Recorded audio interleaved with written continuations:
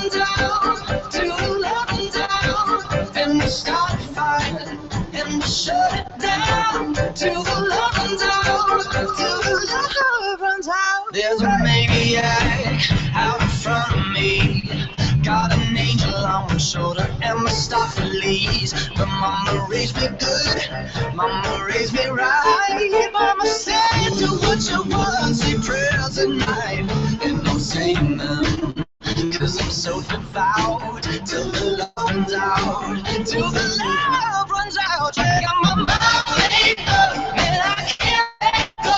I'm feeling every second that I see my love runs out. I feel that out in front of me, got an angel on my shoulder, never stop to leave. Now raise me good, I'ma raise me right. Mama said, do what you want, say prayers at night, and don't say none, 'cause I'm so devout, till the love runs out, till the love runs out. I got my mind up, and I can't let go. I'm feeling every second that I see my love runs out. I feel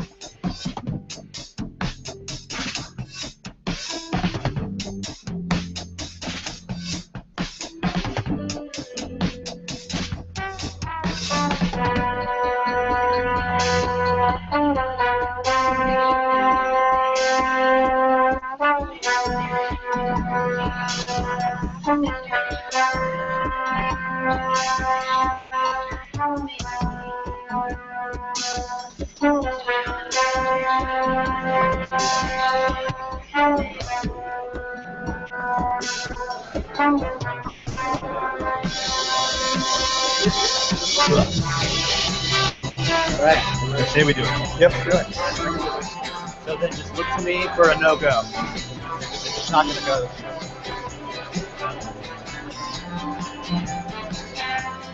Ho, ho. Check 1, 2. Check 1, 2. Good morning, good morning, good morning. Hello. Hello. We're going to get started here, guys. So if everybody wants to find an incredibly comfy padded chair, that would be very helpful. Welcome to Hivio 2014. How's everybody doing? Oh, it's one of these moments where you're like, no, how's everybody really doing? Well, as soon as we can get comfortable, we'll get the day underway. Mark and I both are glad that you're here. My name's Jamie Solis. Thank you for joining us. It's going to be a good day. It's going to be a good day. Okay. Welcome, everybody. I'm so thrilled to have you here today. This is the second time we've done this. And thanks to you, it probably won't be the last time. So thanks for being here today. In 1835, Andrew Jackson was the former president of the United States. And on one fine winter day, he was walking outside the Capitol building with his cane at his side, as he always had, when he was set upon by an assailant, someone who meant to do him harm, someone who meant to kill him, the first ever attempted presidential assassination. The man approached Jackson, pulled a revolver from his pocket, leveled it at Jackson, and pulled the trigger. The gun misfired. Well, Old Hickory was not going to take this lying down. So he raised the cane, bam, bam, bam, down went the assailant, down but not out, for he remained a threat, and he still had the wherewithal to pull another pistol from his pocket. He raised it, leveled it, Jackson pulled the trigger. Again, it misfired. What are the odds? Now, by this point, a scene was underway, and a crowd had gathered, and Jackson had his back because a number of people from Congress helped, including, among others, a certain congressman from Kentucky by the name of Davy Crockett. They subdued the man. They reduced the threat, and he was no longer a danger to Jackson. But Jackson wasn't out of danger forever. In fact, 6 months later, another threat. He got a letter in the mail, a post from a hotel in Philadelphia where a particular actor was living at the time. And it was addressed to, "You damned old scoundrel."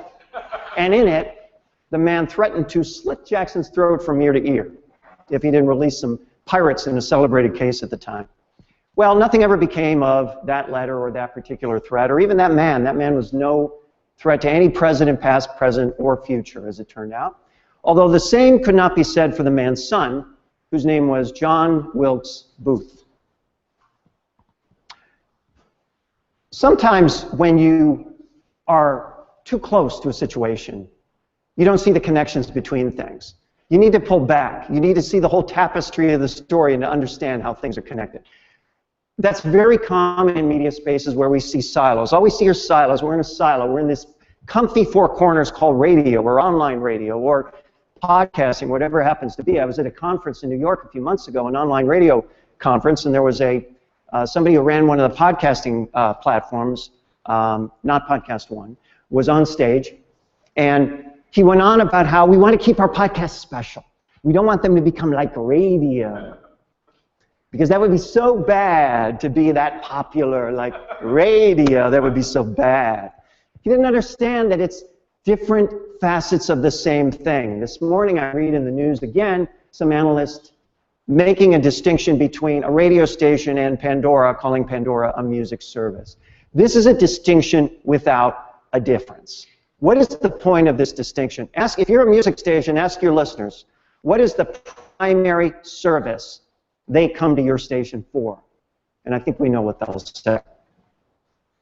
So how different are these things? Online radio, podcasting, I'm going to argue that they have more in common than not, and I'm going to walk you through some examples. This is a page from Dave Ramsey's website. What you're looking at is actually the live stream feed of Dave Ramsey's radio show. So wait a minute, let's make sense of this, okay? It's a radio show, but it's live streaming video, and it's 24/7, and it's online, but it's a radio show, right? What is this? And where do the books fit in, and the seminars, and the workshops? Where does all that fit in? What is that? What do you call that? What's that category?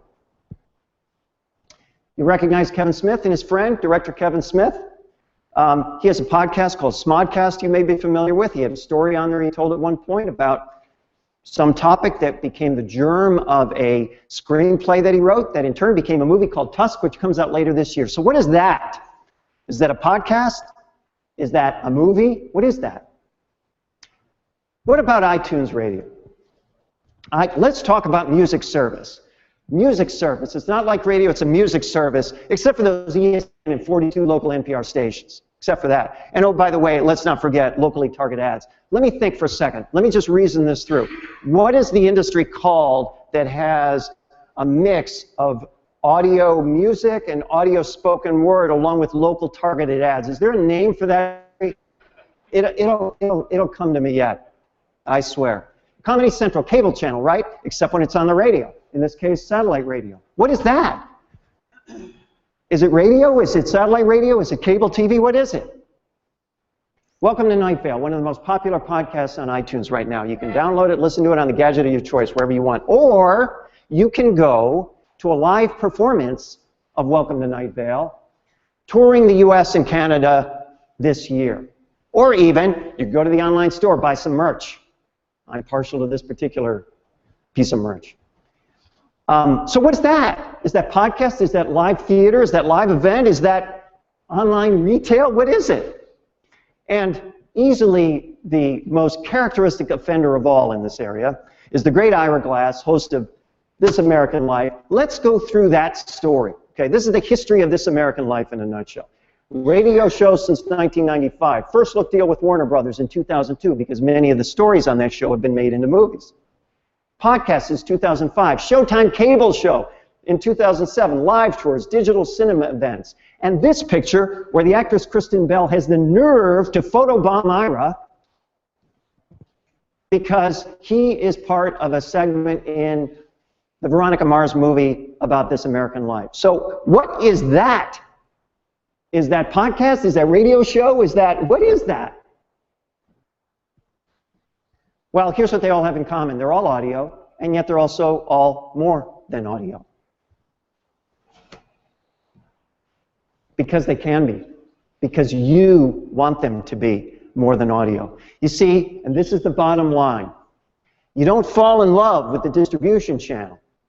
We walk down the street and we see somebody listening to something on a crappy pair of Beats headphones. We don't know what distribution channel he's listening to. We just know that distribution channel, whatever it is coming in on some crappy headphones. You don't fall in love with distribution channels, you fall in love with content. You don't fall in love with distribution channels, you fall in love with content. We talk relentlessly about doing a better job of selling what we have. We don't talk nearly enough about having things worth selling. If you fall in love with content, that means the important thing is to have the content worth loving. Have the content people love and put it in all the appropriate places, in appropriate forms for all those places.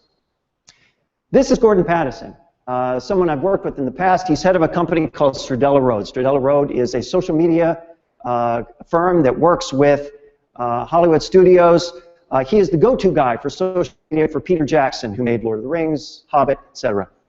I asked him, I said at one point to Gordon, I said, you know, I've got these audio clients that I work with. What do you recommend? What would you tell them to magnify their social media conversation? He looked at me and he said, well, what do you want them to talk about? And I said, what do you mean? He said, well, what do you want them to talk about? Conversation, social media conversation happens around something meaningful, something that matters. What is that something? Well, you are the makers of that something. That's content. We are the makers of that something. Something you create. I've also done some work with CW. Talk to the digital crew at the CW. They will tell you they are actively discounting their website. It's almost irrelevant to them. All of the action for CW takes place on social media channels because they have this thing called content. And people want to talk about content wherever they want to talk about content. So they just let it happen across social media channels and discount the website largely. It's why people dress up like their favorite superheroes. We're a couple blocks from Comic-Con, which is happening only in a few weeks. That's why people dress up, because they want to share their favorite passions with each other in the presence of those brands that are meaningful to them. That's the essence of content. So what does this have to do with those of us in the audio space? Well, last year I showed you a bunch of statistics. I'm not going to repeat those. But I do have one additional statistic I didn't show last year at this time, and this is from Burrell. This is for radio specifically. And the bottom statistic tells the story. This is a loss in time spent listening. Let's see, this is the dark blue is 2008 to 2013. The lighter blue is forecast loss by 2018. That's a total of 42% time spent listening decline, forecast loss by 2018. What the heck is going on? Is this a technology problem or is this a content problem? Because technology serves content, right? So obviously, there's too much stuff everywhere. Attention is challenged, right? It's affecting everybody, all media brands of all shapes and sizes. The more people listen to radio specifically than ever before, according to Nielsen. However, they're not spending nearly as much time as they ever did before. Not only that, but the population is growing faster than the radio population. And none of that whole conversation about reach doesn't speak at all to engagement, interest, passion, relevance, all those factors that are so integral to what digital marketing is all about nowadays, and the whole digital experience and why people make choices. It's affecting everybody. It's not bad, it's what is. It's just what is. It's affecting us all. But know this, it's not just that radio broadcasters are losing people to digital audio. That's a vast oversimplification. They're losing people to digital everything and everyone.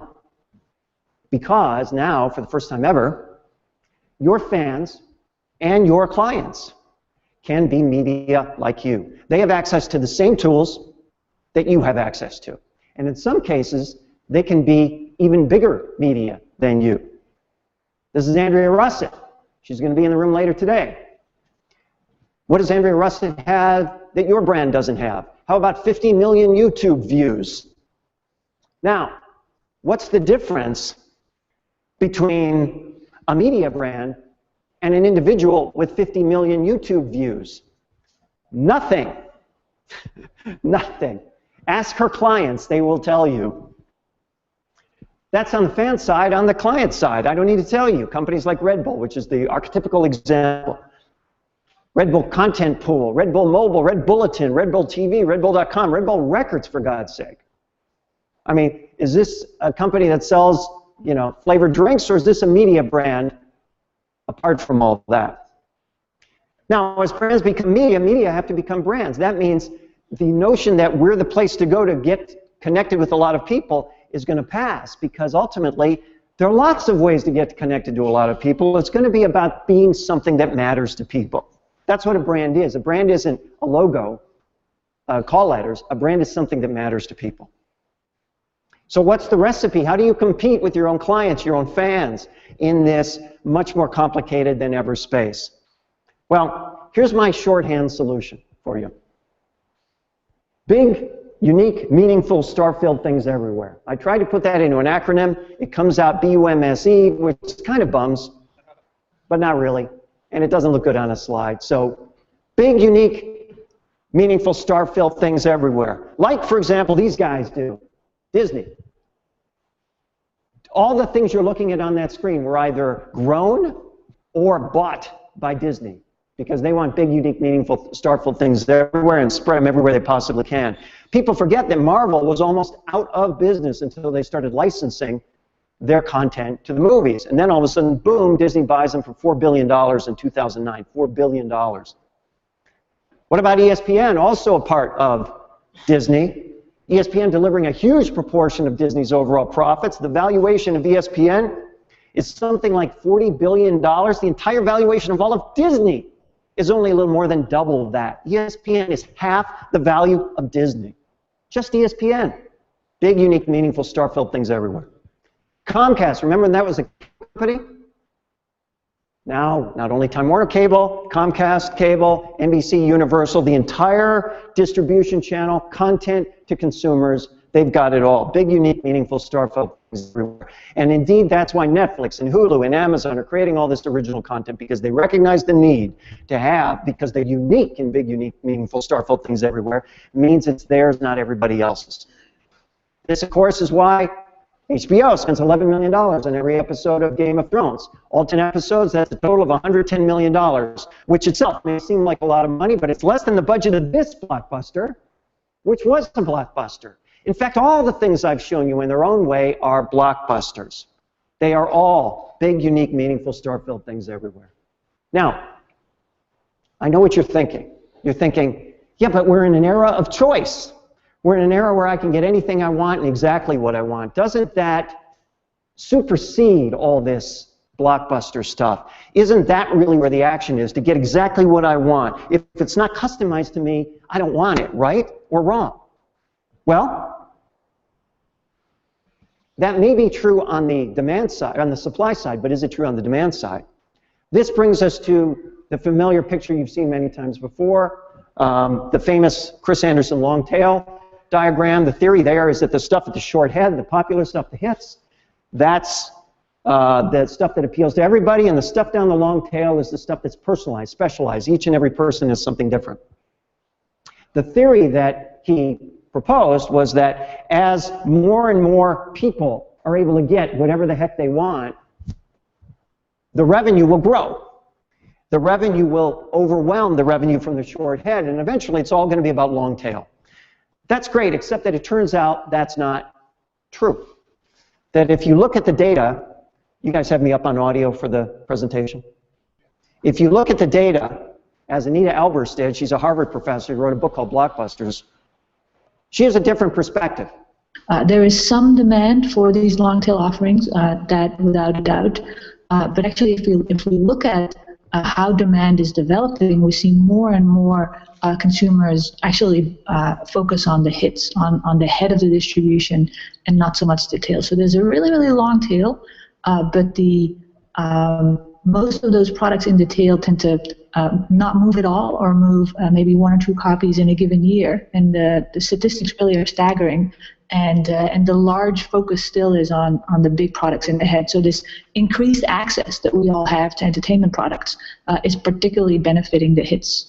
I mean, think about that. That's a startling conclusion. The more choices people have, the more important hits become, the more they embrace the hits. I'm reminded that a year ago at this event, Tom Conrad from Pandora said, you know, we try and push more variety through some of the channels, through some of people's stations, and they thumb them down.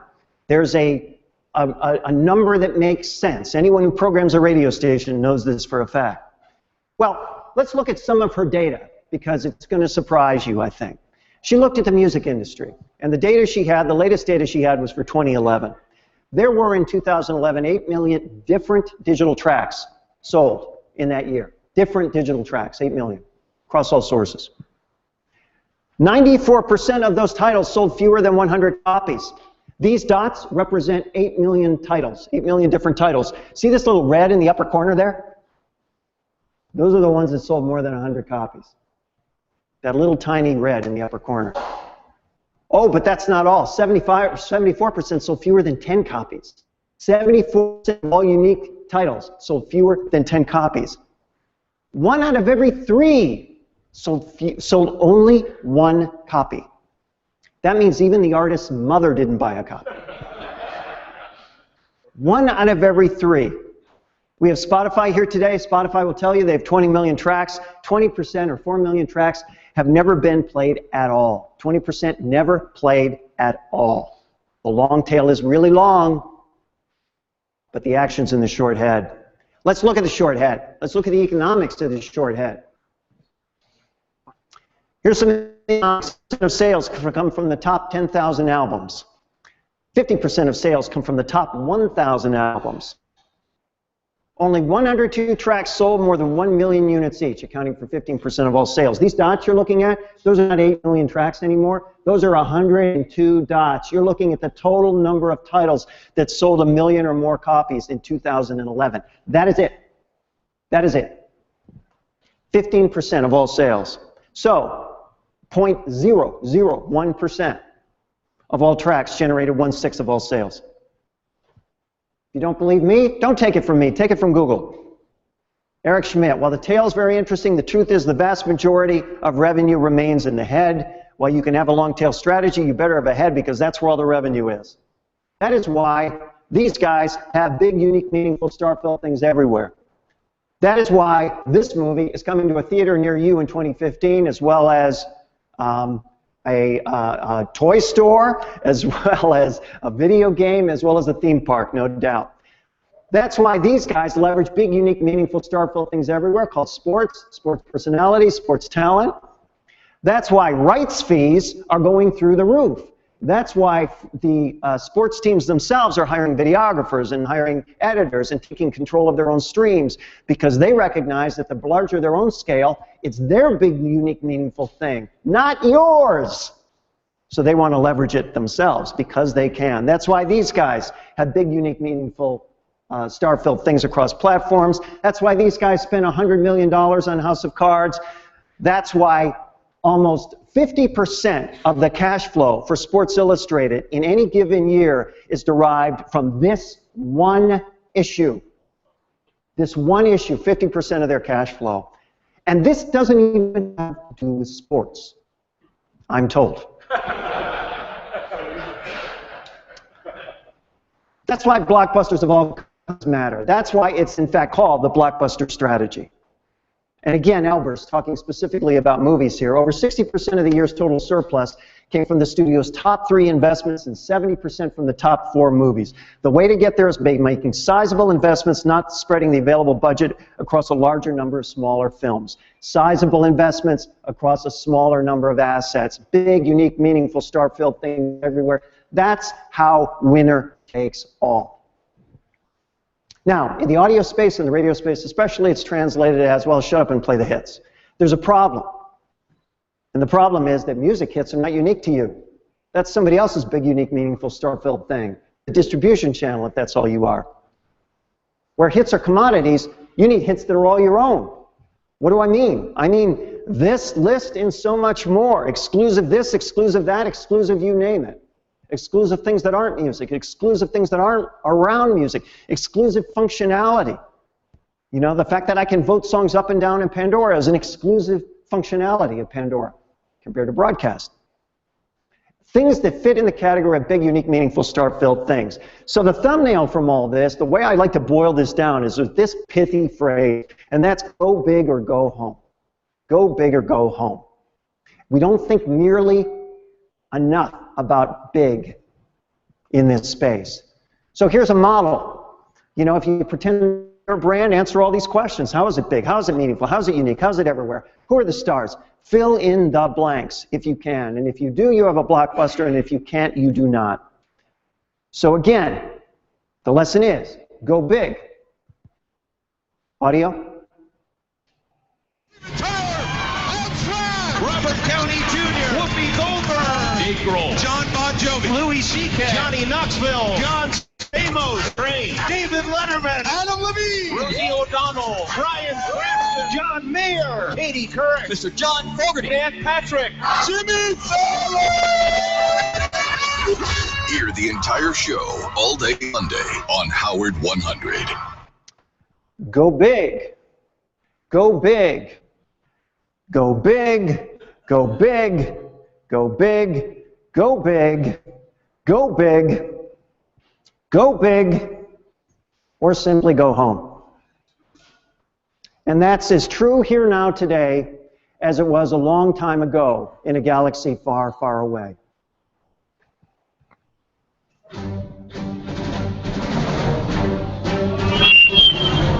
Sorry.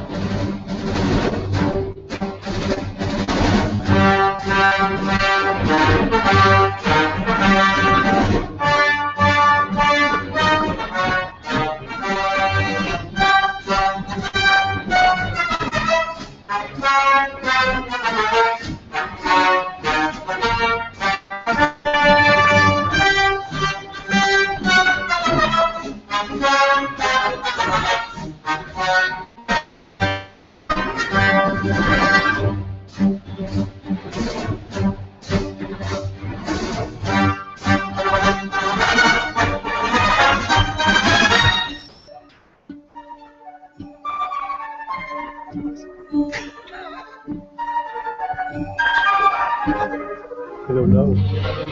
Let's ask him how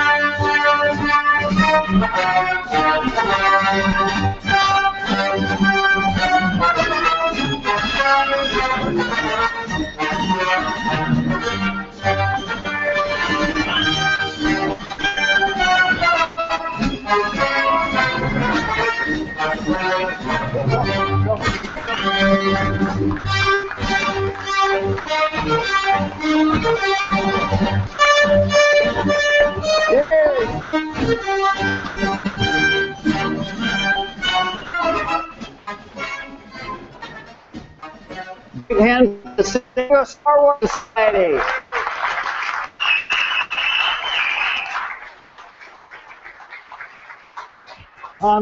San Diego Star Wars Society does all sorts of good stuff around this community. You can support their efforts through the Make-A-Wish Foundation. Thank you guys very much. It's awesome.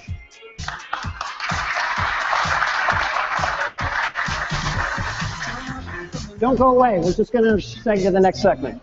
She only cares when she's got the time. And I feel so much about her loving. I wish she'd let me be, but the destiny's got us intertwined. And isn't me without fault. I get a shiver when I see her with those other guys wearing the jacket I want. I can't help but lose my temper and I don't know why. I get jealous, but I'm too jealous. Talk to my girl, I ain't with it. I get jealous, but I'm too cool to admit it. Jealous. Talk to my girl, I ain't with it. I ain't with it. I ain't with it. I ain't with it. I ain't with it. I ain't with it. I ain't with it. I ain't with it. I ain't with it. I ain't with it. What is she thinking? Too much uncertainty. Why can't she give some sort of sign? You know, and I know a thing or two about loyalty.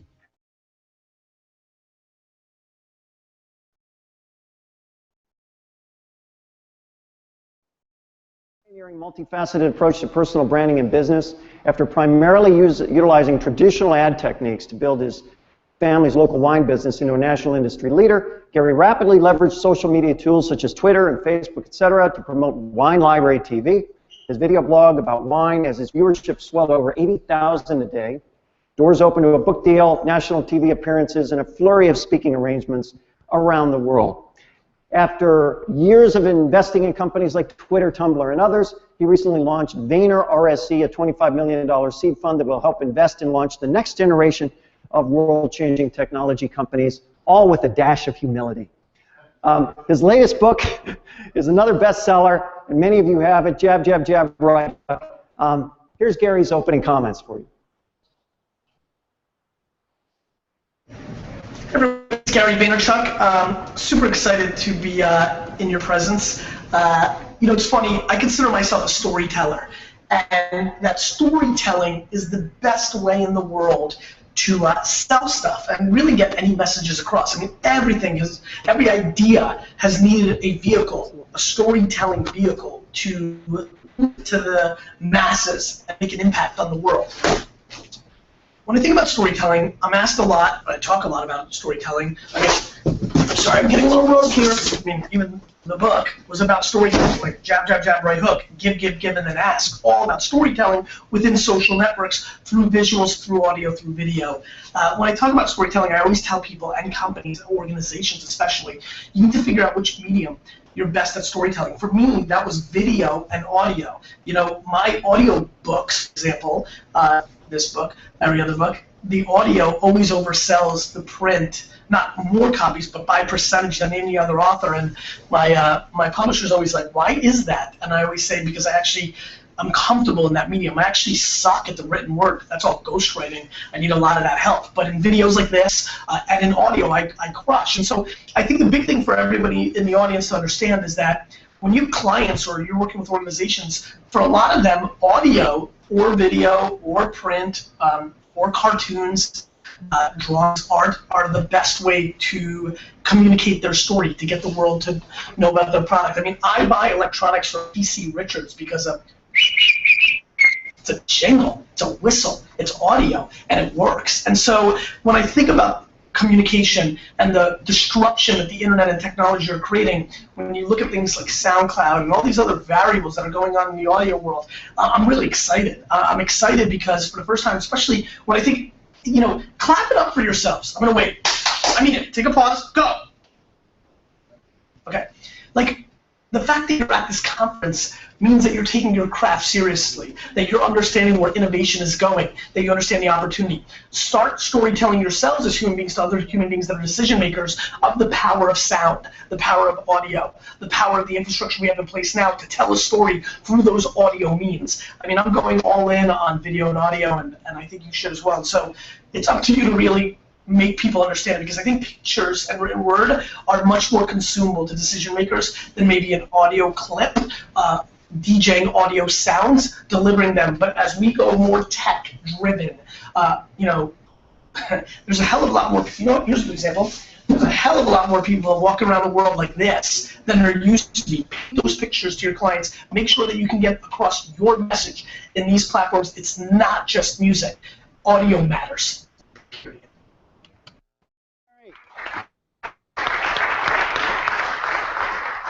Tracy Johnson is CEO of the Tracy Johnson Media Group. He has a long and decorated career as a broadcast executive, specializing in programming, marketing, talent coaching, and management. He's been recognized as Best Programmer in America by Radio Ink magazine and won numerous industry awards. Tracy was Vice President, General Manager, and Program Director of San Diego's top radio cluster for more than a decade.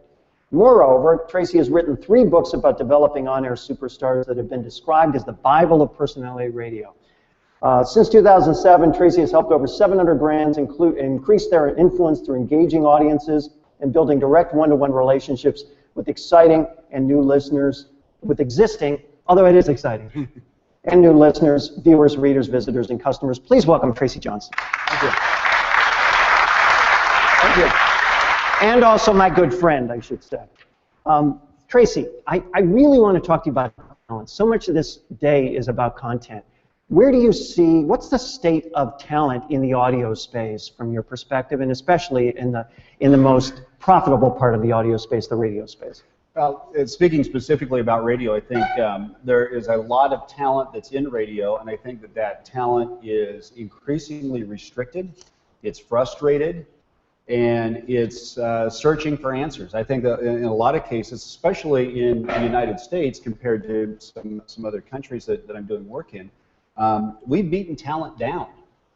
They're afraid to do anything. They're afraid to step out of the box and make an impact with listeners, because every time they do, there's a car dealer or an account executive or the general manager's wife who has a complaint, and it always comes back to the talent, and the talent is tired of having to deal with any potential negatives. And I think it's really caused talent to lose its impact with the audience. We've handed that over to different media that are able to be more provocative and to go deeper and lead a passionate group of fans. Well, what's the solution to that, though? Because I would hate to think that the answer is just continue to, you know, diminish, and there's no room for talent in a place that has the most ears tuned to the talent. It seems unbelievable that that could be true.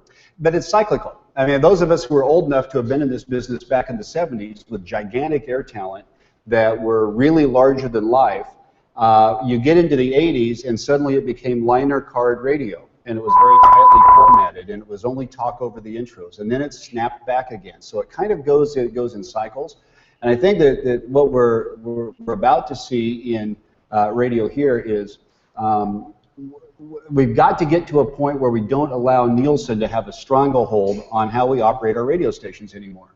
And the PPMing of the formats that we create, PPM says that every time the mic goes on, listeners tune out.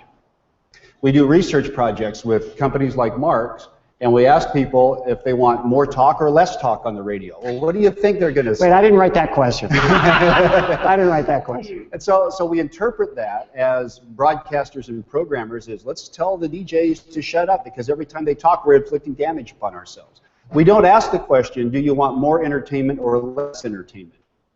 The question shouldn't be how much we're talking, but how well we're provoking a passionate response from our listeners. And I think we've got to come back to that point because if we continue to program to Nielsen sample size, and whoever happens to take that phone call and carry that meter with them, if we continue to program to that, we will take all of the fun, all of the reason to tune into radio completely out of our offerings. Isn't it also true that under that scenario that playing that game down the road puts you in the same category as anyone else who plays that reach game?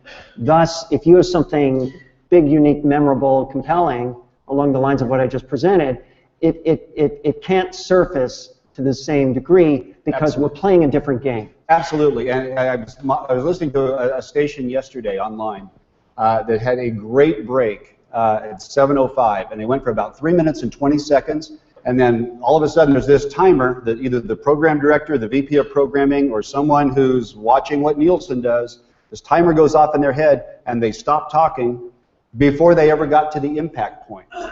So they wasted 3 minutes and 20 seconds. It was chatter. There is no payoff for the listener. There's nothing for them to get involved with. That was clutter. If they had taken that and invested a little bit more time, a little bit more passion, a little bit more into making an impact, they could have had something that was a did you hear moment. Jeff and Jerry used to call them did you hear moments on my station.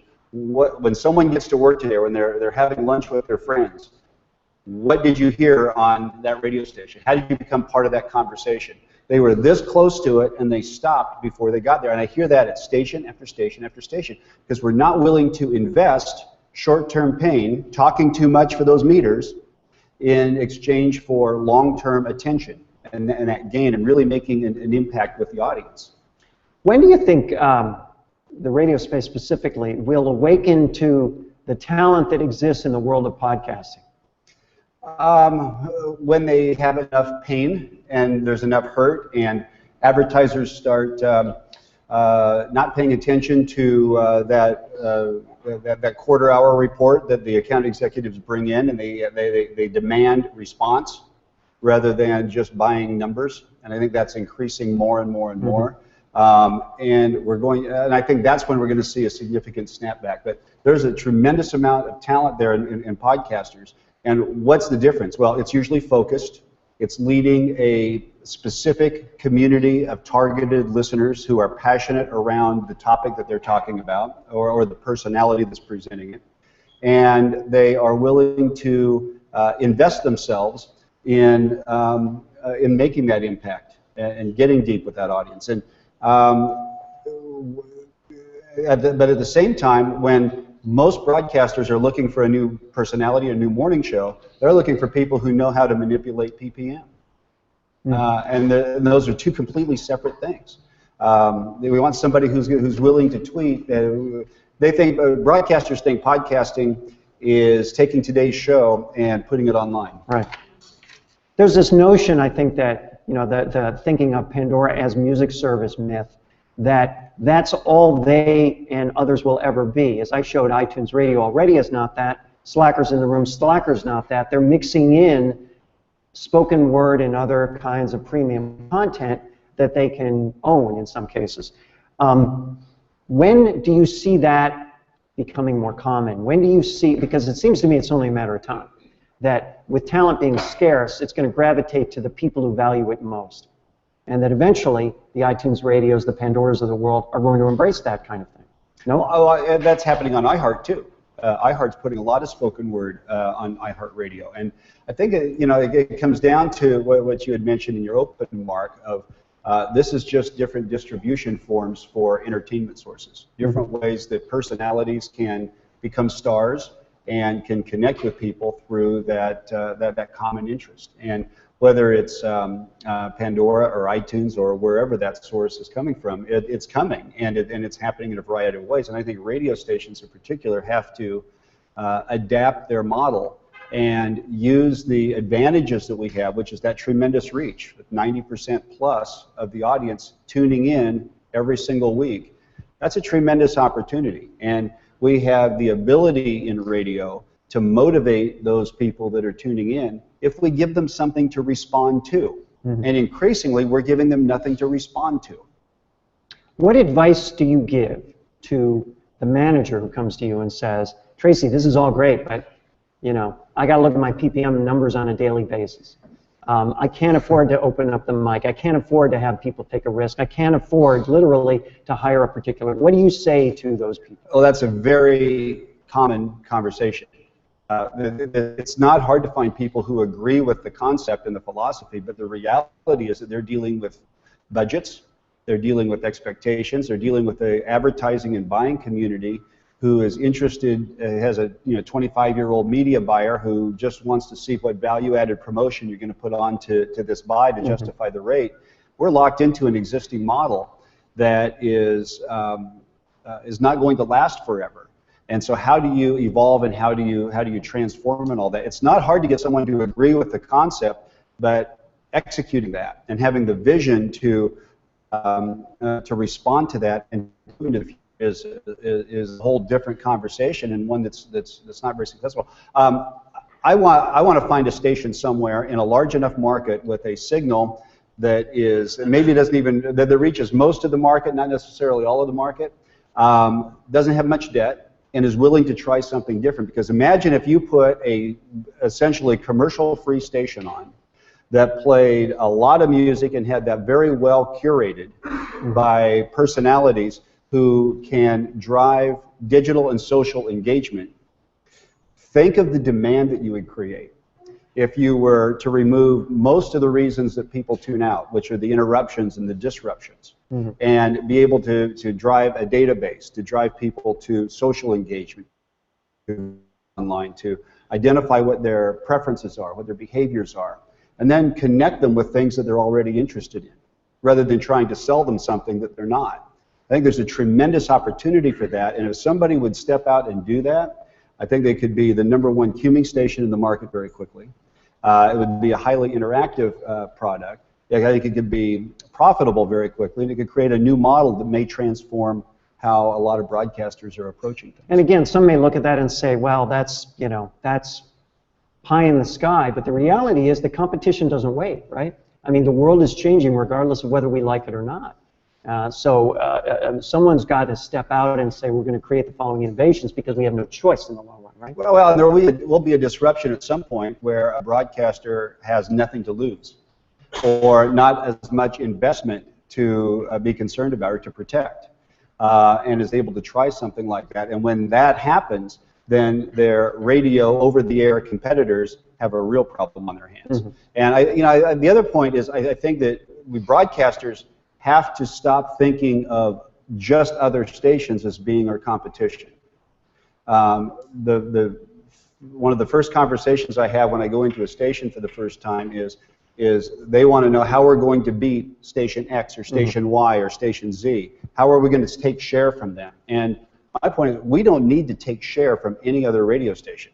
We need to attract more attention, create more engagement, and interact more with the people who are already listening to us.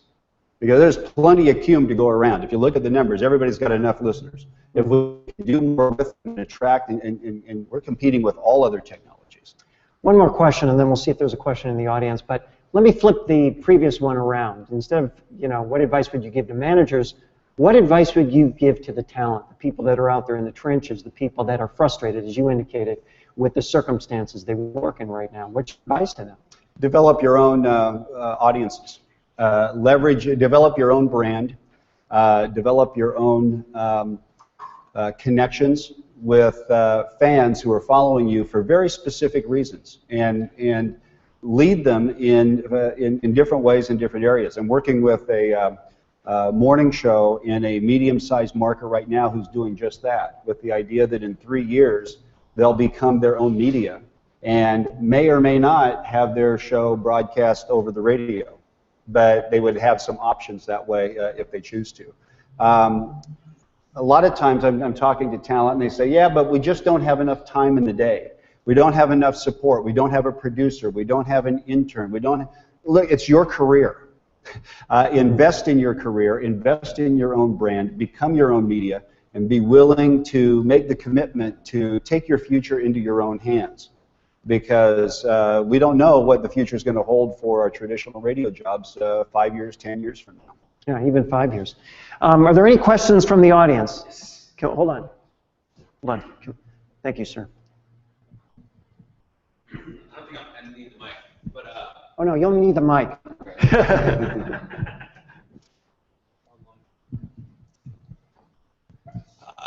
when it comes to distinctive radio stations and experiments, are you familiar with Rock 102.1 in LA when they had Jonesy's Jukebox, one of the guys from the Sex Pistols, and they had all these stars that were the DJs, and it was very, very out of the box. Absolutely my favorite thing I've ever listened to, and it went away. It didn't survive. Any insight on that? Well, I think what happens is you've got a smaller audience that doesn't perform well in a traditional radio model. And I think that one of the crossroads that we have to face in radio is, do we want a small but loyal, passionate, excited, dedicated fan base, or do we want to play that big Q game? And I think that the situation that you had mentioned wasn't able to compete in a traditional radio model world. But there are other ways of monetizing that. We just don't have the infrastructure in radio to sell it that way. The other thing I had too is that not every experiment is going to work. That's why I call experiments. I mean, look at the hit rate with movies and television shows. How many times did Harry Potter get turned down by publishers? I mean, it's just incredible until finally. Well, and I think that that's another area where talent is repressed right now. They are so afraid to try anything for fear that it might fail, and they're going to be held responsible for that. And program directors are in the same situation. We can't try anything different. We have to have that research or that consultant to fall back on, because I'm not falling on the sword for this and losing my job over something if the shares go down in the next quarter. Is there any solution to that other than you still have to try, you still have to risk things? You've got to. If I were a programmer today, I would find a company that was willing to innovate, that had a vision and wasn't afraid to fail. Mm-hmm. I think you have to be smart in doing experiments, and if you do fail, you have to identify that very quickly and move on and try something else. But I think a lot of cases in radio, we've stopped trying, we stopped innovating, we're falling back on what's safe. Any final question from the audience? Yes, sir. Hold on, JD. Note to self: wireless mics. Thanks. Can you give some examples of some people who have been characterized as radio talent, who have stepped out and done exceptional things, stepped out of the geographic limitations of radio, but done an exceptional job of extending their brand across media? Maybe started out as regional in some way, but now have become really nationally recognized in some way? Boy, off the top of my head, I couldn't give you a lot of names.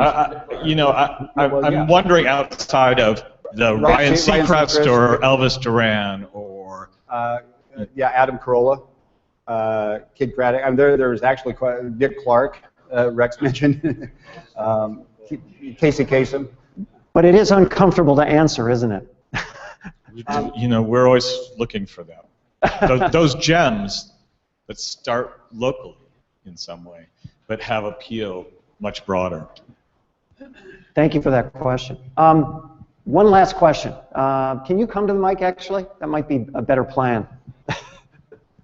So if I'm a young, energetic, entertaining, outgoing, young talent full of ideas and I want to entertain the world, and I hear radio as it is today, why in God's name would I pursue a career in radio? So where's the farm club? Where are we growing tomorrow's talent? I mean, nobody says, hey, I'm going to go to broadcast school. They say, I'm going to start a YouTube channel. Where's radio going to get these people?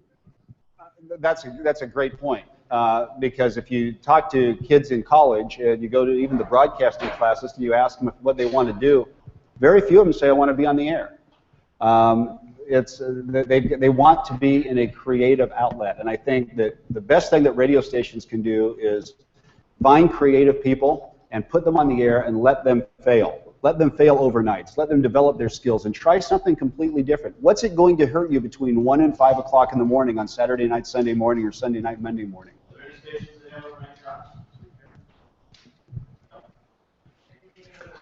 All right. But there's talent. There's kids who would love to come in there and they have an idea for a show, or they have an idea for being able to promote their podcast or what they're doing on their YouTube channel and be able to do that on the radio and drive traffic to it, who would come in and do it for free. They will not say no to radio. That's one thing. Somebody said to me, well, you know, Adam Carolla, he said he'll never do radio again. And I say, baloney. What Adam Carolla will never do again is get up at 4 in the morning, 5 days a week for 4 hours a day. That's what he'll never do again. But you say, Adam, you're already doing this podcast. How would you like it to be broadcast on the air? He'll say, where do I sign? Tracy Johnson, thank you so much for your time.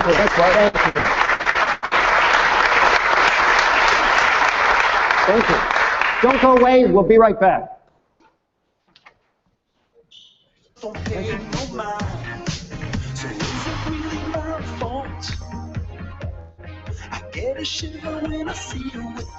There he is.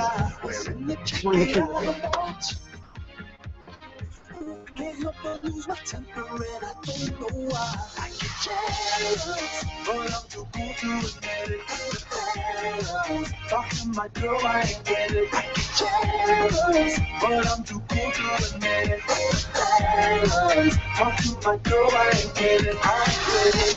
I ain't with it. I ain't with it. I ain't with it. I ain't with it. I ain't with it. I ain't with it. I ain't with it. I ain't with it.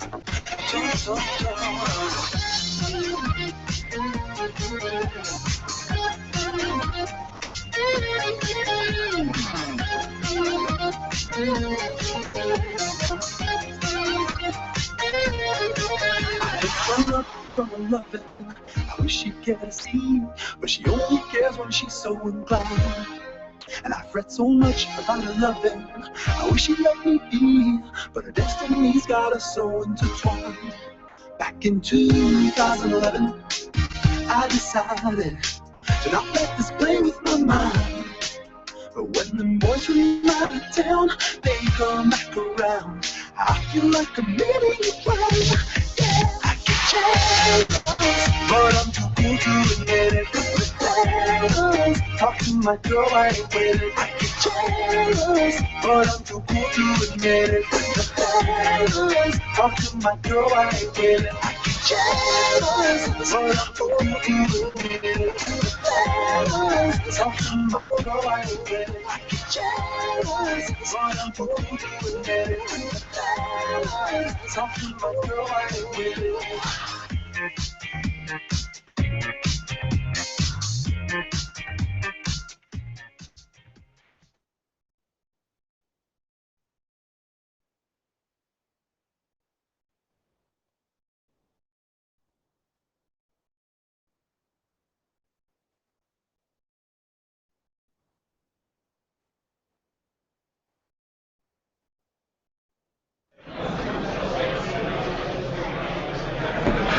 Check 1 2. Check 1 2. We're gonna get right back to it. Keep it going. Find a comfy chair. Jerry, Rocco, 22 Social. There it is.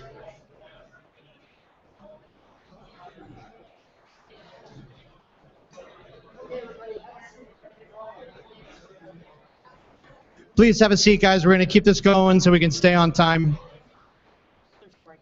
There's a break at 10 coming up. Thank you very much.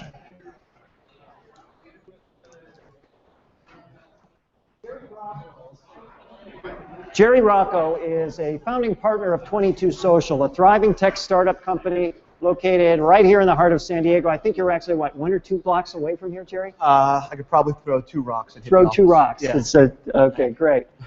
22 Social has been helping thousands of social and mobile entrepreneurs to showcase, sell, protect, and share content inside Facebook. I really wanted to get a perspective of what was going on with Facebook because obviously, you know, that's all we talk about half the time is Facebook. When launching the company, Jerry's unconventional direct marketing techniques helped the small and self-funded startup to acquire over 15,000 new users in less than 90 days with only $1,000 in Facebook ads, all through Facebook and without a website, which is the most interesting part of it. Then hosting live Google Hangouts inside Facebook while teaching others to do the same. He's also spearheaded the Facebook sales funnel movement, and we'll talk about that too. Welcome, Jerry. Thank you. Jerry's app, by the way, is one of the ways that people are watching this show today, right now. Jerry, I got to ask you the obvious question, which is why build the business on Facebook without a website? Well, I think it actually came one night. It was late, like usual. I was with our creative director Andrew, and we were just spending a lot of time on our website trying to get everything right. You know, get this moved over there, this written over there, and then we just thought, we're like, are we working on something that nobody really cares about or that nobody's getting to? We're a Facebook company. Why don't we just take it down and just treat our fan page like a website, because it's the opposite of what everybody else is doing, especially our competition. And usually when everybody's doing something, it's the first clue that it's wrong. So we... Wait, let me repeat that for emphasis. When everybody's doing something, it's the first clue that it's wrong. Right. Okay? Tweet. Yeah, but you can't be afraid to fail. So, so fortunately, that it caused a little bit of ruckus in the in the space, but it worked out for us. We just put up a it just said on our website, we don't need a website to win online, and neither do you. And then we just had a button that said reinvent your marketing. It took you over to Facebook, and then that's where we built a relationship with them, nurtured them. Actually, the first thing we did was hit them over the head with a hard direct sale. To be honest, we used Facebook as like a list and as a direct marketer. We didn't really use it as a social cat sharing site. We used it as a hub. And Tim Ferriss says when you're going to start a business today, you decide on where your hub is, where you're going to communicate with people, and then you drive all your traffic to that. Focus on the 80%, the 20% that's giving you the 80% of the results. And that's why we're a small company. Like I said, self-funded. We needed to focus on just what was working. So we took down our website and we focused on Facebook because it's a level playing field. It's really transparent. And if anybody read the book The Pendulum by Michael Drew, and I'm sorry, I can't remember the other author, but he talks about the we society and the me society. And every 80 years we swing a pendulum from me to we. And right now we're swinging into the height of the we, which is really like everybody likes to be together, feel like they're in it together, which is radio, interacting with people, and that's why Hangouts really did well for us. And that's what we did on Facebook. We kind of opened up everything we were doing as a startup company and showed it to everybody, being really transparent, and that's worked for us. Well, let me ask you the kind of the low-hanging fruit question with regard to Facebook. What everybody's talking about now seems to be this whole lack of organic reach. You know, people are frustrated. They spend all this effort building all these fans. They expected all these fans to get all their missives, and it turns out in some cases, I saw somebody posted the other day a screenshot, and here he had 134,000 fans, organic reach 0. So, I mean, why isn't that a fatal problem? How many people in the audience are losing organic reach? Everybody? Really? Okay. I think that means a lot of people don't know. How many people in the audience want to see more advertisements in their newsfeed? Nobody? It's simple, simple supply and demand. Right now, more businesses are getting on Facebook. There's only so many eyeballs. So for you to have a good experience on Facebook, they can't serve up all of that ads. They can only do what they've always been trying to do, the EdgeRank algorithm, trying to figure out if people like you. And they're usually right. So if he's not getting any engagement, he's probably selling what people aren't buying. I don't know who it is, but generally, it's people aren't interested really in what you have. You got to figure out what you're selling and figure out if it's what people are buying and what they're interested in. And if it is, those people aren't going to wait for an algorithm to come back and find you. They're going to come back and find you. Like our people come back and find you. So here's 2 things that we do that most people don't. Is after somebody likes your page, you can ask them to hover over the like button and get notifications from your page. So what that does is every time I update my page, people get a notification on their phone, or they get it right up in their little world symbol in Facebook. So Facebook delivers my message personally to them because they've done that, and they're actually interested in what I have. And then I give them what they expect, and I don't give them too much of it. So that works for us. Another thing we do, it sounds really counterintuitive because everybody drives Facebook traffic out of Facebook and then brings it to like a billboard in the forest. That's what I think of a website. It's a billboard in the forest. So if I'm going to take my email campaign and I'm going to drive my traffic to my website, when was the last time you voted a website or anything like that? It just doesn't happen. Or even a webinar registration form. It dies right there. It dead ends people. So we drive traffic into Facebook, and then that expands our traffic. So we drive it in and we let them share it, and it's not about how many customers we can get. It's really always about, for us, how many customers is our next customer going to bring us. And that's a lot of our marketing with 22 Socials. Your thinking is very funnel-centric, right? At the top you have people who don't know us, and at the bottom you have paid customers. Everybody's seen Anchorman, right? That escalated fast. So when you come into my funnel, it's free, fast, easy, risk-free. Next thing you know, it's pointing to you in the corner saying, is that you, Jeff, Scott? Because you're on Facebook, we know who you are. This is the last time you're going to be able to see it. It's only a $2 offer. And then it goes from free to $2, and then by that time, after your $2, now you're kind of hooked. You didn't even know what a Facebook app is, but you're kind of hooked in this thing that everybody's excited about. Like a busy restaurant. If a restaurant's busy, people want to come in. So if your fan page is busy, it's a lot easier to convert. So right now we have a lot of action, and it converts really high for us. Now, it's interesting because a lot of the people in this room will be people who are in the business of creating content and growing audiences. And the question they might ask is, well, okay, unless I'm a non-commercial station, my end result isn't necessarily monetizing these people, but it certainly is developing relationships with these people, and theoretically it could also be monetizing these people, right? Wait a minute. So we're not monetizing anybody? Well, okay. I know I just said anathema.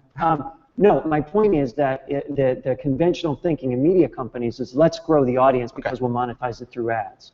Okay. Not let's monetize it through. Right. Let's grow a base of people that listen to us, that are actively listening. And what you've got a tool that helps people build the funnel, the middle of the funnel. We really help people turn social activity into results. A lot of people, if they have a busy fan page, 200,000 likes or whatnot, they don't know how to turn that into likes. Well, first fans, then leads, then sales, and multiply. That's what we really help people to do is to, like, if you came to my page, we can identify who you are, then we can nurture you, and then we could reward you, and then eventually alert you to a show or something else that's coming.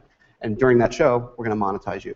For me, it's, like I said earlier, it's all about list building. For a direct marketer, it's all about list building. And Facebook is just one giant list.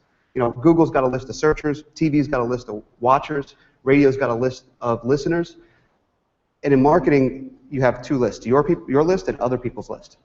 Your list is the cheapest, fastest, easiest way to drive what I would call instant business, but you would call instant readership, instant listenership, right? Because you can alert them from different ways, find them on Facebook and tell them something's going on.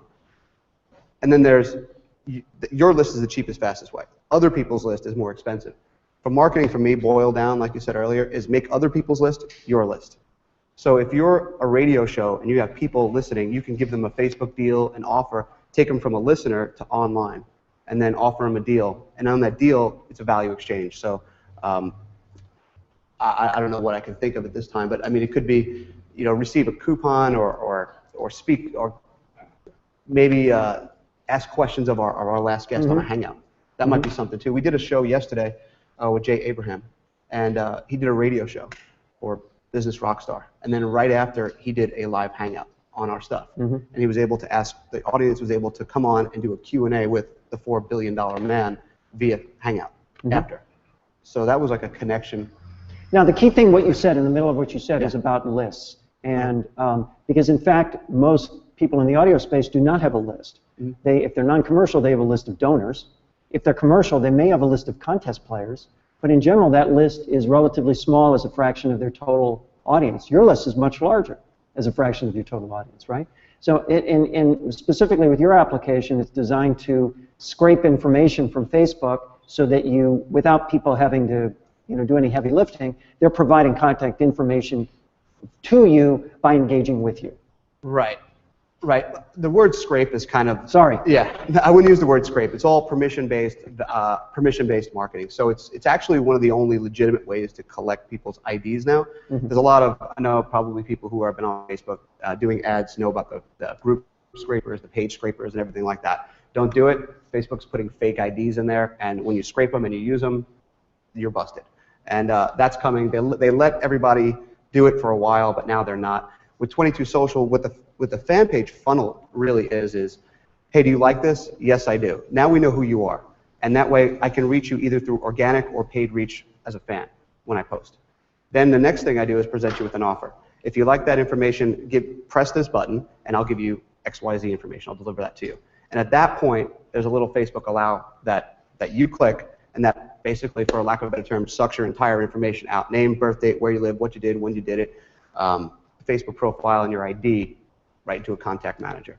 So now, not only does that person know where to find you, but you know where to find them. So that'll go into an email autoresponder, so you can begin to build an automated relationship with them and nurture them through an email responder, or you can pop up in their newsfeed because you have their Facebook ID. And if you have somebody's Facebook ID, like if I had your Facebook ID and I wanted to get a job from you. You do have my Facebook ID. I have everybody's Facebook ID. I'll give you a little trick. Just take the www out of the first, out of the Facebook, go to your profile and take www out and put the word graph in. And that'll give you all your information. And that's how you get a Facebook ID. Now, if I wanted a job from you, if I wanted to show up here, I could be in your newsfeed every day right in front of you saying, hey, Mark, it's Jerry again, and just one ad only for you. Because that's the ability to customize ads through Facebook now, right?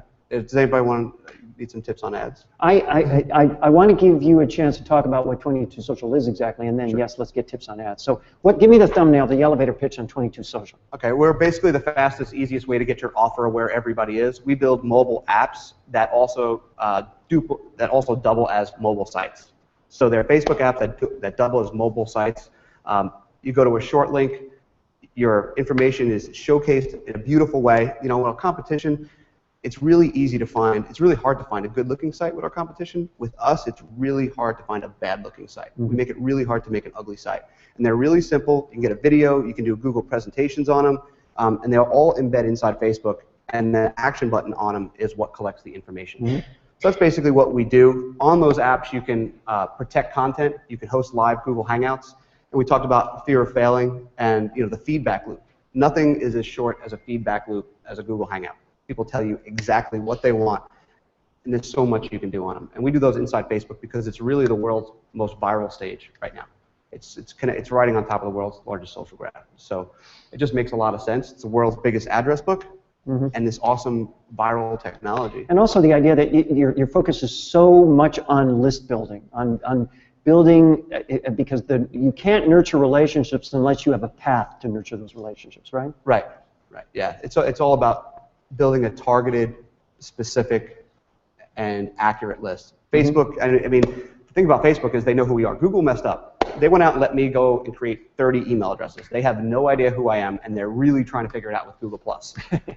Facebook knows exactly who I am. And the cool thing about Facebook is, like, when you go there, we know who you are. So we show you a unique and relevant experience from Mark. You're a pro user for us. And we know that just because you're logged into Facebook. One of the things we just released yesterday is the ability for our customers to do that too. So you can have a membership site.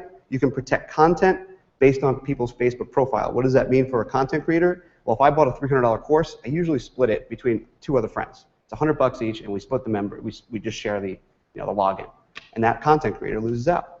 Here, in order to do that, I have to share my Facebook login, and then we also use PayPal to immediately deliver the information. It's actually really neat. We just came out with this yesterday. So if you wanted to buy something from me, you'd come to a gate that would be a video. Like, let's say you wanted to buy an ads training from me and say, learn the 4 fundamentals of building great Facebook ads. You'd be like, okay, great. You'd watch the video and said, if you like that video, buy my course for $27. If you clicked buy my course, you'd automatically go to PayPal. It would automatically, you would just put in your password. You'd be redirected over to that site, redirected over back to the same app, but now you'd be allowed to see that content that you just bought, a video, Google presentation, or whatever it is. Nobody else would be able to see it. Anytime you log into Facebook, you'd see it.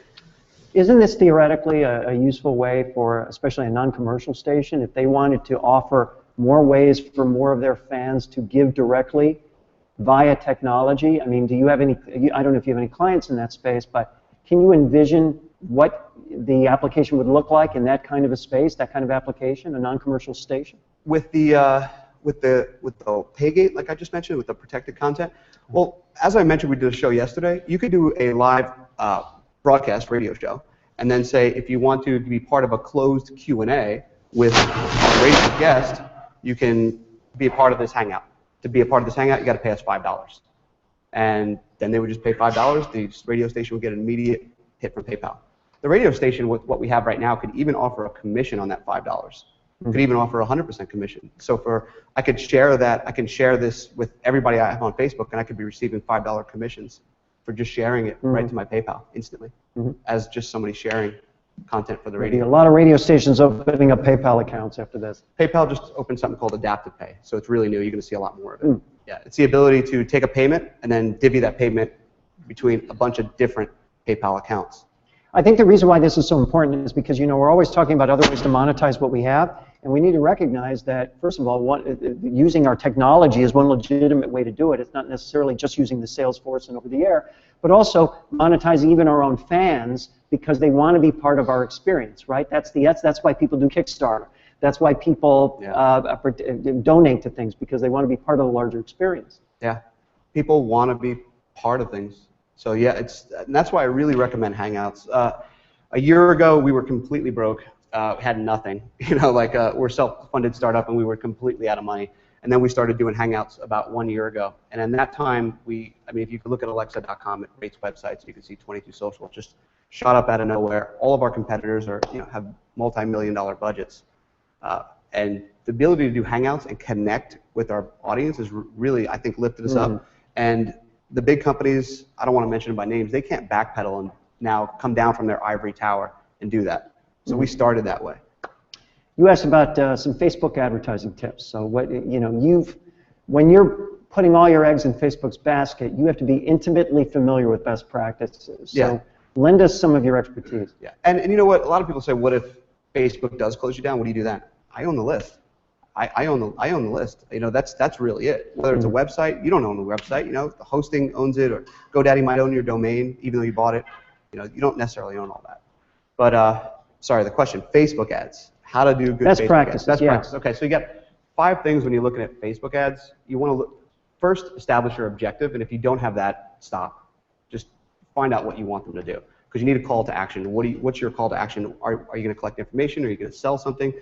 You're eventually going to sell something, so hopefully. So figure out your objective, then figure out where they're going to be seeing it. There's three different places that people can see your ad. One, mobile, and on mobile the intent to buy is usually very high, but they have to be able to buy on mobile. They can see it in the news feed. If it's in the news feed, it's going to be, you don't want it to be more of an advertisement because it's in their news feed. It's a social thing. So you don't want to create ads, you want to create value. Okay? Don't create ads, create value, especially in the news feed. And then you have in the right-hand column, you've seen those annoying ads that everybody says nobody clicks on, right? We made a bunch of money on those. People do click on them. But people expect to buy there. So it is okay, and it's actually, I would recommend putting a price in there. So if you're selling a t-shirt, say 14 t-shirts left for $5, that's okay because they expect to see that. And you pay per click, so you don't want them paying, you want them clicking and not expecting to buy. So 1, establish an objective. 2, find out where they're going to be consuming this content, like Gary says, context. 3, you want to get your creative down, so it's just pictures and words. What's your picture going to be? It's got to be something that either stands out or something people can get behind. What are your words going to say? And when you're on Facebook, you want to be thinking pattern interrupt a little bit, pattern interrupt, because there's so much going on, like I said, shiny ball syndrome. So you want to interrupt their pattern, and a good way to do that is questions. And it also identifies your perfect audience with a question. So objective, where they're going to see it, creative. Then you want to figure out your targeting. And this is really the secret sauce here, is you want to figure out your targeting. And if you have custom audiences, and the custom audience is those Facebook IDs, you can load those in and only advertise to the people that clicked on the buttons on your website or that have been to your website. That's with a pixel. I can't really get into that. Right. But custom audiences, you can also do lookalike audiences. That all falls into targeting. And the final thing you have to do is budgeting. Do you want to pay per click? Do you want to pay per million views? And that's something you have to do, test. And like Tracy said, don't be afraid to fail, because you will. Go.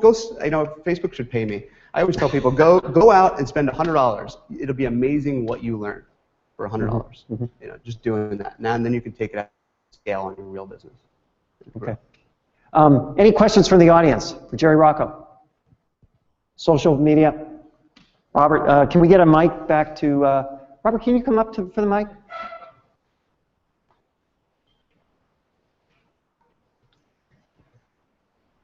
I just wanted to get your take on, I don't know if you saw it or not, the article that came out from John Patel about, I don't know, it was about 60 days ago or so, his don't build your home on rented land blog post, which was really just a warning shot across the bow to say, if you put all your eggs in the Facebook basket, don't be surprised when those eggs break. You know, it's like the NSA is tapping your phone. What do you have to work? You know, are you doing anything illegal? You know, on Facebook, you know, we push the envelope a little bit. We're not afraid to be, you know, kicked off Facebook. If we were, like I said earlier, we own our list. We flip a switch. We go to Google+. Facebook loses. That's our thing. You know, our value is in the list and the relationship with the list. If we got kicked off Facebook, we can drag all those people somewhere else. That's the key thing, is you have those names, you have that list. Yeah. They're not going off Facebook. They're all not leaving Facebook. Not yet, anyway. Not yet. Any other questions for Jerry? Sarah? I heard a lot about how you push out content, and then there comes that point where you pull and you ask for them to give you something, and you do that in a nurturing way. I heard you use that word as well. Can you give an example of how you do that?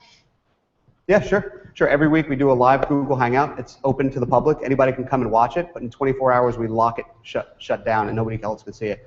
So we constantly give to people, and like Gary says in his book, jab, jab, jab, right hook, right?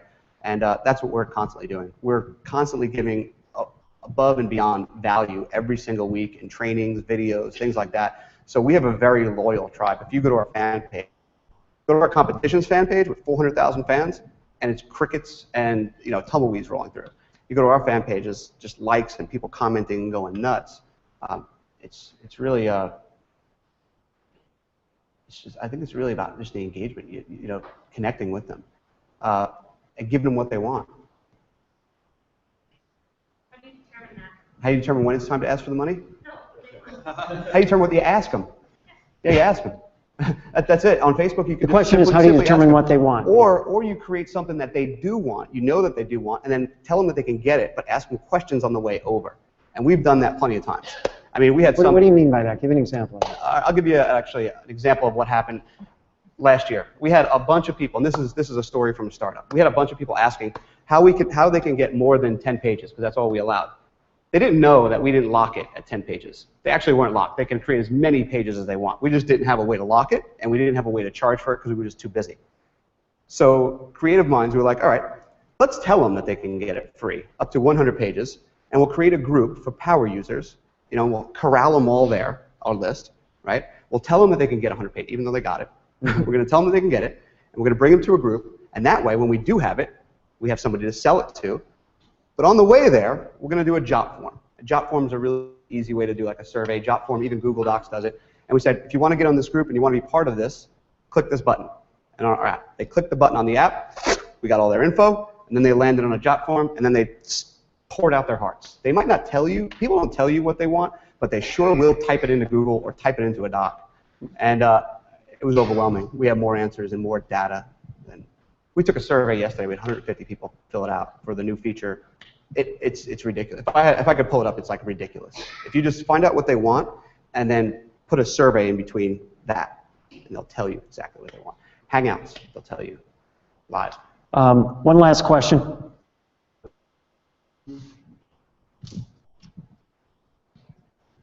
Thank you, Jerry. Tell me a little bit about this list that you speak of. Tell me what it's comprised of. How big is it? How long does it take to accrue this list? And tell me how you market to that list and possibly some categories that have seen great success from it. Okay. So when you say, you know, a list, there's 3 steps to your list. 1, build it. 2, build a relationship. 3, monetize. So you have to build your list, and like I said, building a list has to come from either you have to go out there and either give value and people will join your list, or you have to borrow from other people's lists. So you have a list of listeners. I might come into your radio show and do a commercial, and on that commercial, I'm going to take them from offline listening, and I'm going to make them an offer on their phone. I'm going to say, hey, go to this domain to take this offer. And so maybe you're doing a show about business, and I might say, learn the 7 business tricks that have helped generate over $1 million for 4 different people in the last 6 months. Get that information just by going to 22s.com success. And you're listening to the radio, you do that, and now when people do that, I'm collecting a list of, again, the fans. That's one list. And that's, like a lot of people say, it's hard to communicate with that list because you're not getting the organic reach, but you can pay Facebook for promoted posts. A list is just a means of staying in front of people. So if you have them as a fan, you can stay in front of them on Facebook. If they've clicked the button on 22 Social and they've gone into your email autoresponder, email autoresponders are what got me into internet marketing in like 2007. I got on somebody's list and like 7 emails later, I'm like, I don't think this guy's actually sending these emails. I'm like, this is awesome. I want to do this. and that was it. And so you put them on an email list, and then you just deliver content on a regular basis. I usually do like a 10 email sequence, and then I'll load them into just a broadcast once a week. I'll do a broadcast once a week just to stay in front of them via email. So I'm staying in front of them on Facebook. I'm staying in front of them on email. And if I have their IDs and I want to actually stay in front of their newsfeed, ads over here, or mobile even more, I can pay Facebook even more to do that. Those are 2 touch points, email and Facebook for a list. We don't offer this at 22 Social, but I'm a real big fan of text marketing, and I know it's getting big on the radio now, where text in a specific number to receive something to your phone. And what that does is it builds you a text list.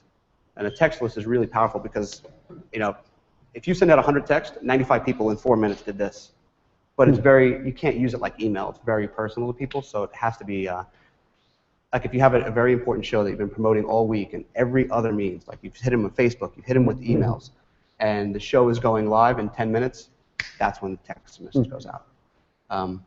Those are a few ways to build a list. Size of the list, it's really not about the size of the list, it's about the responsiveness of the list. And that's determined by how many people open your emails and click on your links. Did that help? I know I kind of went a lot. Absolutely, but then you're saying the amount of people that open, that's going to be a percentage of a certain number. So is that number? You want to know the number? Generally, if you're getting a 10% open rate on your list, you're doing all right, doing pretty good. If you're What is the core number on your list? well, our list at 22 Social?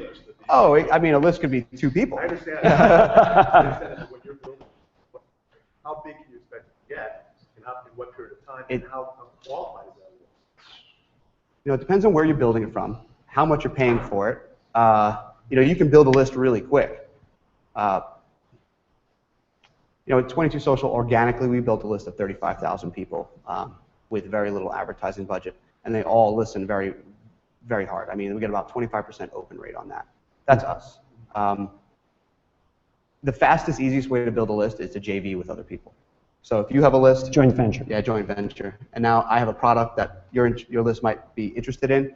I do a deal with you, and now his list becomes my list. And I keep doing deals, 50% of the profit, but now I'm also sucking back lists from everybody else. So that's one way to do it. Another way to do it is, you're doing your own advertising on Facebook. Gary Vaynerchuk did it by going into like Twitter and just answering questions on wine and things like that. And then eventually his list was a little different. It was more of a I know where Gary is, I need wine, I'll go find him. They weren't waiting for the algorithm. That's all the time we have. Jerry, Rocco, thank you so much for being here with us today. Thank you. Thank you. We're going to take 30 minutes and then we'll be back.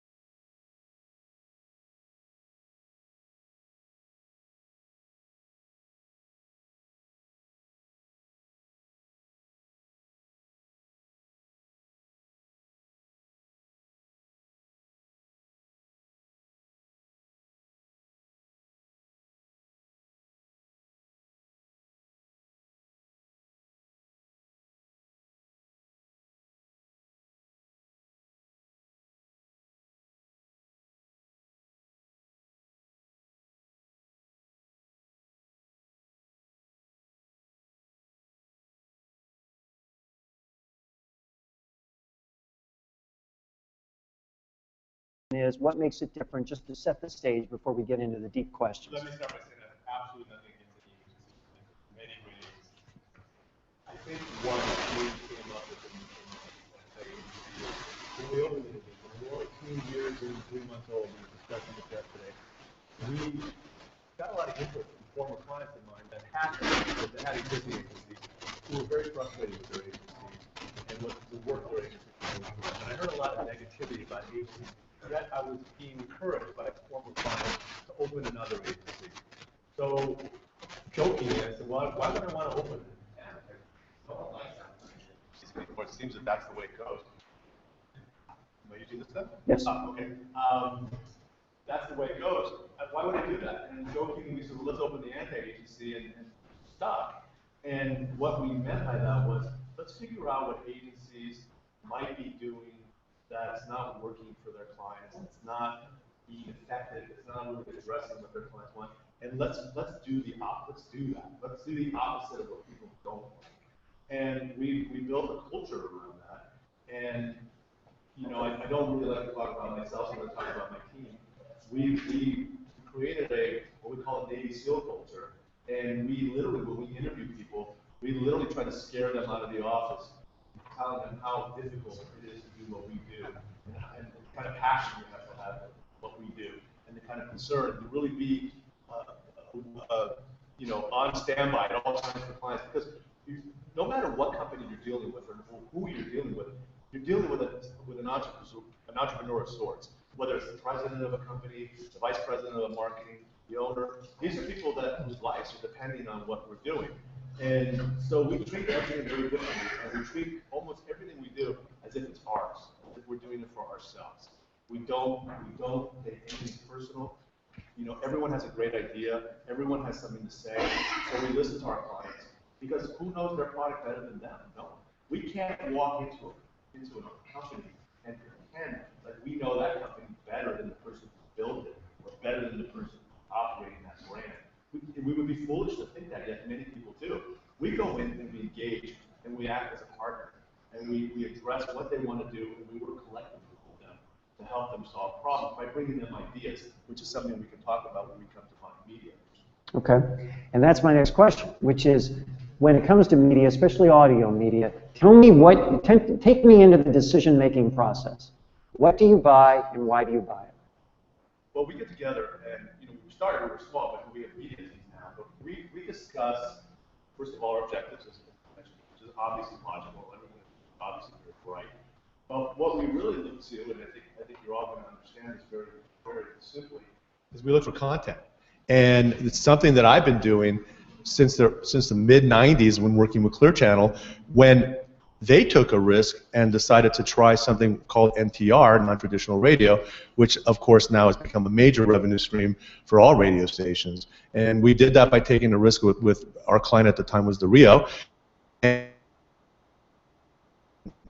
not traditional, that were outside of the radio buy or the radio investment itself, and we invested in that. So we go to radio stations when we're prepared to what we don't really like to call it a buy, we call it an investment, because there's not a client in the world that is not expecting a return on any media money that they give us. So in my opinion, if you say you're going to buy something, it's going to devaluate most of the time.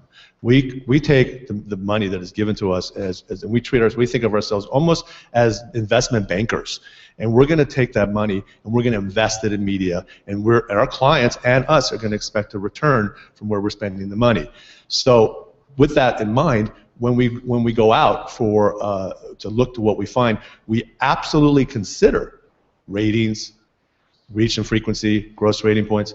Definitely a factor, put that over here, but what we look for is how is that station going to incorporate what they do into the brand that we're trying to help bring money to their bottom line.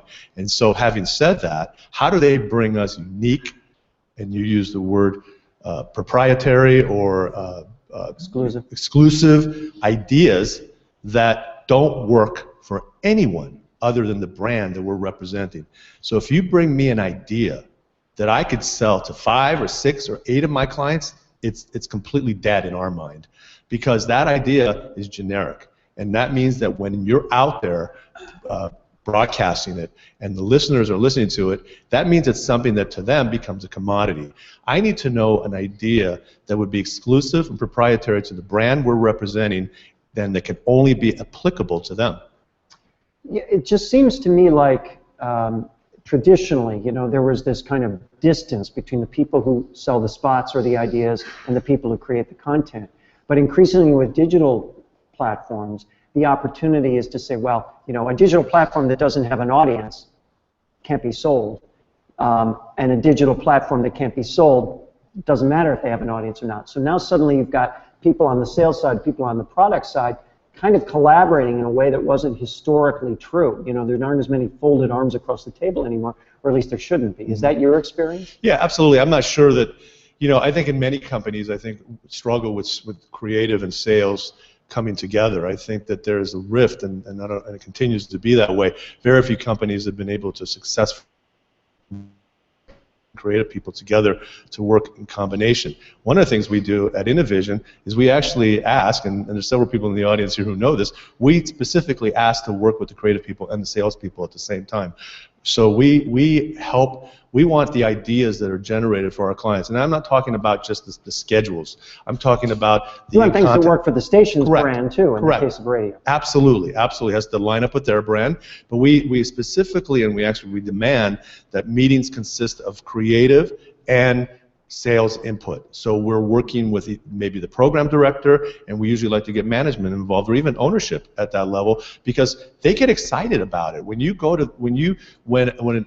agencies have a tendency to just work with the salespeople and buy their schedules, and then they get their added value, and they're done. They move on to the next thing. We agonize over this. We look into each investment, and we're like, okay, here's our buy. Now let's talk about how we're going to make this buy work in the program of your station. Can we talk to the creatives? Can we talk to the owners? And let's come up with ideas that we can incorporate into the content of your show that are going to discuss what our product is trying to communicate and offer the benefits to your listeners, because they do want to know. People want advertising. Believe it or not, I hear this all the time, and everyone is so interested in scooting advertising, yet 88% of all TV viewers are still not skipping commercials.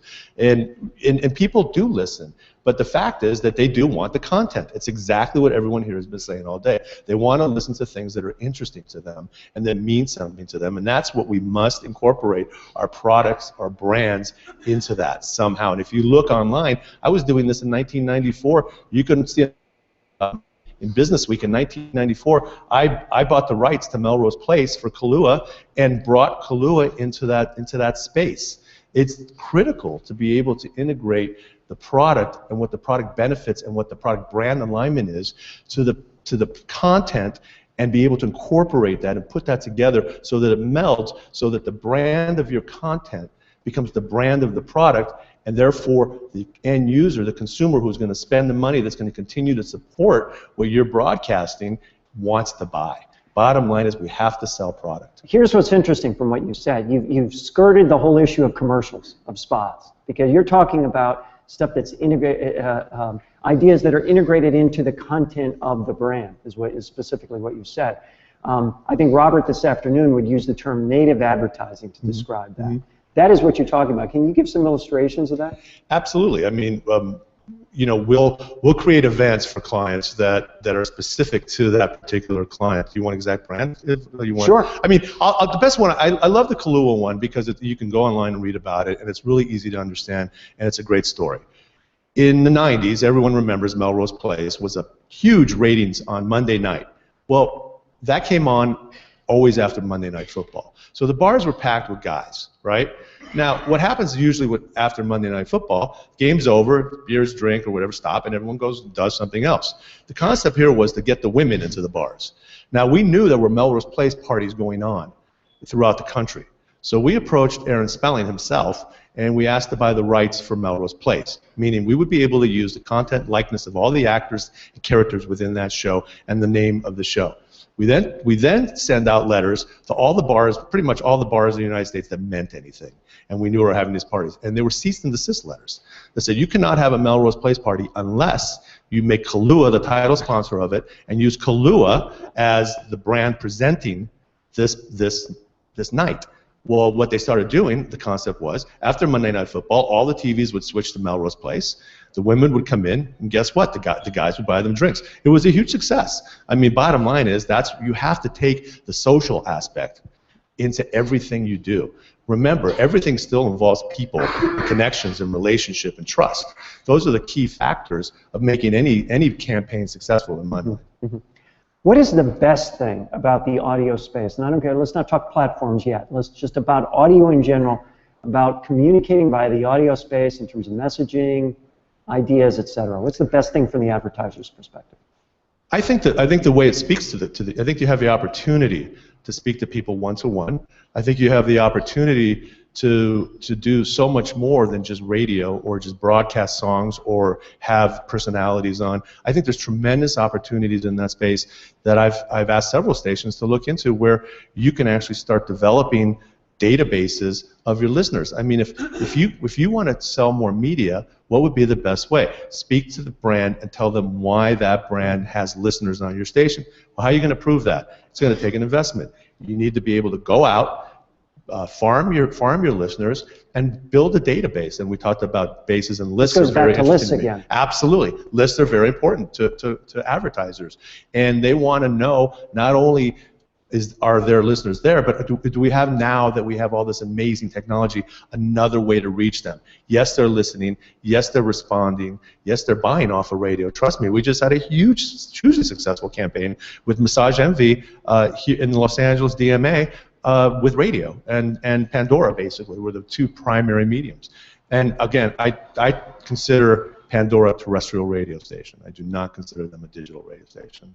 I think that it's unfair to treat them as a digital radio station because, do you want me to get into this? Go ahead. Absolutely, okay. Pandora set themselves up, in my opinion, to create over-expectation on consumers. I mean, on buyers, people that buy media on their space. What does that mean? Well, okay, they say, okay, we have this, we have these click-through rates, and we have these click-throughs, and we have these click-throughs. Well, you know, yeah, that's true, but so do radio stations. Yes, it's right on your device, and you can do it, but the fact of the matter is that the message has to be delivered through audio, because most people listen to it, you know, like a radio station. So when we look at Pandora, they have this tremendous opportunity, which they utilize, but not, I don't believe, to their fullest extent, to isolate and identify listeners by gender, by age, and by zip code.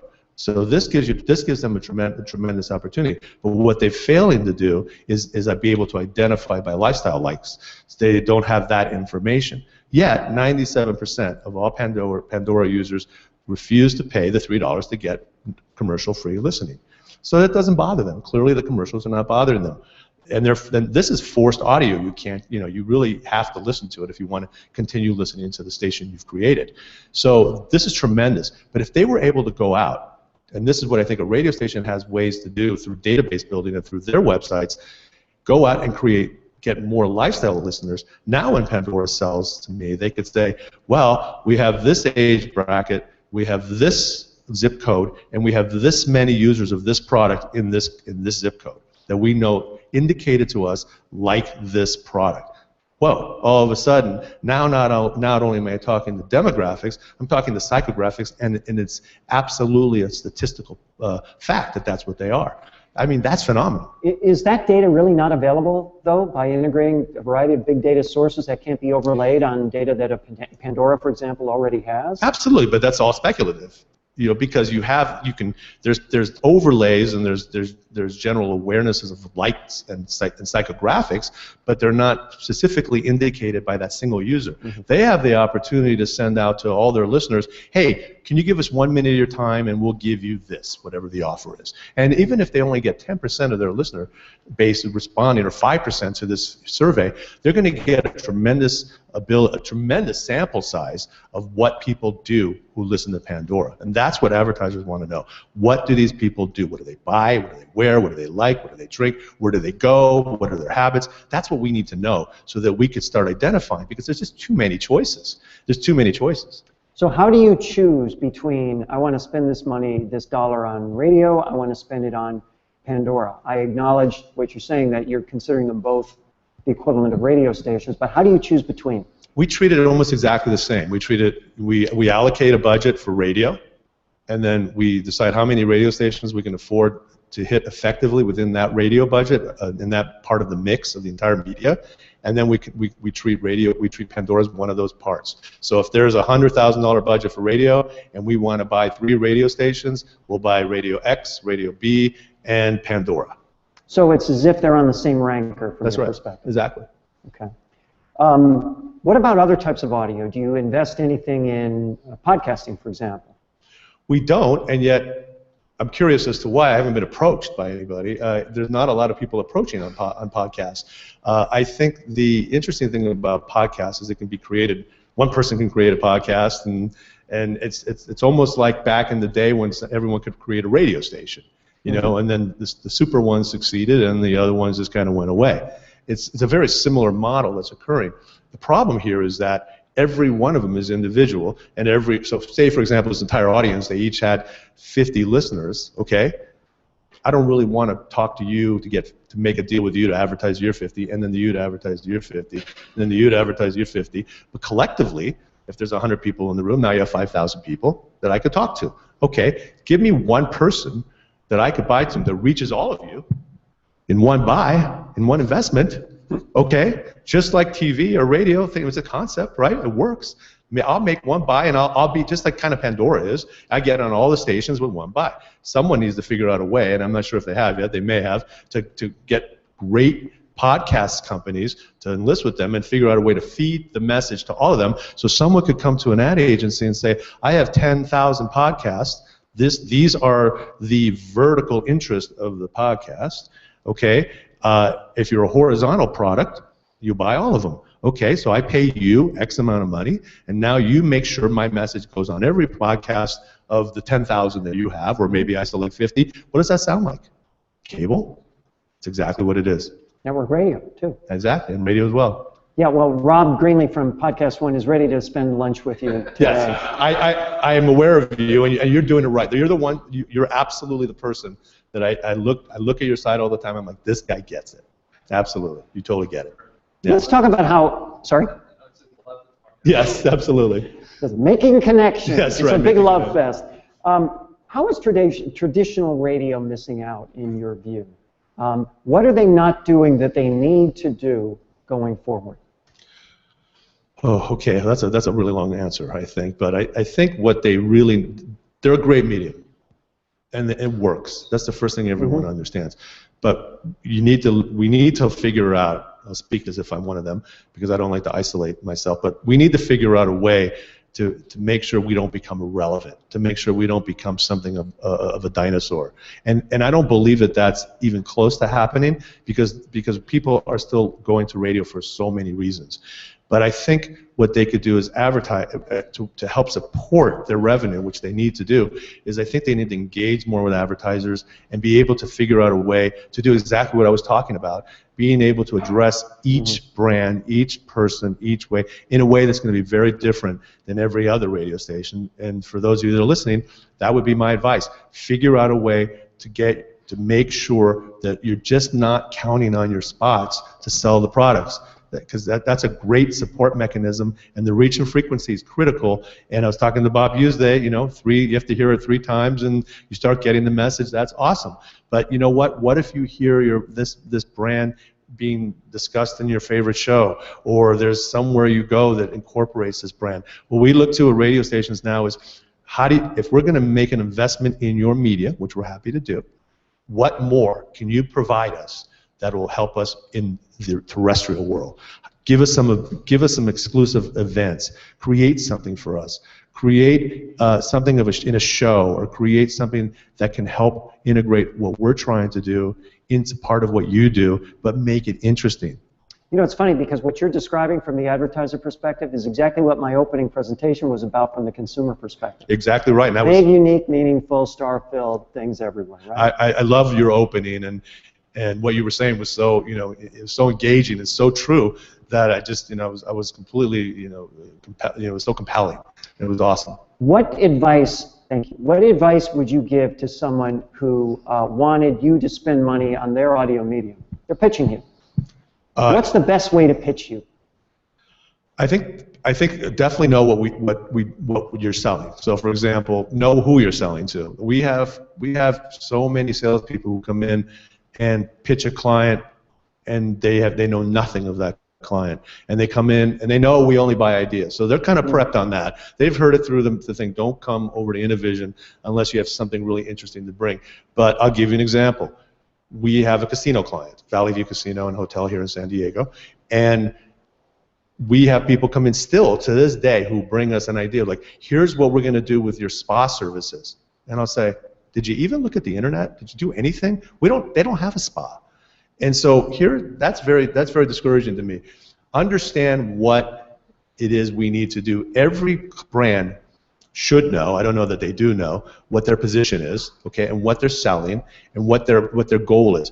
So many different products want to reach different people. They want to different people, and they want to say different things to different people.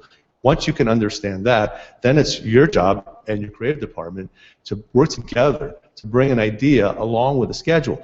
Your schedules aren't going to do it anymore. You walk in with a schedule, okay, that's great. If we generally won't buy that. Walk in with an idea that's proprietary, inventive, creative, that's going to work, and here it is. And if you buy this, we'll do all of this. Now you have my attention. Now you have my attention. Great. Do we have any questions from the crowd? And do we have a second mic for the questions, or is this it? Question? Right over there. Got it. Great. So in your last statement, and you had mentioned it a couple times, you're putting the onus on the station to come to you with proprietary, inventive ideas and incorporate the brands you represent ideally and uniquely. Do you ever go to do the other thing, where you go to a radio station and say, we've got a casino, and we want to do this on your radio station, and it involves something large in scope that it talks to everything you're mentioning about brand integration, and how would they receive that? Some receive it very well. I will say, having been in this business for so long, I have some friends that started out as salespeople that are now heads of radio stations, general managers of stations. So they get it because they kind of grew up in that area. They're not all as receptive, and that's usually generally due to one of the things that we talked about here a little bit earlier, which you brought up, is fear. And fear, in my opinion, is the one word, and I discussed this in a presentation I make, is the one word that prevents 99% of the population from being successful. If it's the fear you have to eliminate in anything you do in your life that will help you be successful. If you can be fearless and walk in and try something that's new and try something that's different, and we discuss failure, and you're going to learn from that, but if you really feel something is strong, take a chance, do it. And I walk in the radio stations all the time, and we do that, and there's people who can attest to that. We will walk in with ideas, and they'll say absolutely, and then there are other radio stations that just say no, we can't do that. And I think it's fear. I think they're afraid that maybe the brand that we represent's competitors may find that not fair to them. I always say, well, why didn't they think of it? That's my answer. We thought of this. We're asking you to do it. We're offering to pay you to do it. You're saying no. I got to believe it's out of fear. That's all I can say. Another question here. Where's the mic? One of my favorite people. Oops. Full disclosure, I'm Bob Hughes, co-owner of KPRI. Rick is one of my most valued clients. What I want to ask you, I like your positioning, the anti-agency, and one of the things that's very different about you is that you place the bulk of your media buy in advance of the year at the beginning, which means you don't see the ratings, which means you're not buying off rankers, which means you're not trying to buy the least amount of spots for the lowest amount of money. And one of the things that happens in addition to what else you do for your clients is you're on a radio station consistently. Your agency competitors frequently will be on a station, as long as the ratings are good. If they drop below top 5, they drop off the station. What does an advertiser lose through lack of consistency across a period like a year on a single station, in your view? Thank you, Bob. It's a great question. You're right. We don't buy that. We don't buy that way. Sometimes I liken the difference between baseball teams, the people that play by Moneyball and the people that play by their gut. We play by our gut. And we've been right most of the time. We look at stations and we listen to them and we build relationships with them and we build trust with them. And invariably ratings are going to go like this. And if you're going to play the money game, no one's ever going to trust you. The consumer's never going to trust you because you're jumping all over the place. And the people you're building relationships with that need to help you. We consider the media people we need, not the other way around. See, the media addresses us like they need us. I have a reverse psychology, again, being the anti-agency. We need them. Without them, we can't succeed. So we need to be able to build relationships and trust, and through that becomes a great friendship. And through a great friendship, you'll find that many more things are done out of the ordinary, and many extraordinary things are done because of the friendship and because of the relationship. And that's what I've truly found in my life, is not making it about the dollar, but making it about the heart. And I believe that works. Thank you. Thank you, Rick Militi, very much for your time. Thank you. All right, don't go away because Craig Bruce is coming right up. Does he need to be mic'd?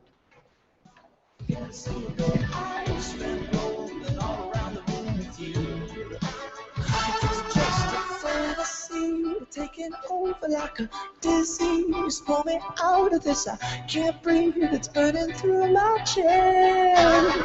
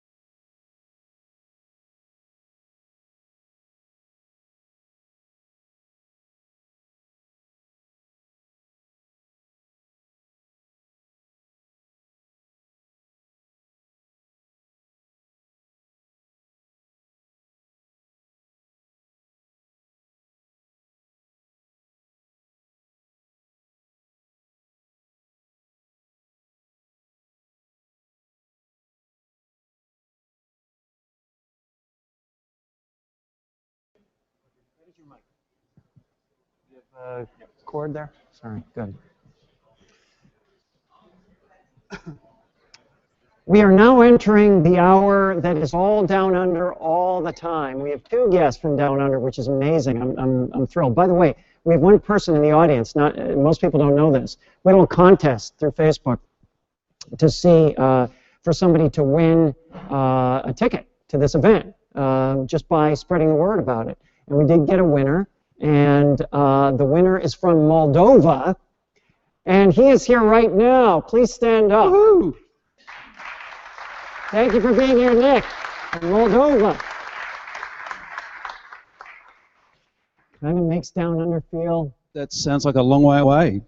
It's a long way away. Craig Bruce is the head of content for one of Australia's most powerful and far-reaching media brands, Southern Cross Austereo. I am really thrilled to have Craig with us today. He has over 25 years of experience creating content both on and off air for some of the country's most loved and popular shows like across the Today and Triple M networks.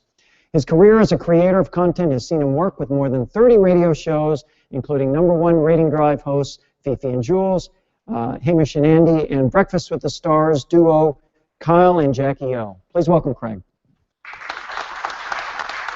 G'day, everyone. There it is. That's what we need to hear. That's what you need. So, Craig, I really want to just get you started more than anything because you've got a little, some slides to run through, and I want to just a few. Won't bore you. Just a few. Let me get out of the way a little bit so you can actually run them. But I wanted to get a sense first from you. How do you see the world? I mean, what is the world of radio specifically and all its shapes and sizes like down under? And what do we need to know about it stateside? Okay, well, just firstly, just on Australia, I am not Crocodile Dundee, and we're not all Crocodile Dundee. We don't have kangaroos hopping down the main streets of our major cities. We're a modern, thriving, inventive country, and our culture is actually really similar to yours in lots of ways. And I say that in the context of today's session because I think a lot of what is happening on Australian radio can apply to some of the challenges and opportunities facing the US. So that's the business I work for, Southern Cross Austereo. We have top 40 radio brands, rock brands, adult formats in our Australian regional markets. We have TV regional stations as well. We reach about 10 million people, which is about half the population. So what's special about Australian radio? I reckon there's three things. Firstly, if you ever come to Australia, you'll notice that we seriously invest in our brands and our shows. Above-the-line marketing is certainly in the major cities. In Sydney and Melbourne is everywhere. Billboards, TV commercials. We had a friend of ours, Larry Rosen from Edison Research here in the States, come to Australia last year, and that was the first thing he noticed, was that our brands are everywhere, certainly in the bigger markets, and not just ours, right around the country with our competitors as well. So we invest heavily in our brands, in our shows, and in digital innovation as well. I think Australian radio is one of the most innovative territories in the world, and it has been for quite a period of time. I think some of the best radio ideas have come out of Australia over the last 15 years. Things like Two Strangers in a Wedding and The Fugitive and 15 Days of Fame and Life Swapping, The Great Race. You know, some of these ideas not only appear and happen on international radio stations, but they became TV shows as well. So creativity and innovation has always been a really big thing with Australian radio. The thing that really separates us, though, is our focus on talent. So the #1 media brand in Australia is a radio show. Can you repeat that? Because I think that's huge. Yeah, the #1 media brand, not radio brand, the #1 media brand in Australia is a radio show. It's not Hugh Jackman, it's not Nicole Kidman, it's not a TV show, it's a radio show. It's not Kylie Minogue. No, it's not Kylie Minogue. No, Kylie Minogue, good work. It's these guys, Hamish and Andy. Hamish and Andy are a really interesting story. They came to us in 2001, straight out of university. They were in their late teens, early 20s. We developed them for 5 years off-Broadway, and by that I mean weekends, late nights, developed their act to a point where they were ready to do a national drive show on the Today Network, and within 5 years they had 10% of the national cume listening to them. So, you know, 2 million people a week, the biggest radio show ever on Australian radio. I've got a video. We're going to click our heels 3 times and hopefully, do you want me to just... Oh, trust me. It's going to work. One more. This is some of our highlights from Hamish and Andy. Okay. Yep. Ladies and gentlemen, please welcome your hosts, Hamish and Andy. Hello, good evening and welcome.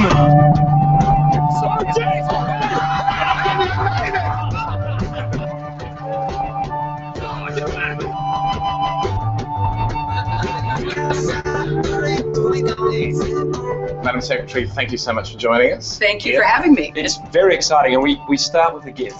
It's potato chips or crisps. I am thrilled. I cannot tell you how much this means. Of chips, is this your first? I'm an eater of chips. Yeah. We recommend not. No, not those. It was used by 2 years ago. If you try to eat them, technically that's an assassination attempt by us. The future was great. We were making friends. We even thought we saw a celebrity. Well, actually, I'm Don Hanks. Tom Hanks was my grandfather. I'm so sorry. You're a spitting image. I get that a lot. You're about to go out and perform in front of thousands of people. Not nervous Way about more nervous about this. I think 2 hours, that's correct. We are better than you two. We sent you the invite, so where the hell are you?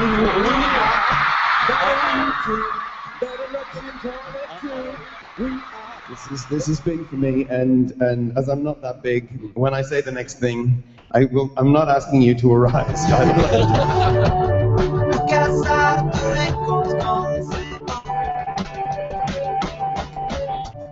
Oh, we've actually got your parents here. Oh, yeah. Do you want to speak to them? I would love to. Waiting on Mom and Dad to connect. Hey, son. Dad, the Skype connection is going in and out, but did you get that corncob pipe I sent you? Yeah, can you see it right now? It's delicious. Yeah, oh, there it is. Okay. Are you meant to smoke corn in it? Because that's what I've been doing. The comedy with the smalls, it's Hamish and Andy! Hamish and Andy, a huge double act in Australia. It was nice of them. The rest of them are saying, their surname's Minogue.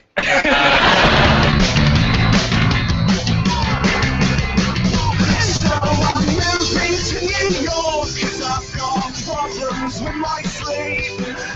Not the same, and I will wear that on my sleeve. So I'm moving to New York 'cause I've got issues with my sleep. Looks like Christmas came early. Christmas came early for me. They are. Did anyone notice anything? Thank you. Did anyone notice anything about that video? Anything at all? Did anyone see a radio studio in any of those videos? So these guys completely redefined what radio meant in Australia and set a new benchmark in terms of what we were capable of. And I reckon the key point is that the next generation of radio stars are listening to the radio right now. And I wonder who they're hearing, I wonder what they're hearing, and I wonder what we're telling them about ourselves in terms of the people that we have on the air. And I know that in Australia, you've got a whole generation of new people coming into this medium because of that show. And I think that's the opportunity, certainly for Australian and American radios, to continue to invest in talent. Now, it's interesting that you say that you don't see a radio studio anywhere there, because that's kind of a pet peeve of mine when I see TV shows. Is this audio working okay, guys? All right? It's a little fuzzy over here. We good? When I see TV shows that have radio, of radio shows, they're invariably the cans, the board, the mic, everything. And I always ask myself, why do they need those trappings when it's not for the radio, it's for the four corners of the screen? Yeah. And I mean, these guys came into it with just a completely fresh approach to how we should go about it, and we went with it. You know, talking about the fear of failure and the fear of doing different things. You know, that the company really got behind this idea of, you know, obviously they're incredibly talented, but we put all of our resources around try to explore and create all of these ideas that they had in their heads. Mm-hmm. So talk to me about the investment. You said investment's very important. I mean, just how important is it, and how hard do you have to convince management to do it? Well, I am management, and and I have a conversation with myself every day. Look, there's two types of investment. There's financial investment, and then there's an investment in thinking and focus, and that's where we're at. So Southern Cross Austereo spends money on talent development, but there's a bunch of things that we do, which I'm sure some of you guys are doing as well, to reinforce the importance of talent. Francis McCann is and you would have seen U2 in the previous clip. We met, U2 actually played live at Hamish and Andy's final show in Australia when they finished up a couple of years ago. We met Frances through that. So she ran the U2 brand strategy, PR strategy for a number of years. And we learned through her that that successful bands and successful breakfast shows are really similar. When you become a successful band, it's about how do we keep the band together and how do the individuals contribute to the whole. So we brought her to Australia, and we bring her to Australia every year. She does one-on-one sessions with our key talent. She does one-on-one sessions with our up-and-coming talent. And it's all about understanding their brands and understanding how they can explode their brands across a bunch of different platforms. Her Twitter handle is right there. She will change the conversation you're having with your talent if you're interested. We have a content hub, a closed Facebook group. Nothing necessarily new in this, but certainly the tyranny of distance in Australia is, I guess, the same as in the States. We have announcers in Cairns, far north Queensland, at the top of Australia, and we have announcers in Bunbury at the bottom west part of Australia. So my idea was to go, well, how do we get every single person in the one space where we can talk about all of the things that are important for SCA? So from a content perspective, every single person who is developing either on the air or off the air content for our business is in that space, and there's a bunch of new ideas and new thinking that we bring to that every day. The SCA grad school, I'm sure you've done boot camps. The difference for us is that we invite people from all of the radio industry to our SCA grad school. We see ourselves as leaders in the industry. We think it's important that we share our IP, not our individual strategies around what we're doing from station to stations, but our IP with the business. We see ourselves as you know, having to lead the category forward, so we do that every year. And we do EP boot camps as well. So Executive producers, as I see them, are the most important person on a radio station content team outside of the content director. We know the attributes and the sorts of behaviours they need to have to be able to run a successful show. We work on them on a regular basis and get together once a year with all of our breakfast EPs to talk about best practice.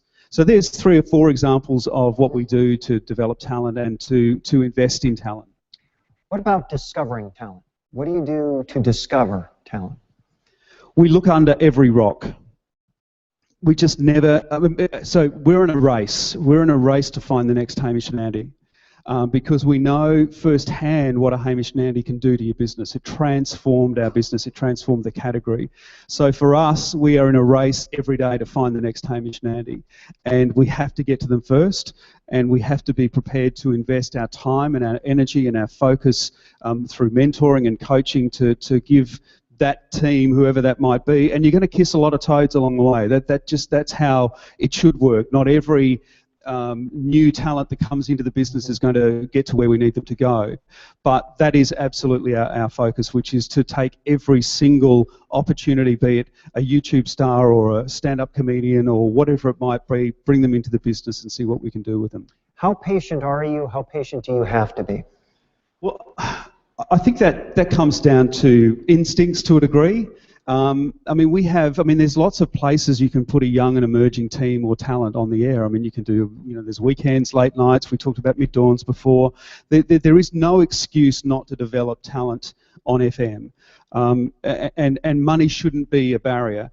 As Tracy said before, there are plenty of young performers coming through who are desperate to do radio, certainly in Australia, and there are 100 ways we can get in front of them and help them get to where they need to go.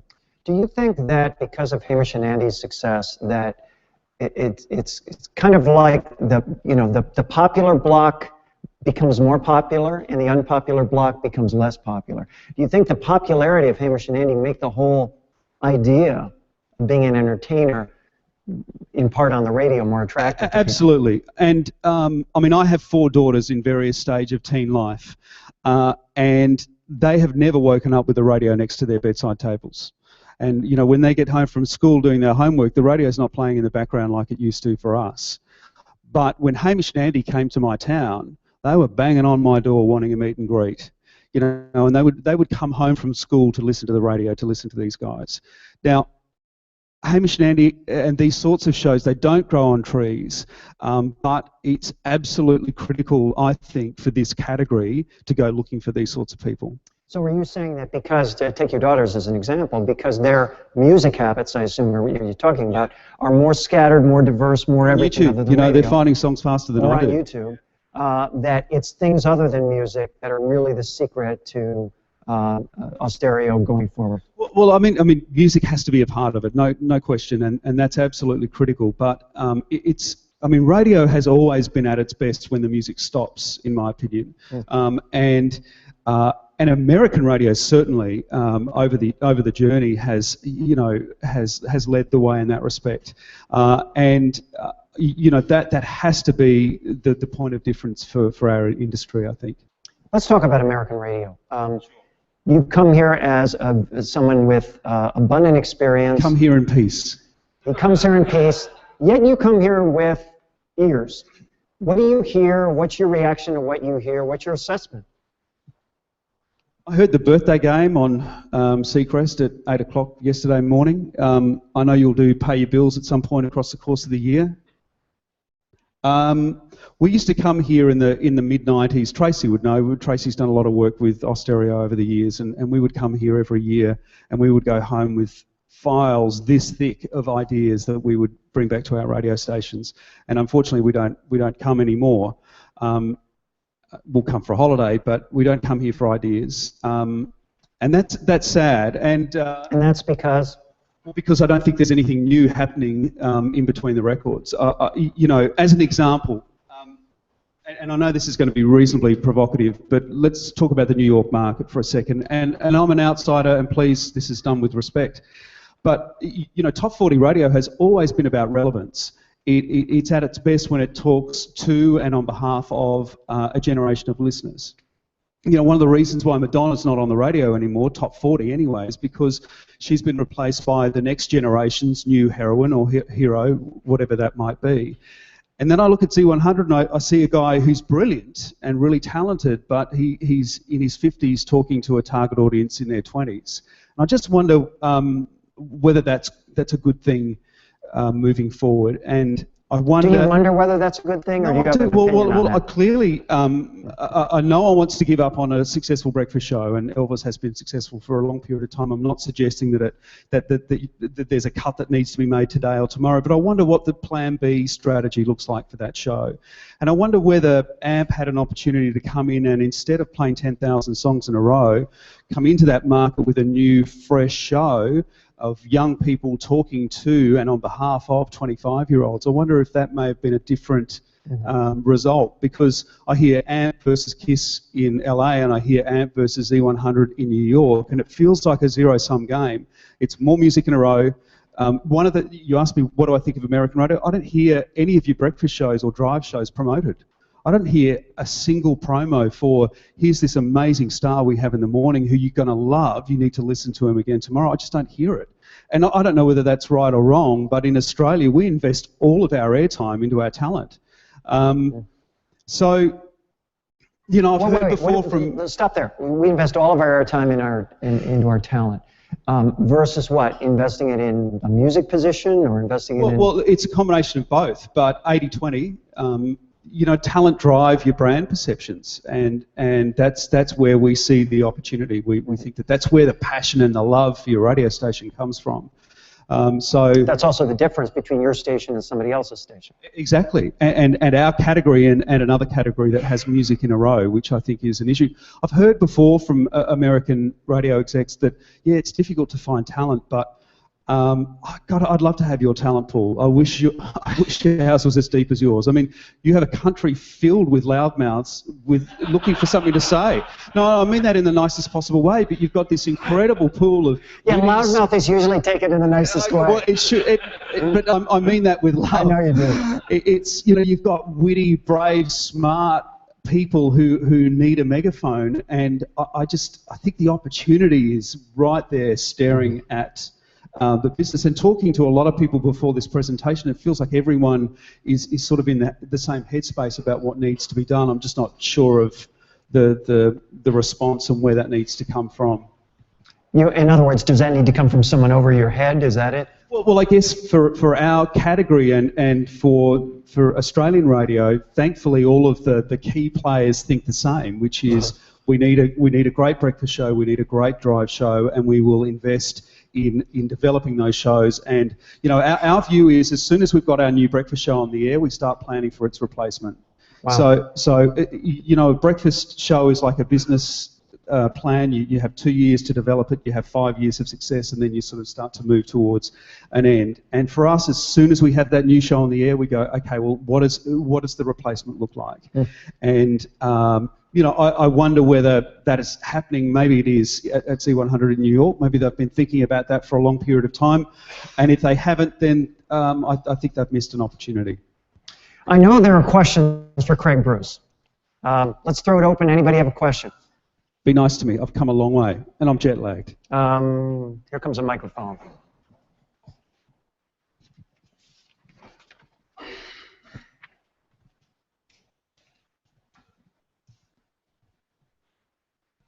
Thanks. Sandy here, SoCast. I wanted to know, it sounds like attracting talent is easier than it is here. We heard earlier in the sessions that, for lack of a better term, being on the radio isn't as sexy as it once used to be.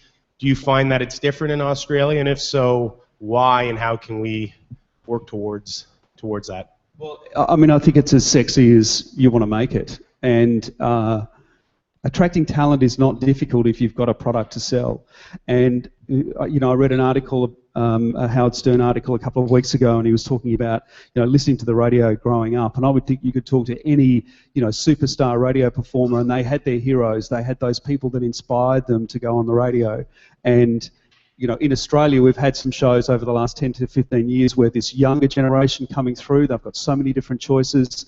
we're still finding enough shows that are relevant to them. And so the relevance of this business is based on what happens when the song stops. And you know, so we can make it as sexy as we want. Hamish and Andy made it sexy. Craig, before we go to another question, let me ask you a question similar to the one I asked earlier, which is, a lot of people feel burdened by the fact that they're not in charge like you are, and they work for people who don't necessarily have the vision that you have on this.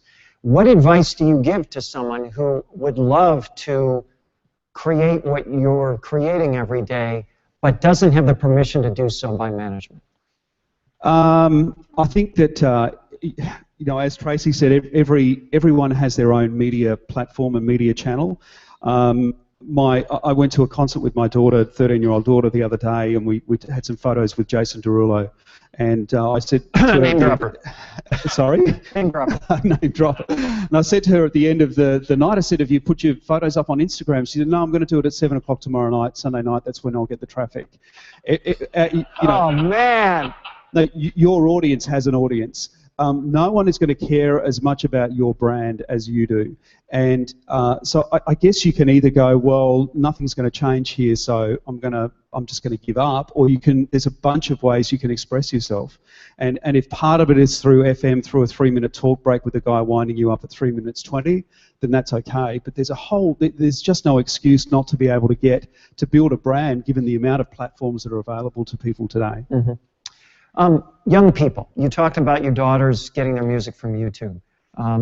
In Australia, are there other aspects? How are people using digital media in Australia different from what they may be using them in the US? And how does that help or hurt your brands? Yeah, it's very similar to America. About 60% of our listening now happens in car. You know, we've essentially lost at-home listening. We're in a real battle for at-work listening. We're not under as much pressure at the moment from Pandora at work.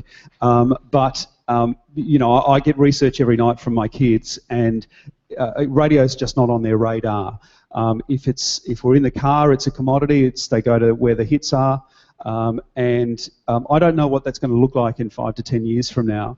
But if it just comes down to a commodity approach, which is we're going to play this many songs in a row versus that station which plays more, and then Pandora over here doing something completely different, I don't know whether that's where the win is long term. Mm-hmm. If Hamish and Andy are the biggest media brand in Australia, how is that expressed and monetized across platforms? How are you able to leverage that and monetize that in other media platforms? They certainly monetized it, and we did as well. I mean, they're now a TV show. They do radio still, not as often as they were, but they do a radio show once an hour versus the 2 hours they were doing. And you know, we had and sorry, the previous speaker, is it Rick? Rick. These guys did content client integration better than any other show I've ever seen. I mean, they saw every single client brief as an opportunity for content, and some of the best content, the most memorable content we did was with clients, with their native advertising sitting right inside the content idea. Give me an example. They dropped a car out of a plane for a beer company. It came specifically to them, so they had to the car had to land on a target, which and that company came to us. That beer company came to us saying we want these guys, and so you know, they were open to. Every single opportunity from a content perspective. It can be either what we develop ourselves for clients, or what clients are coming to us, and you know, it was the same approach. And in both cases, I'm assuming it's got to be right for the brand as well as the client. Absolutely, absolutely. Any last questions for Craig Bruce? One right in the middle there, if we can get a microphone. Oops. Watch your step there, Jeff. How restrictive do you get on your talents on platforms, off-air platforms, social media platforms, or what have you? Over here, we frequently fire or suspend people for saying something on Twitter that didn't happen on the air. So how do you control that content, or do you not track? Yeah, for on-air talent, we treat the social platforms as the same as the broadcast platform. So whatever they're saying they all have their own show pages, and then they have their own individual accounts, and anything that is tweeted from an individual account is treated the same as what they would say on the air. And we have some very clear guidelines around that, and I think there's a level of sophistication from all of our announcers and shows coming through around how we can best leverage those platforms. We treat it the same as broadcast. If you're saying it on Facebook or if you're saying it on Twitter, then it's the same as what you would say on the air. We had a question behind Al, I think. Craig, I'm a regular listener to another one of your shows, the Sydney Grill Team. And there's a couple other things I notice a lot that I was wondering if you could talk about briefly. One is that it sounds like you don't just have a real commitment to talent, but also to the support staff. When I hear the amount of people who are producing and who are doing other things clearly behind the scenes on that show, it really impresses me. The other question is, I also hear a lot of content adjustments on the show. I'm wondering how you make those decisions. Are you doing a lot of research? Are you operating by gut, or what are you doing? So the SCA content vision is to select the cast, build the ecosystem, grow the brand. The end game, brand advocates, fans, not listeners. So the ecosystem around every show is absolutely critical. Content director, EP, show producer, audio producer, all of the elements, sales, general sales, integration. So we view the ecosystem around the show as being an absolutely critical component to the show's success. So I'm glad you pointed that out, and we work really hard at that. And look, we have resources that, by the sound of it, you guys would love to have again. We have up to 4 producers working on every show in Sydney and Melbourne. But I know it's amazing, isn't it? It's not for us. We see content as, particularly today in a 24/7 cycle, everyone's going to land on the same story on the same day on radio. It has to come down to the treatment. How are you going to treat the story in your own way? And that's about planning and preparation and resources. And for us, that's absolutely critical. I mean, we have 2,000 people working in our business, and 250 of those work specifically on digital online content for our shows. So 10% of our teams work specifically every day on social and online content. So we take it seriously. And the industry in Australia takes it seriously. In terms of changes and adjustments, I mean, our content directors are working with the shows every day. We have whiteboards with plans, weekly, monthly plans. We sit down with our talent every day and coach them and air check them and do all those sorts of things that I'm sure you guys were doing back in the day. He came across the world to be here with us today. Please, everybody, thank Craig Bruce. Craig, thank you so much. Wonderful, wonderful. And don't go away. We'll be back in just 2 minutes with Mark Middo.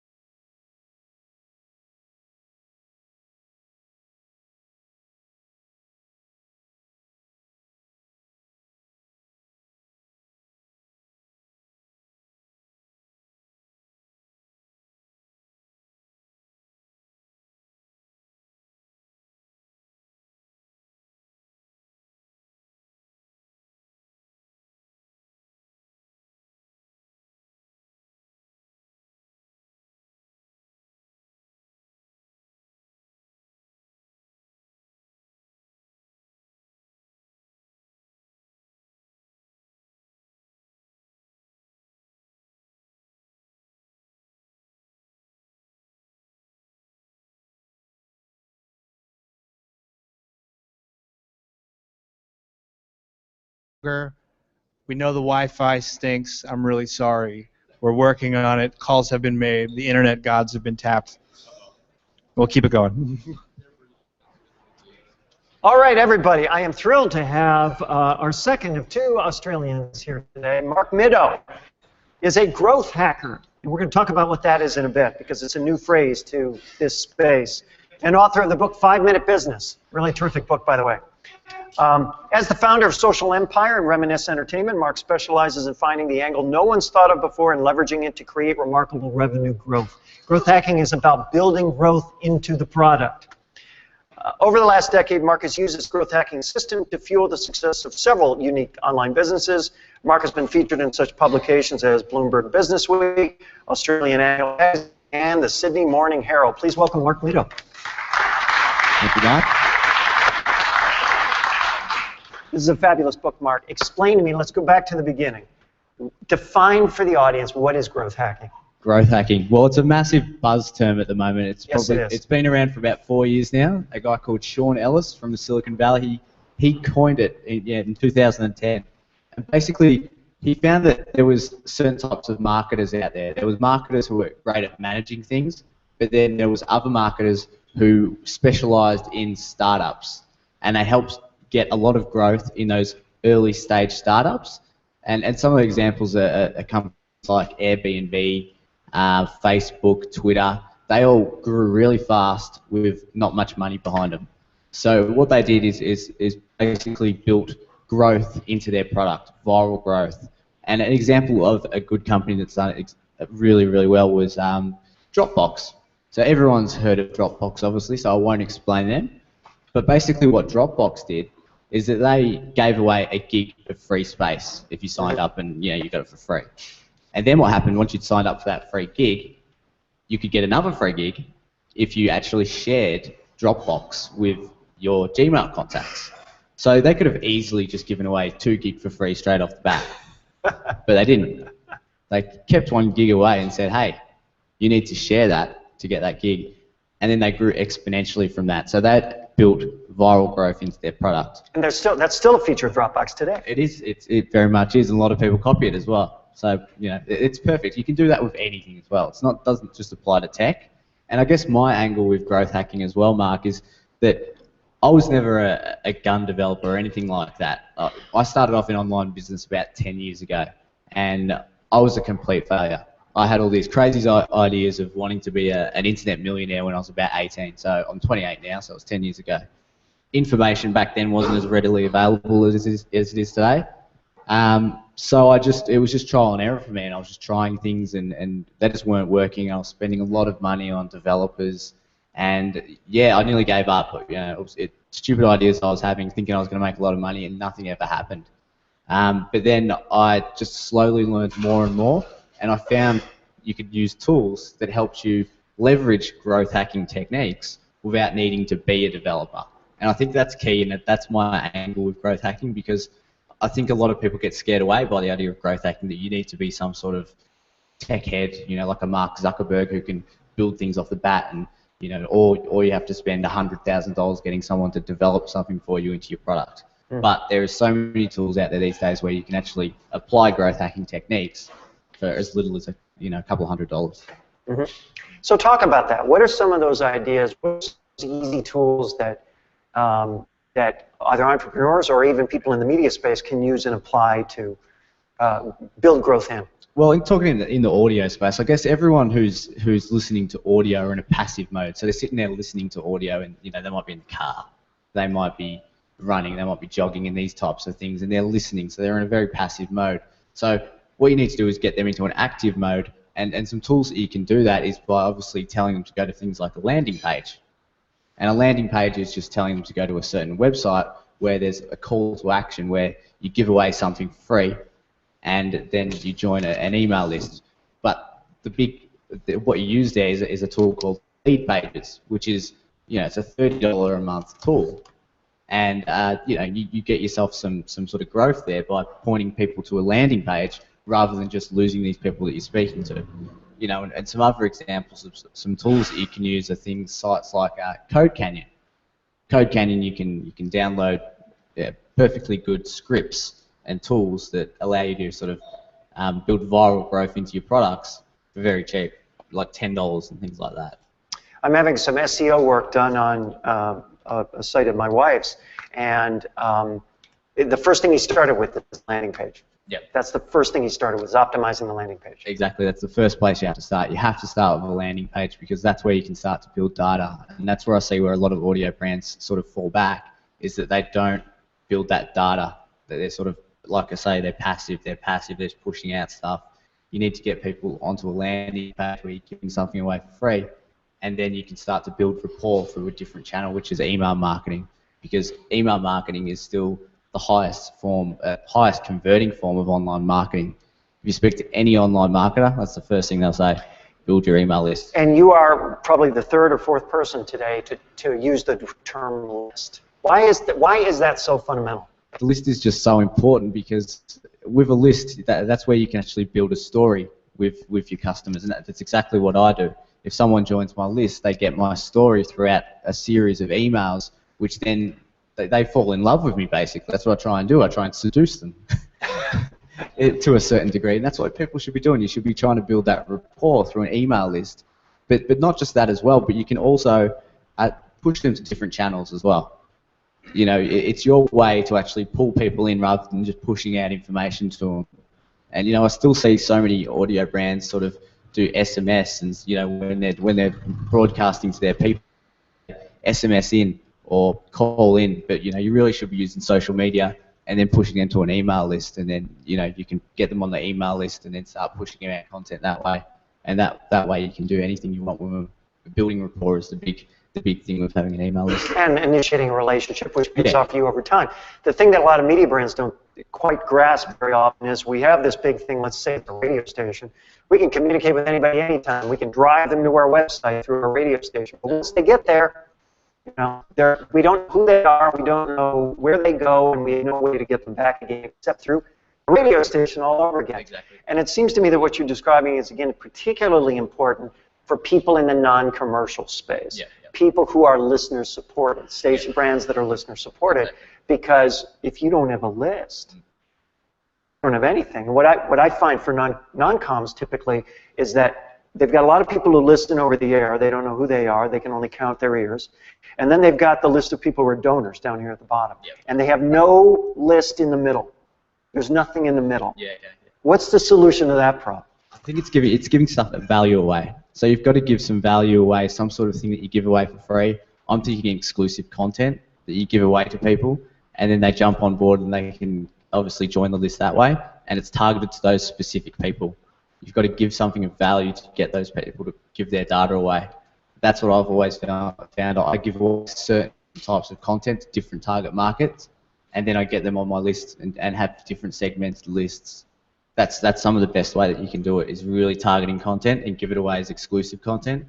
And also, if you create exclusive content, you can use tools such as Code Canyon, where you can create, say, a share to get, where you have exclusive content, and this would be perfect with Craig and Hamish and Andy, that they create an exclusive thing that they do. The only way you can get it is by sharing it on social media, and obviously signing up to the list. So it's an incentive to share something with value attached on the other side. Yeah, and some of those codes that you can get to do that, they cost like $10, and you can install it on your website. Check out codecanyon.net. It's actually an Australian brand, Code Canyon, same as ThinkForest in Vardo, so check that out. A lot of different cool things that you can get for your websites, and, you know, they're as cheap as $10. So. Now, your background, you have some background as a DJ, right? I do. And Reminisce, one of your companies, Reminisce, is built around that. Can you talk about what that company does and how that could apply to audio brands in the U.S.? Yeah, definitely. So with Reminisce, what we basically did was, my business partner and I came up with an idea. We were just thinking to ourselves, wouldn't it be great if we got all our friends together, we voted for our top 5 favourite songs because we're really into dance music, and then we counted down the top 50 at a venue. It's kind of like there's a countdown event, and Craig will know this, called the Triple J Hottest 100, where everyone in Australia, they vote for their top five favourite songs of a really alternative genre, and then they count down the top 100 on a day. And it's a huge day. It's massive. Everyone loves it. So we sort of wanted to replicate that for dance music specifically.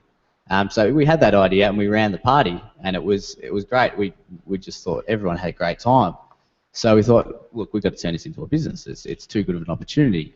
So we created a Facebook app where people would jump online, they'd vote for their top 5 favourite songs of house music and things like that. And then when they did that, it would actually share their votes onto Facebook. So we made sharing part of that user experience. And that's where I think a lot of audio brands could do something similar. You know, vote for your top 5 favourite Foo Fighters songs, vote for your top 5 favourite Nirvana songs. And then when that happens, it shares them on Facebook. And when you do that, you activate a passionate group of people. And that's where you start to see some viral growth. And that's how we had viral growth out of Reminisce, because once we tapped into those passionate communities and had them sharing their favourite songs of that particular genre, other people saw it. They started commenting on their votes and they started bantering, and that created the viral growth. So there's 2 ways you can look at viral growth. There's obviously the tech side, where you're actually leveraging a bit of technology, giving away something for free, which then makes people share that thing. But the other way is actually tapping into people's emotions. So we sort of did it both ways with Reminisce. We tapped into the emotions of people by getting into that real passionate community, and we just became the facilitator of their passion. And then we also used the fact that, you know, we had the sharing ability through Facebook, similar to like what Dropbox did. Reading your book, it's clear to me that everything you do, you apply this filter of growth. Yeah. You know, how can I leverage this? How can I make people share this? Yeah. How can I invite people to amplify this message? Yeah. Can you talk about that kind of philosophy and why that's important to do, even for a media brand? Yeah, definitely. Well, the thing is, you know, you always think, oh, we want to get into a massive distribution network when you start a business, or even if you're trying to push a product or a promotion, you know, you want to align with another brand who you know have a database of a couple of 100,000 or whatever it might be. But people forget about the consumers' databases as well. You know, on average, I think every person has, you know, 300 fans on Facebook, 300 friends on Facebook. So by thinking about those users and thinking about the passionate users and your target market, if you can tap into them and get them sharing your stuff, you're getting into, you know, word of mouth on steroids, basically. Rather than having other brands push your stuff, you should be looking at the consumer as well to really share, and that's where you'll get the viral growth. You mentioned the Reminisce app. Are there some other kind of simple things that media brands could, you know, purchase or apply or create which can help spark sharing? Yeah, definitely. Like the one I spoke about before with the exclusive content. There's a tool called, I think it's called Share to Get. And basically all you do is share, and then they get that bit of content. So as soon as that person's on the, you know, you send them to a landing page, and it might say, hey, you're going to get this exclusive interview with Hamish and Andy for 30 minutes. All you need to do is share it with your friends, click this button, and then the content gets sent to them straight away. And when that happens, it then pushes that piece of content or the website to their friends. So that's just a simple way there. Yeah, other examples can be, you can use the Dropbox. There's another, I can't remember the name of the Dropbox one, but there's another one that's similar, and they basically replicated what Dropbox do, and you can install that on your website as well. A lot of these things are just plugins to a WordPress platform. Yeah, right? so if you, exactly. So you could use the WordPress platform if you wanted to, just to make it easy. And if you're not familiar with WordPress, it's basically a content management system where, you know, basically builds a website for you, and it's, you can change the look and feel of your website, you know, for $50 because it's just that easy. It's a great platform for that, and it's one of the main platforms that most online marketers use because it's so cheap and easy to do. Mark has a couple of videos on his site that are, let me show you how to do blank in 60 seconds or less. It's so funny because that's exactly my attention span, strangely enough.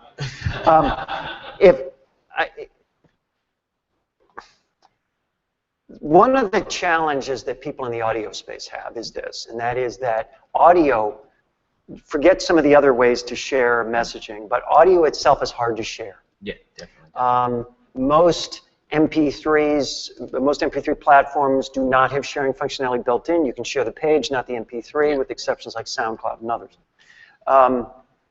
But what about that? Why is audio so hard to share, or why don't people want to share it? I mean, what's going on with the shareability of audio? Well, like I said before, people are in a passive mode, so you know they're either in the car when people share stuff, it's basically because you've just triggered an emotion or whatever it might be, or they want something for free. So if you're in a car, it's going to be difficult for you to just pull over and go, I'm going to share that thing. So you've really got to get into people's heads and really drill it in there so they start to share your stuff. Basically, that's why I think audio really does struggle, and I think they need to push on mobile. So use responsive designs and things like that, and really get people on the mobile, because it's difficult with audio just because of that fact that people are in that passive mode. So I think really tapping into passionate audiences and also leveraging mobile as much as possible will definitely help get that viral growth. It's definitely true. A lot of MP3s, a lot of audio online is not necessarily mobile friendly in the radio space in particular. Yeah, exactly. I think a lot of people who do it well at the moment are people who are doing podcasts. They ask to get ratings and things like that because that helps their organic search rankings inside iTunes. That's a growth hack. Yeah, that's a growth hack. If you say to people, if you rate our iTunes podcast on iTunes, we will give you something for free or whatever it might be. And it might just be simple as send us an email and tell us and show us your review. But that helps you get higher in iTunes, there you get more plays and those types of things. Yeah, they could say, please tell other people about it, or they could say, please go and comment, rate our show on iTunes. Yeah, exactly. What people don't understand is the second request is actually far more effective from a Google standpoint than the first. And do you know a guy called Heilprin by some social triggers? So he does it really well with how he asks people to share his stuff without sounding desperate, because one of the issues you do have when you ask people to share things is that you can sound a little bit desperate sometimes, which then makes it so people don't share your stuff. So you've got to be really careful. And so what he does is he says, if you got a lot of value out of this podcast or this blog post, why not tell it to a friend? Do you know what I mean? And it sort of changes that whole, please share, which sounds a little bit, tacky and desperate, into, hey, I've got a bit of value and you can share it with your friend, which actually builds up that person's social currency. Because one of the big things that makes people share is the fact that it makes them look better. It's massively ego things, and that makes anything go viral. People just want to look better in front of their friends. So if you can put it in a frame of mind where you're actually sharing some quality value to other people and making them look better, that's when you'll start to see some viral growth from your communications. So using growth hacking techniques, if you were to launch an audio brand, what would be your starting steps? For an audio brand these days, there's three main points that I'd be looking for, and that's local, and that's mobile, and that's social. So what I mean by local is that you localize a target demographic. So if I was going to launch a radio brand, I would target straight down to EDM, electronic dance music, just because that's something I'm passionate about as well. So when you say local, you're talking about just the specific target. You're not talking about geography necessarily. Not geography, but you could if you wanted to, like if I was going to say Australia, but let's just say I was going to target EDM lovers, people who love electronic dance music. By the way, just for the record, I just want to illustrate that that's a facile, easy definition that Mark just had of local, and it's one that no one in the U.S. radio industry uses. The idea that local is an interest group. Yeah, exactly. Right? Yeah. So localize not necessarily the market. People who live in the same area. Exactly. So localize the market, meaning that you've got a target demographic that are passionate about a certain thing. So I would target something like that, electronic dance music lovers. The next thing I would build for mobile first. Mobile is where everyone's going to see the most growth. Desktop would be second for me at the moment. So mobile is massive. First thing would be obviously the mobile platform. Third, it would be social. It would have to have social integration. So that's the main thing, because that's where you're going to get the viral growth. Everything that the radio does would have to be user generated, or have that social aspects similar to Spotify, things like that. It tells you that your friend's listening to this music. It has to have that social aspect. And then third, if I was going to launch that thing, I'd obviously test it a lot and see if I was getting growth out of a certain demographic. So say if I try to get 50 people to sign up for whatever the product or brand I was launching, and I saw how much they were sharing it, how much they were using it, and I was really testing that product, and I knew it was testing and converting at a good rate, I would then look to tap into some big networks and show them my results that I had. So you want to tap into some big networks who share that demographic. So I might, get into someone like Stereosonic in Australia, which is a large festival. I don't know what would be an American version of, say, a big dance festival. You're asking me? Yeah, I'm asking you. I've got no idea. I think. I don't know. Well, I get let's it. say a dance, say Coachella. I try and tap into a Coachella market or something like that, where they've got a huge database of my target demographic, and I'd probably give away rev share. I think a lot of people are scared to give away rev share with their businesses and things like that, but that's where you're going to get the most growth. I think you can't be greedy these days. You've just got to give away rev share if you have to, because it's better to have 10% or 50% of a large number or 100% of nothing. So build sharing into But 100% of nothing is so easy. It is, isn't it? One of the messages that you're focusing on is, and I think this is really kind of an important takeaway. Yeah. Sharing is not accidental. Exactly. That the idea that we're going to put stuff out there and just, let's see what people share today, that's leaving it up to the fates, and it doesn't need to be that accidental. You can engineer it. Exactly. Yeah, there's definitely a science behind sharing. A great book is Contagious by, I think it's Yona Berger. Yes. Have you read that one? Great book. So he has a framework that he talks about of what makes content goes viral. And it can apply for anything. And he has a steps framework, which I can't completely remember the framework off the top of my head. So I'd suggest going and reading that book, because you could definitely get a lot of good ideas of how you can get viral growth from any of your content that you start sharing. Because there's definitely a framework that he's done a lot of research and into. STEPS is a much better acronym than BUMS. I think it's Exactly. I want to throw out questions from the audience. Any questions for Mark? On the end there, from Jeff. I've got jet lag as well too, by the way. Yeah. Same as Craig. It's impossible not Jeff to. Schmidt, by the way, hi everybody. Drinks are on Mark afterwards, just FYI. Drinks are on you. Thanks.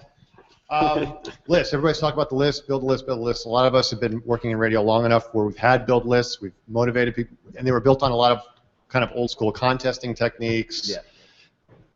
And I think everybody in this room has probably done things like that. That stuff doesn't seem to work anymore. People don't care. Yeah. The techniques you're talking about, the place I see them done most, and correct me if I'm wrong, are with a lot of these people who are selling how to run your internet business, buy my course for $3.99. Right, and they put everything you're talking about into place, and then you pay $3.99, and then you get to learn how to put everything into place so you can sell a course for $3.99. Sharing audio, like I think Mark hit it. Maybe the public space has, or the membership space has more opportunities for that. Yeah. But for a commercial broadcaster, content's already going out for free. Yeah. We're constantly stuck with what's the hook. How do you get people to engage and give up that information to build out the list? Yeah. Thoughts, ideas? Well, I guess that's when you get to start to know that target demographic and ask them exactly what they need. Like before I launched my book, I went and did a big survey of my target demographic and found out exactly what they wanted to know, exactly what they needed.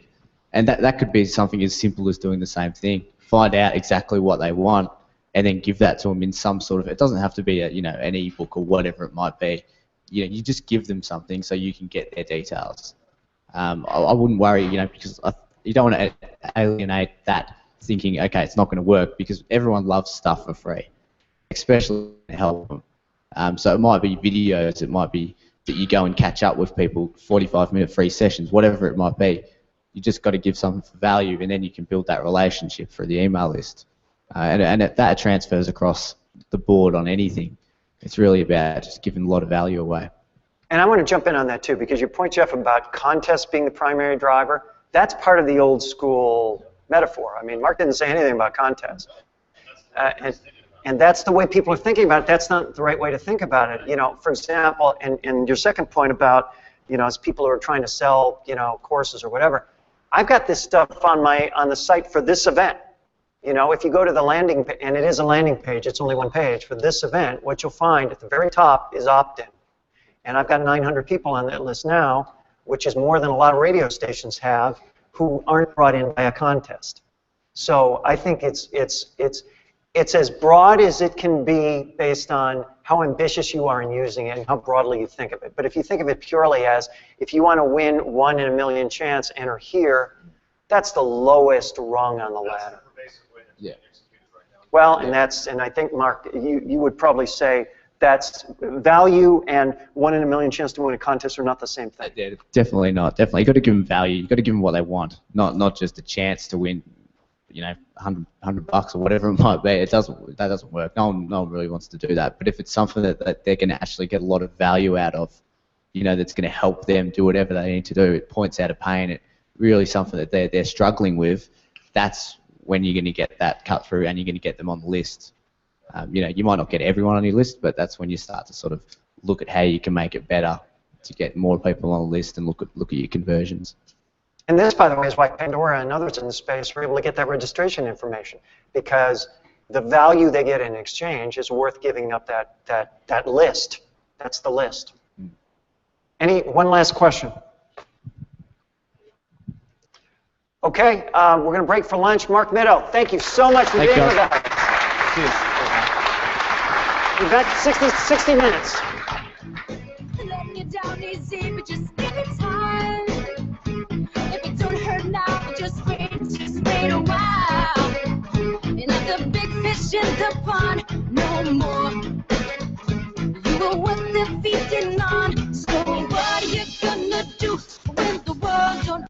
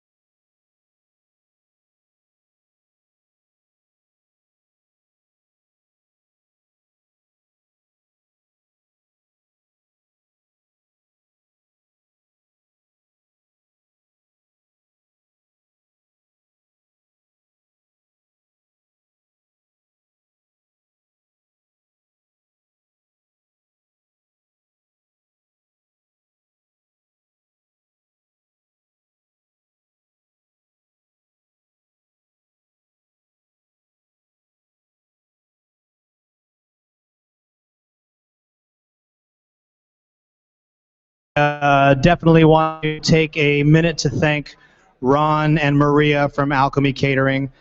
They have provided a fantastic lunch for us today. Thank you very, very much. I hope everybody had a chance to get something to eat. We're going to get back to it right now, so feel free to grab a comfy chair. Emma Coates is going to be on stage here with Mark.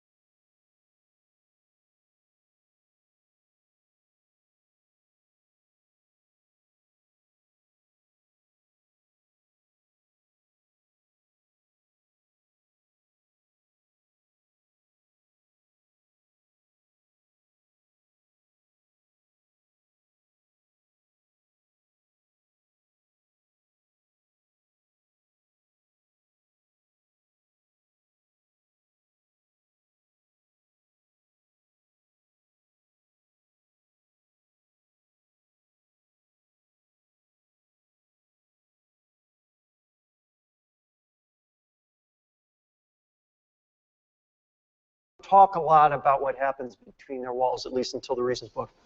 And now Emma spent time at Pixar. She doesn't represent Pixar. They barely represent themselves. She does speak for herself, and the stuff she tweeted was stuff she picked up while at Pixar. And it was really good, and it went completely viral. And that's how I discovered Emma Coates. So please, first of all, welcome Emma Coates. Emma's one of the people here today I'm super anxious to talk to. Emma got her start in story at Pixar Animation Studios in 2007 as a story artist on the feature film Brave. While at Pixar, she also worked on such films as Monster University and Inside Out.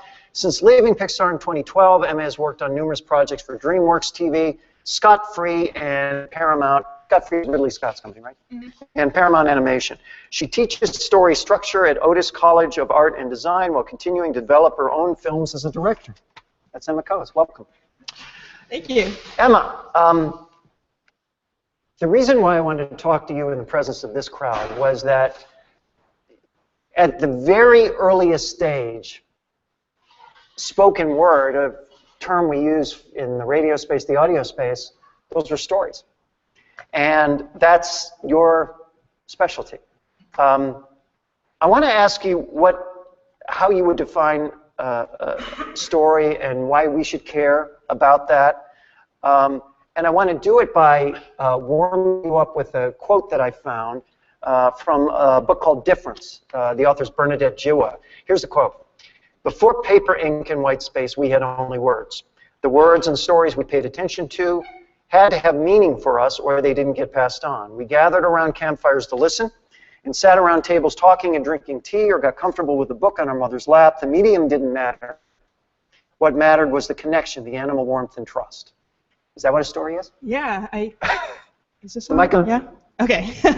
Yeah, I think that's absolutely like what a story is. It's kind of like a shared experience, and I think in looking to figure out like why stories are so important to us, like why we seek them out so actively, like why that's the way that we connect to like whether it's a brand or a fictional world is through the story. I think it's like, yeah, it's trying to figure out like the answers to the questions we have through kind of somebody else's experience, and story is the way that we share that experience or hypothetical experience with the audience. What's the difference between an anecdote and a story?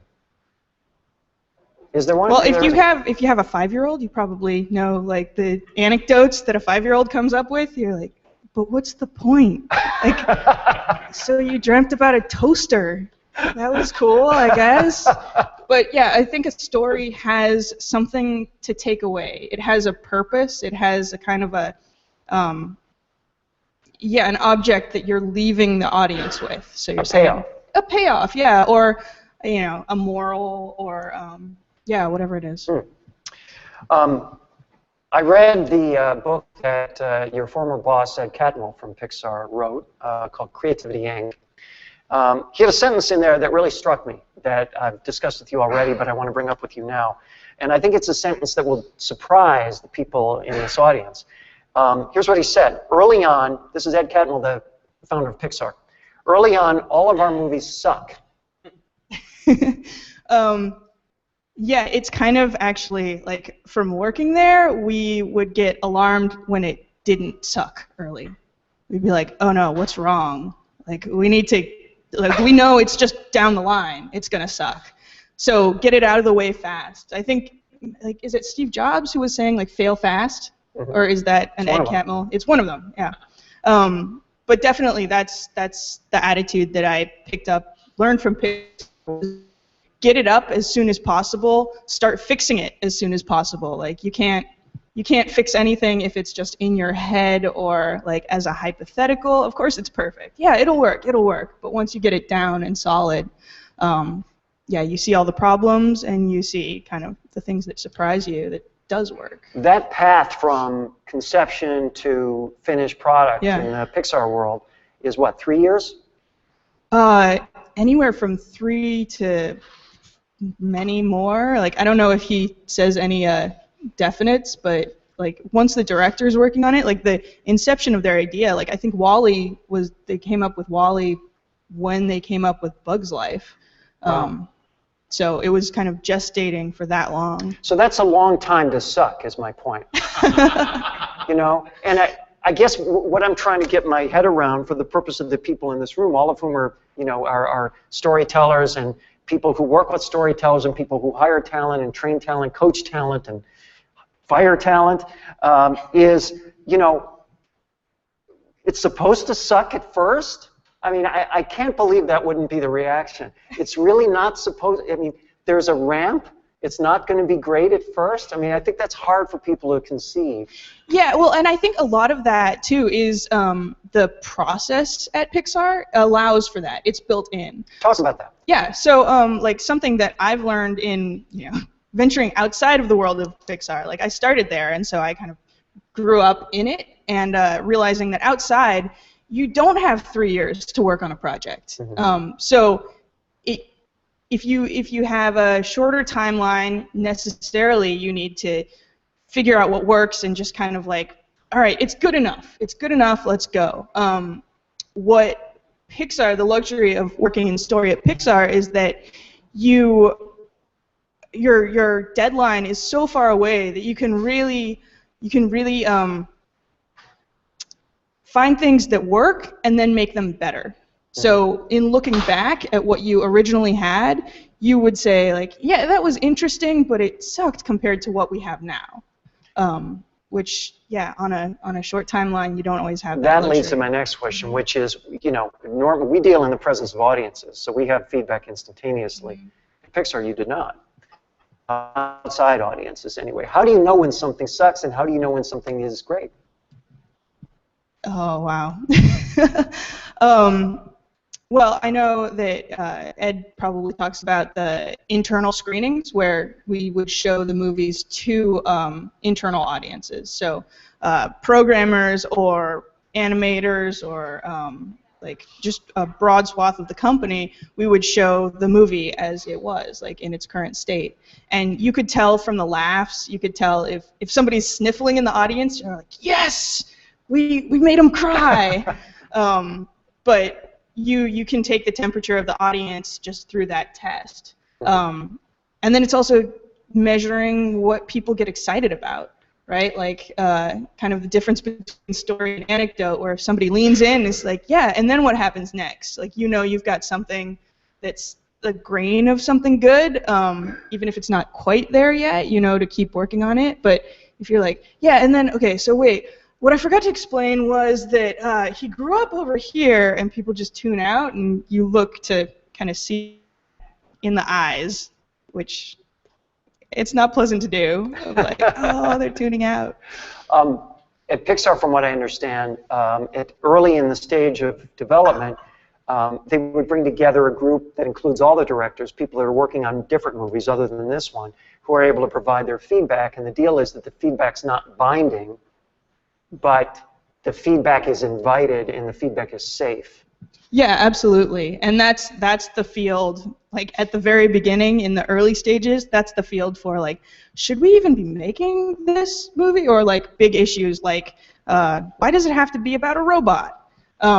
Which, yeah, once you get down the road, you're like, couldn't we have talked about that earlier? Something like that. But yeah, definitely. And they're a great, like, just as being in the story department, we were able to sometimes sit in on these like brain trust meetings. Brain trust meetings. Yeah, and it's just amazing to see these directors who are at the top of their game, like all of them kind of digging into the same problems and the solutions they come up with, and you just like, you want to take notes for I'm sure you posterity. did. Yeah. Do you have any anecdotes you can share from, or stories, sorry, you can share from that? I'm trying to think. One of the things that really stuck with me that I think I heard first in one of the brain trust meetings, but then I think he's said it later, is Andrew Stanton, who directed WALL-E and Finding Nemo, and John Carter. He was talking about Let's how... stop at Finding Nemo. He was talking about how our job as storytellers is not just to take the first thing that comes to mind. We have to dig farther than that to really entertain and keep the attention of the audience. It's like we have to go past the first, past the second, past the third thing that comes to mind, and like throw out the next 5 too, because that's when you really get to something that's original or unique or like hasn't been said a gazillion times before that's worth listening to. So in improv, they call that plussing, right? In improv...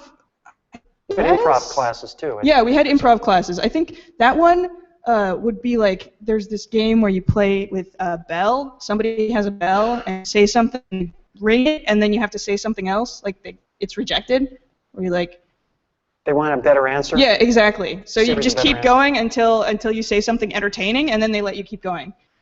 So what is it? And a couple more Pixar questions to get these out of the way, but. You know, it's rare that people get to talk to folks who've had your experience. I know there are, more than 1,000 people who've worked there over time, probably 1,000 people right now that are there. What is it like to work there? Well, they don't actually have a monkey that works there. It's on some of the special features. I was kind of disappointed when I started. But there are a lot of scooters.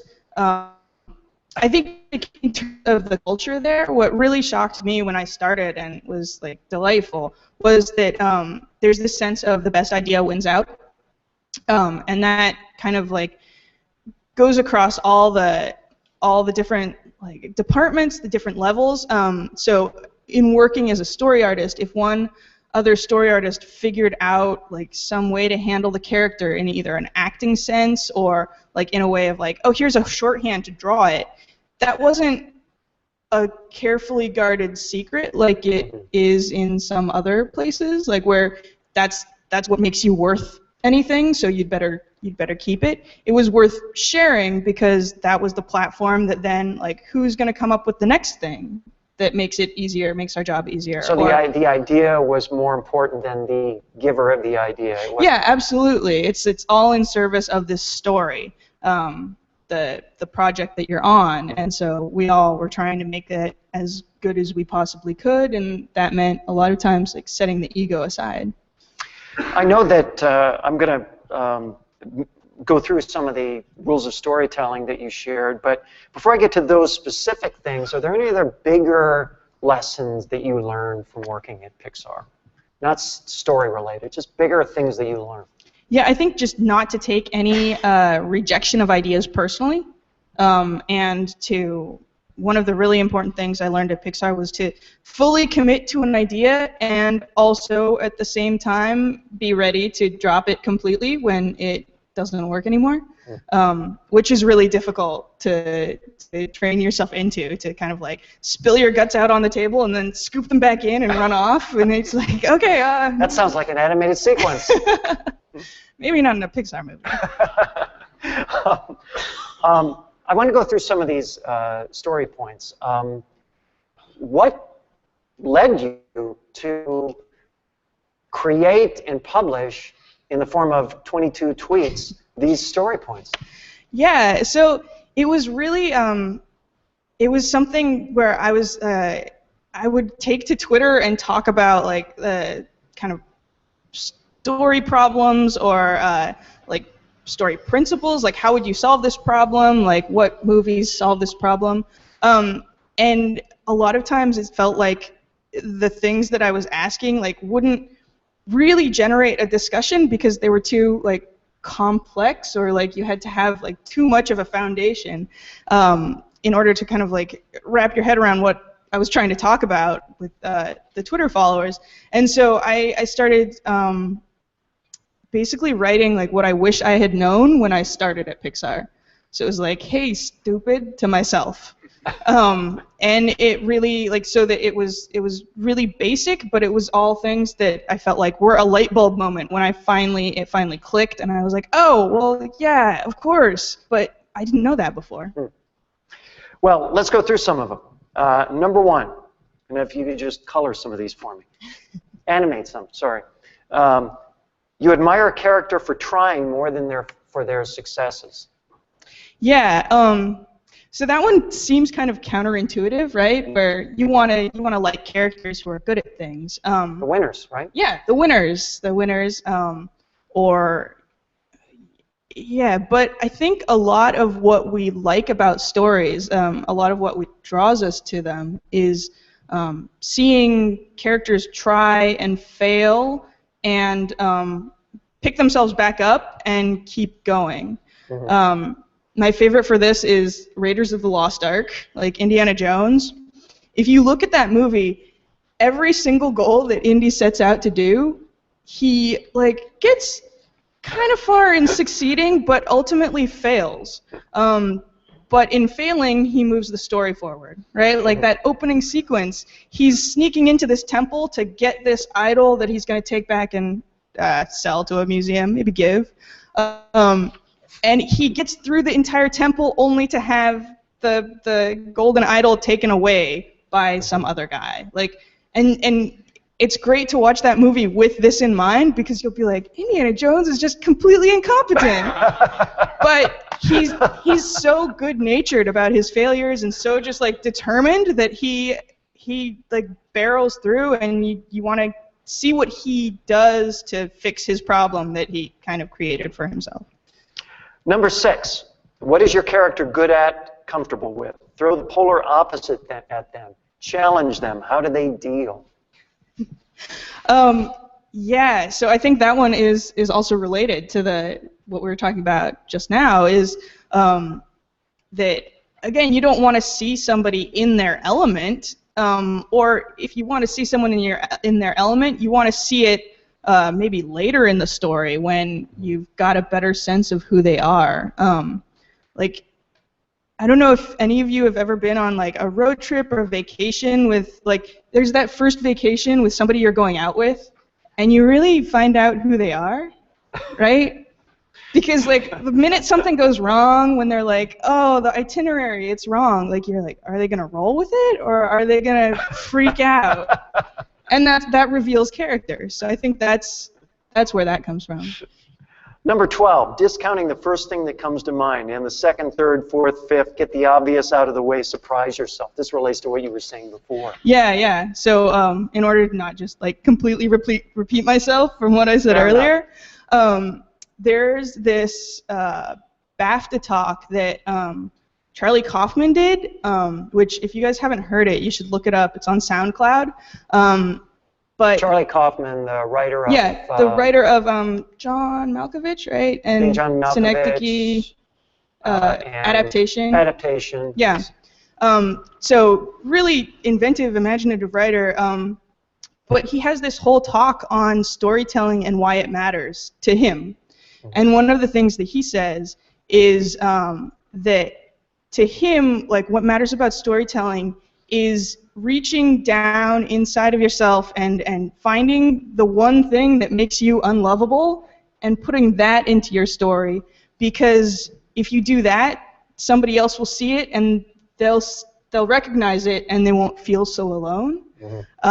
Which is kind of to that idea of like, what's the first thing? What's the second thing? What's the third thing? Like those are the easy choices. Those are the choices that don't hurt you, right? And they don't surprise you. Yeah, they don't surprise an you. audience, right? They're not exciting or new. But to dig deep, or to be emotionally real, or to just like go completely off the rails, like that's surprising, and that makes people pay attention. Number 16, what are the stakes? Give us a reason to root for the character. What happens if they don't succeed? Stack the odds against. Yeah. So that's one where that was just like such a light bulb when I finally figured that out. Or you hear it, but when it finally clicked to me, and I was like, oh right, like a character there has to be more at stake in a story than just like a character's happiness. Like that the character will be unhappy if he doesn't get this job. Like no, you stack more things on there. Like he's gonna lose his house if he doesn't get the job and can't make a payment. Like now that's a problem that we can all relate to, as opposed to like, oh, you're not gonna be happy? Like, welcome to the world. Here's the last one I picked out, number 21. You got to identify with your situation and characters. You can't just write cool. What would make you act that way? Yeah. So that's kind of, I'm trying to figure out how to. It's about relevance, that one. right? Yeah, it's about relevance. It's also about kind of like being genuine with your characters, where. Clarify what that means. Yeah. So like you've got a character who's a murderer. Maybe even if you wouldn't murder someone, there's a circumstance you probably would, right? So it's like exploring that. So walking down that road of like, okay, so what? Maybe this character has a worse temper than I do, but if my kind of like murdering impulse comes from being angry, then that's where I would go with that. But maybe it comes from kind of like Game of Thrones political maneuvering, right? Like, as I'm imagining myself in a situation where I would do something like that, then it lends like more reality to the character itself, as opposed to just like cliche, like, oh, because he's a bad guy, right? He'll murder people. Yeah. What is the most important thing in the construction of any story? The end? I don't know. Is that your final answer? That's fine. That's the end of the talk here? No. I want to give people a chance to give some questions. Anybody have questions for Emma Coates? From the front row. How do you how you doing? I'm right here. Yeah, audio people always know when the audio is not working. How do you discover new music, and what do you listen to the most music on right now yourself? Wow. I'm listening to a lot of KCRW. I live in LA and spend a lot of time in the car, so KCRW. Yeah. General manager of KCRW. Awesome. Also, I'm on Google Play a lot, so the subscription I really like, because you can get everything and go down the rabbit hole of like, all right, today's the David Bowie day, everything David Bowie.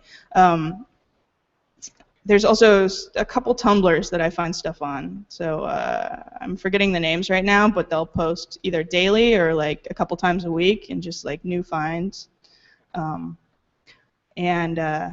Yeah, the college radio station from up in Berkeley, I keep listening to. Any other questions for Emma? Oh my goodness, we got a lot. Let's go back a little bit. Go in the middle there somewhere. How do you get from that first, this idea sucks, to this idea is okay. But it's the same idea, and somebody's going to say, wait a minute, didn't that suck just a month ago? Wow. Yeah. I think it's about that's all about to me.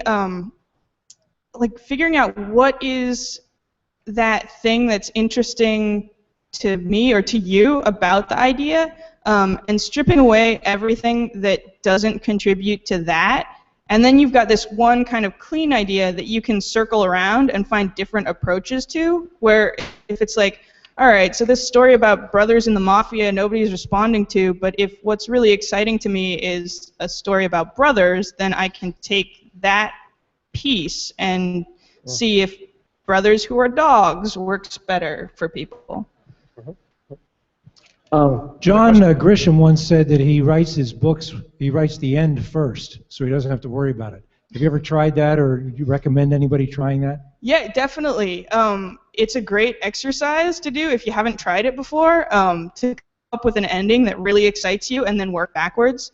The trap that you fall into, and I speak from experience, is like that once you know the ending, it can be easy, like you fall into the trap of like, then just stuff happens to lead to the ending in a way that's not surprising.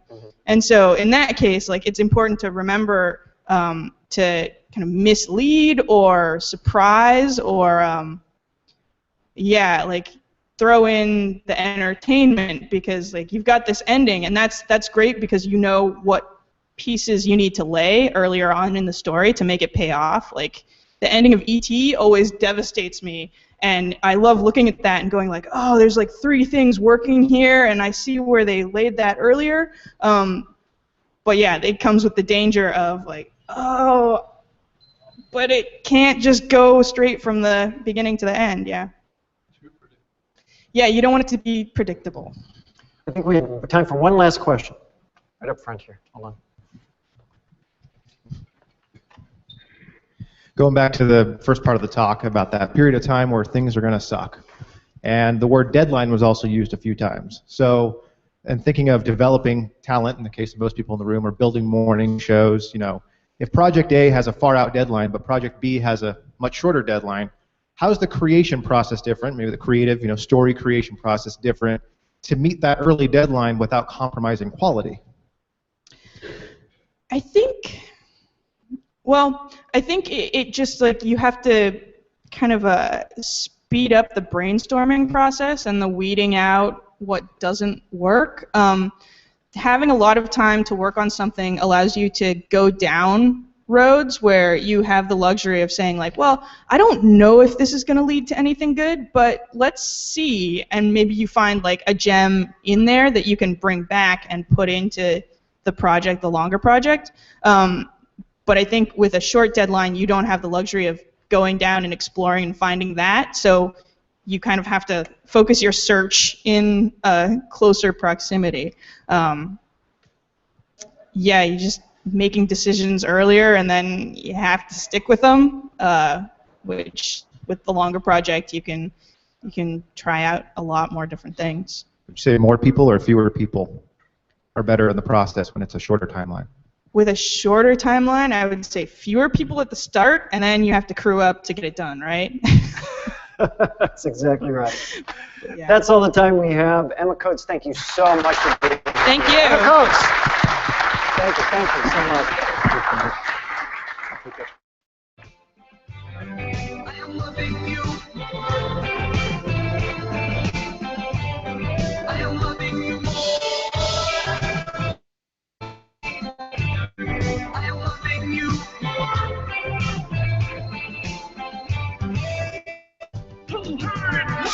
No, not right from the start. Go sell that shit somewhere further from the heart. Running and running and running and stop. Come on, we both knew this thing would be hard. I see art, you see class, you think, you ask, you say, darling, am I unsure?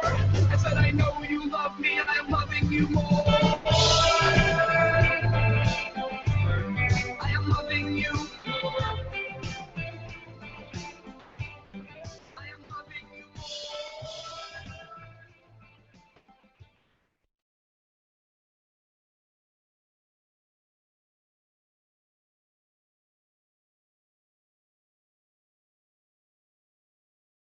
The first time I met Robert Rose, I don't know if he's going to remember this. Maybe he will. It was at a conference. He knows which one it was in New York. It was a few years ago. We happened to be sitting next to each other for some reason that I don't know why. And I remember turning to him because it was in context and saying, "Hey, I just ordered the first generation Kindle Fire." And Robert gave me this sideways glance. And I said, "Did I make a mistake?" And he said, "I think so." That was my first meeting with Robert Rose. Robert helps marketers become stellar retailers. Robert is the chief strategist for the Content Marketing Institute. If you don't know the Content Marketing Institute, run, do not walk to the website now. Senior contributing analyst for Digital Clarity Group. He is the author of the book Managing Content Marketing, which spent 2 weeks at the top as a top 10 marketing book at Amazon.com. He works a lot with large brands, large companies such as 3M, AT&T, KPMG, Staples, and Petco to help them tell their story more effectively through the web. He's worked to help develop digital marketing efforts for entertainment and media brands such as Nickelodeon and NBC, and he's been quoted in publications such as The Guardian, Wall Street Journal, Wired, CBS. Yours is one of the shorter ones. And Business Week. Please welcome Robert Rose. Thank you for making me feel like a stand-up comedian. So what's the deal with... Yeah, what's up? Robert's co-founder at Content Marketing Institute is a guy named Joe Polizzi. If you read any book that has content in the title, chances are it's written either by Robert or by Joe. So Joe Polizzi can't be here with us today, so to heck with him. Robert, content marketing is a phrase, and the other thing I should say is there's a podcast that Robert and Joe do, which is really standout material. It's called This Old Marketing, and I highly recommend it. Content marketing is a phrase that rolls off your tongue with the greatest of ease. And you have conferences around this, and you have clients that are obsessed with this, and brands that are all over this. In the audio space, there's a lot about content, a lot of talk about content. We almost never use the term content marketing. What is content marketing? So, I mean, it's got a lot of buzz around it, right? I mean, so especially on the brand side, you may be hearing this from advertisers, you may be hearing it from the brands that you're dealing with. Content marketing and its sort of sister native advertising has a ton of buzz around it. And it's really quite a simple concept that is evolving even as we speak. So, I'll give you the quick definition, and then I want to sort of dive one layer deeper here, so that. Because especially when I talk to media crowds, there's both the us marketing ourselves of what we're doing, and then there's what we are offering to our clients, right. our traditional advertisers. So there's a bit of a double-sided coin here for you guys, especially, and I want to be sure that I'm careful to address both. But basically, content marketing defined is our ability to create, curate, and distribute valuable, wonderful, engaging content with the purpose of engaging an audience that ultimately moves the business forward in some profitable action. And where we often, so that's it defined, it's how I define it in the book, and it's how we define it at Content Marketing Institute. So that's too broad. So if we dive deeper into that, and we look at what content marketing is, it's really for, on the brand side, so as marketers, and that's my background, I come from TV, and then I did big company stuff and agency side and all of that. From the marketer's perspective, we were classically trained to rent audiences. We rented your audience, and God, we hoped they did something when they heard our straight-to-market message. We hoped. They saw our billboard, they saw our TV ad, they heard our ad. They did something to see our direct marketing message, and we hope to God, and you hope to God, that something happened with that audience that made them do something. Well, now, and content marketing certainly isn't new. I mean, it's something that's been around for hundreds of years, hence the name of our podcast, This Old Marketing. But it's really been down to the audience that we knew. So you see lots of loyalty programs built around content marketing. So this is the classic airline magazine, or the loyalty magazine, or the CRM, the customer service magazine, that sort of thing. That's where it really got its roots.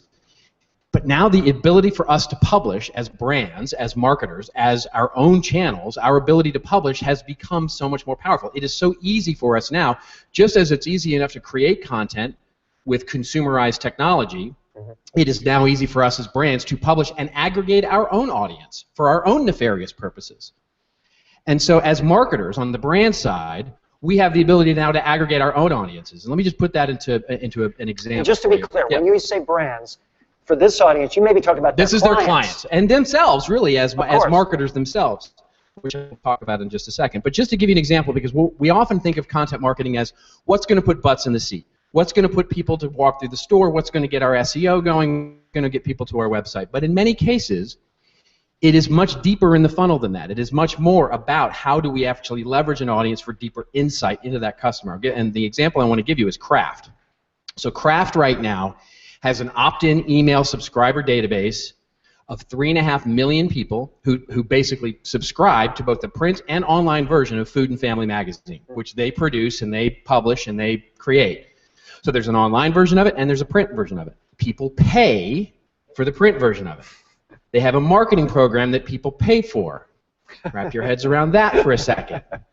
Now they have 3.5 million opt-in email addresses. They actually have a bigger audience than Food Magazine and Food TV Network. It would actually make more sense for Food TV Network to advertise with Kraft than the other way around.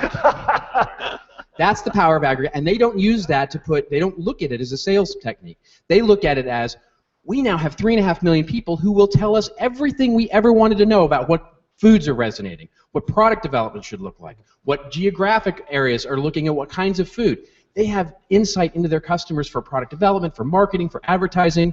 They're starting to use that data now for programmatic advertising. It's a hugely valuable ability to do something with an audience. That's content marketing in a nutshell. Okay. Now, let's probe the two sides of the coin, okay? Because I think understanding both is really important. One problem is, as you indicate, we're a brand ourselves. We want to do our own content marketing. We're creating content all the time. You could argue that that is content marketing of a sort.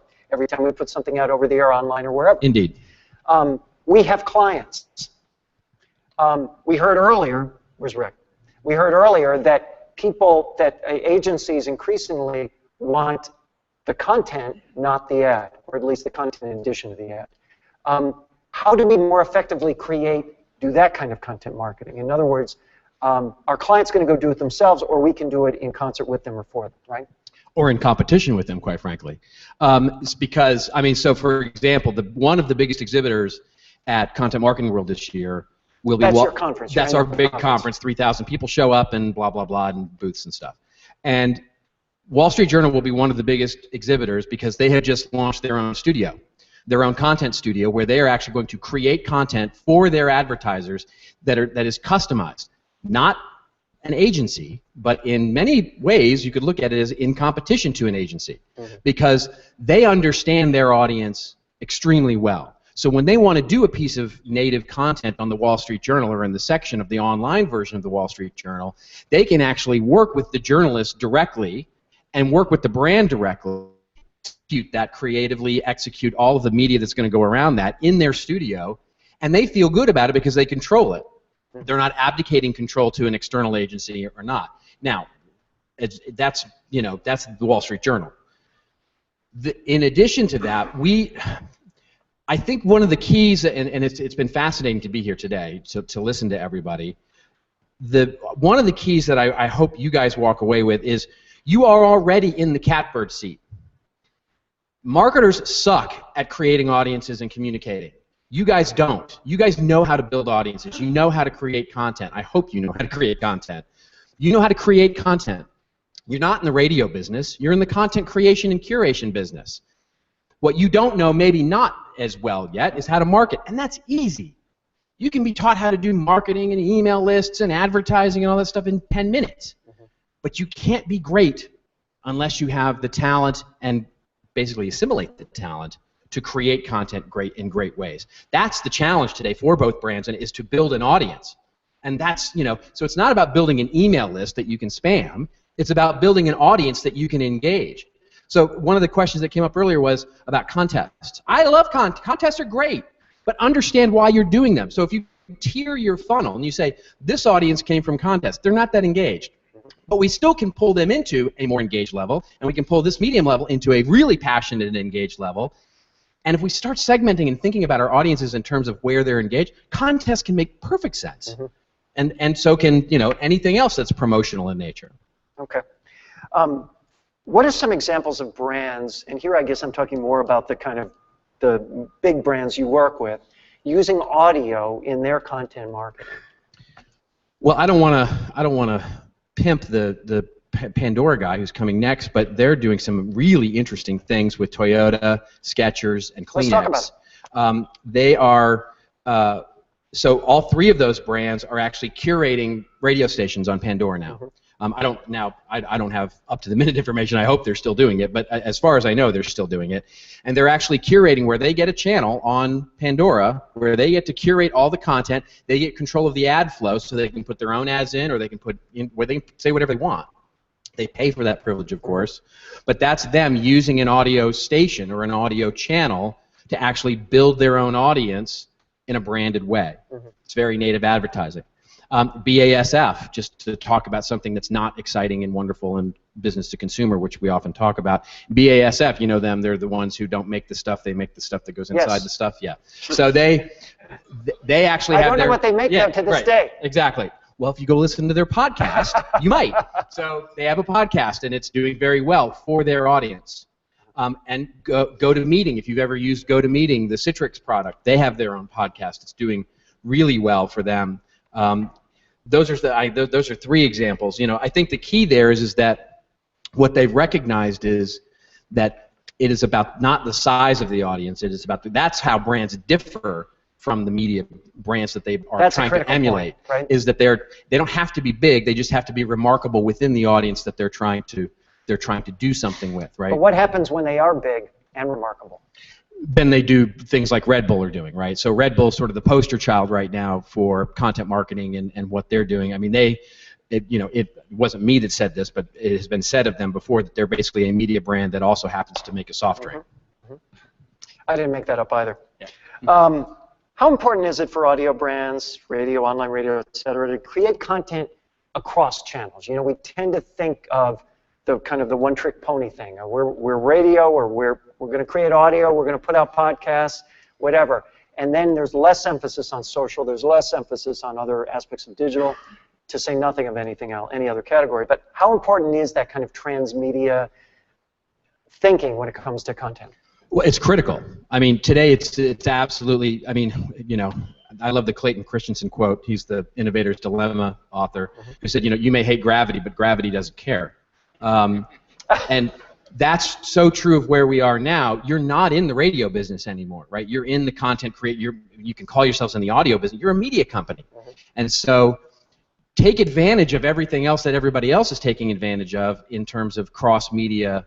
You know, I look at something like, you know, what Leo Laporte has done with Twit Network, right, where he has basically built an entire network from what was just a single audio podcast, and he's now 30 shows that are very niche-oriented, right? Nerdist is another example, right? Yeah, exactly.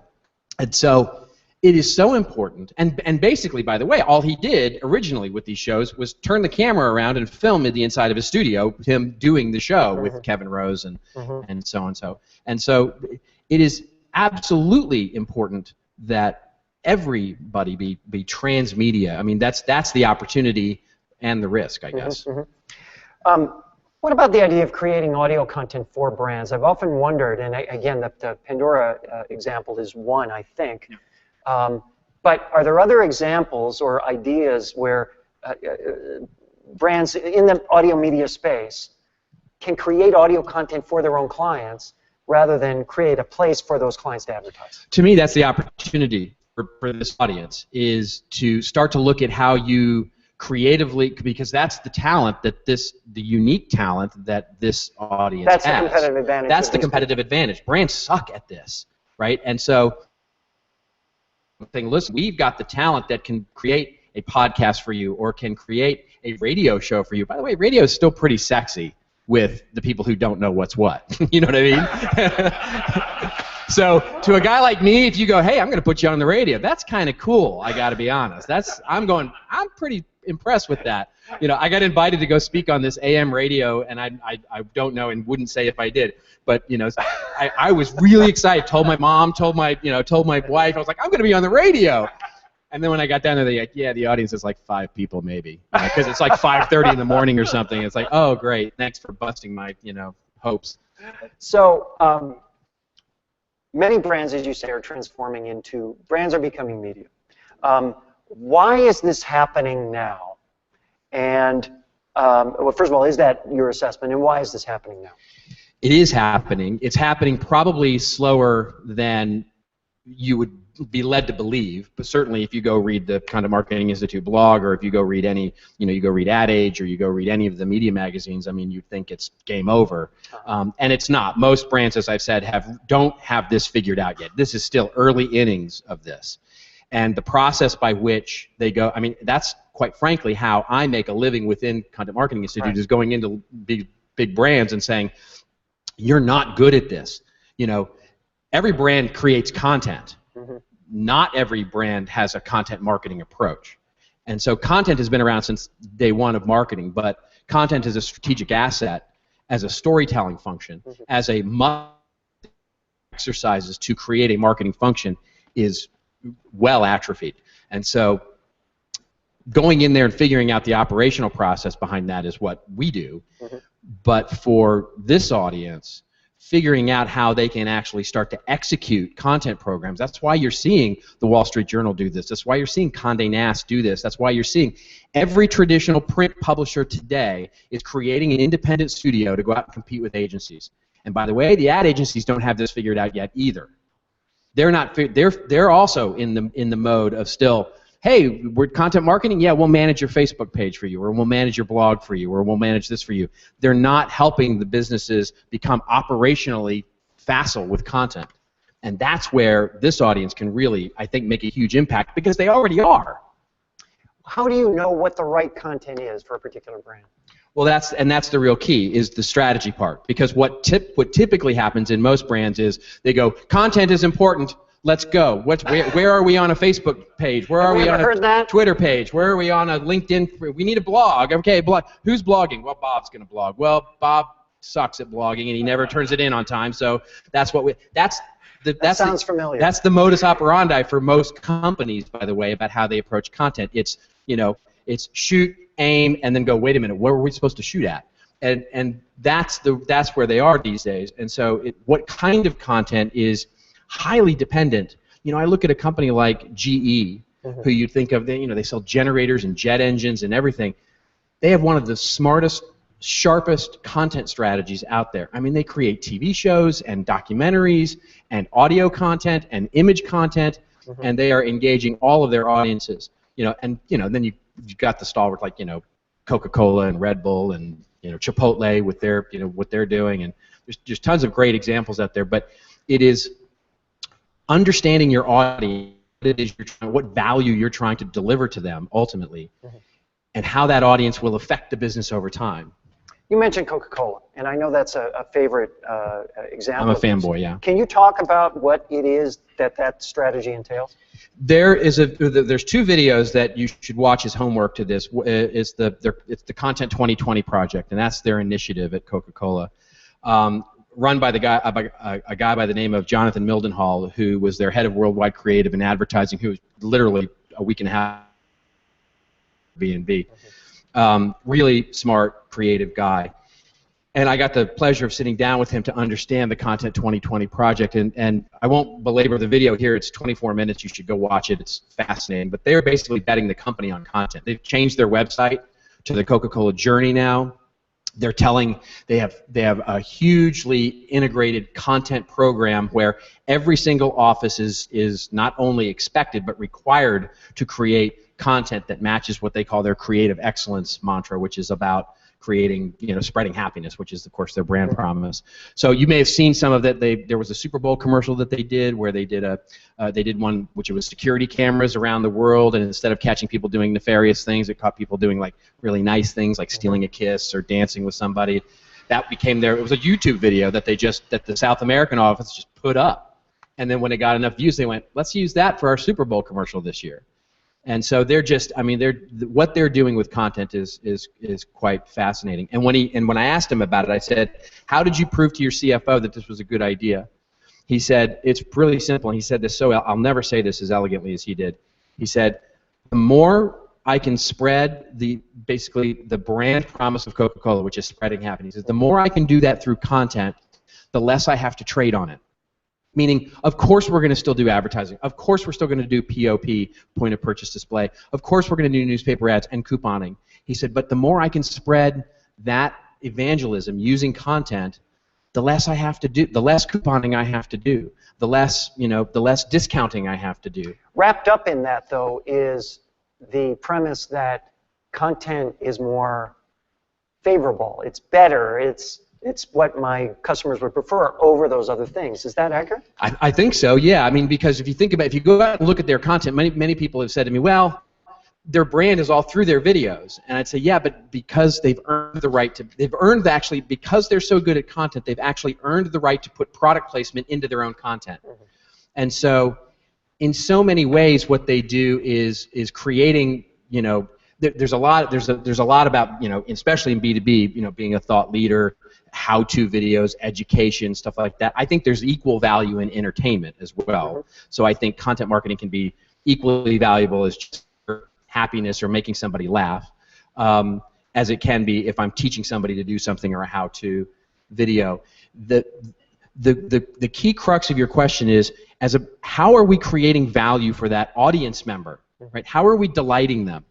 In a workshop, I often use, the beginning to HBO, and not the one that they have now with the, it's just very short, but the old one from the 80s where it's da da da da da da. You know what I'm talking about, right? Sure. Right. So when you heard that, what was it's like Pavlov's dog. Something amazing is about to happen. I don't know what, but it's going to be awesome. It's going to be a great movie or a great show or whatever.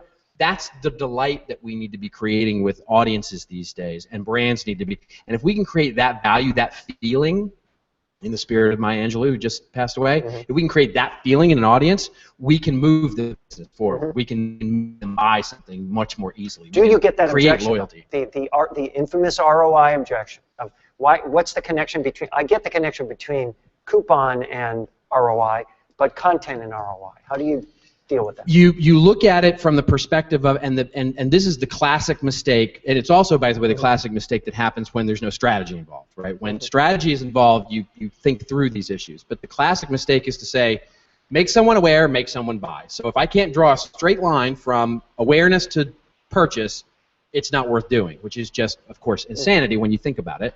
And so the key is like, what is the goal that we're trying to reach? And how can that goal be better facilitated by building a wider audience? So very often what I'll do is I'll show a picture of the sort of, it's the new funnel as most marketers think of it these days, which is sort of looks like an hourglass. It's inverted on itself. So at the top you've got awareness, and at the middle you've got customer, and then you've got loyalty and evangelism down at the bottom. And so what we got to find out is, where does it hurt the most? What are we trying? Are we, once we get people in, we can convert them. We know how to convert them. We know how, so we don't need that. Okay, well then all we need to do is pour more people in. Or, you know what, we're really having a problem with churn right now. We really need to understand how to create more loyalty. Great, that's the layer we're going to focus on. So let's figure out a content program and an approach of how that can make everything else we're doing more effective. And I'll give you an example. So I worked with this B2B company. They were saying, you know what, I need more leads. We need more leads coming in the business. How do I do that with content? And I said, what we'll do is, you've got all these content, you've got white papers, you've got a blog, you've got all this stuff that's teaching people great, wonderful stuff. We need more people to experience that so that they're more, that they're more engaged. And he said, yeah, I don't believe it. I said, I'm going to switch all your advertising. Instead of saying call a sales guy or click here to download a trial or the sort of thing, we're going to switch all your advertising to go to experience the content. And we ran it for a full cycle. And the content was what? The content was white papers and blogs. It was basically educational, thought leadership. They're a software company. Okay. And so at the end of the period... But I just want to interrupt to say the same could be for a radio station, and you have retail clients out there on the street, and you could do the same thing. Absolutely yes. Absolutely yes. What they discovered was, after the 6 months, because it was a full sales cycle we went through, I said, I need a full sales cycle for this to play out. You have to give me that. He gave me that. After the full sales cycle is done, we found out that those customers that came through the ads and ultimately became customers, it took them 1.5 times longer to close, and it took them 1.2 times the cost to close. The CEO came in and he said, I told you this thing is shit. We're not doing this. And I said, wait for it. I said, let's look at the customers that we closed. Every single one of the customers we closed spent twice as much. They were a service, a software as a service. They ended up staying 5 times as long, and they were twice as likely to share their story with a friend. They were a more valuable customer. Right. So was it worth it to spend the extra time to engage them with content? Why did it work? Because when they went through the sales cycle, they were more engaged. They were more aware of the other things that this company sold. They were more engaged with actually becoming a brand subscriber, something to their approach. They were more engaged in the product. They weren't just signing the deal because they got 20% off at the last second. Right. They were actually fully engaged. So they spent more, they stayed longer, and they were more likely to stay. That's terrific. That's where content really earns its keep. One last question for you, and this is something that came up on your last podcast. The role of content versus advertising in mobile strategy. You said something I thought was fairly provocative, so I just want to take you down that path and let you say it again. All right. What did I say? You said something about how advertising in mobile strategy wasn't as effective as content. I think that's true. I don't have any empirical data By the way, I to should show echo that. Sometimes it's easy to forget that a lot of the mobile space that we deal with is the audio space, Right. which may be an exception to that rule. Well, and maybe or maybe not. I mean, the Mary Meeker report just came out. If you guys don't know, the Mary Meeker report is the Internet Trends report that's come out every year since 1997, I think, when she was with Morgan Stanley.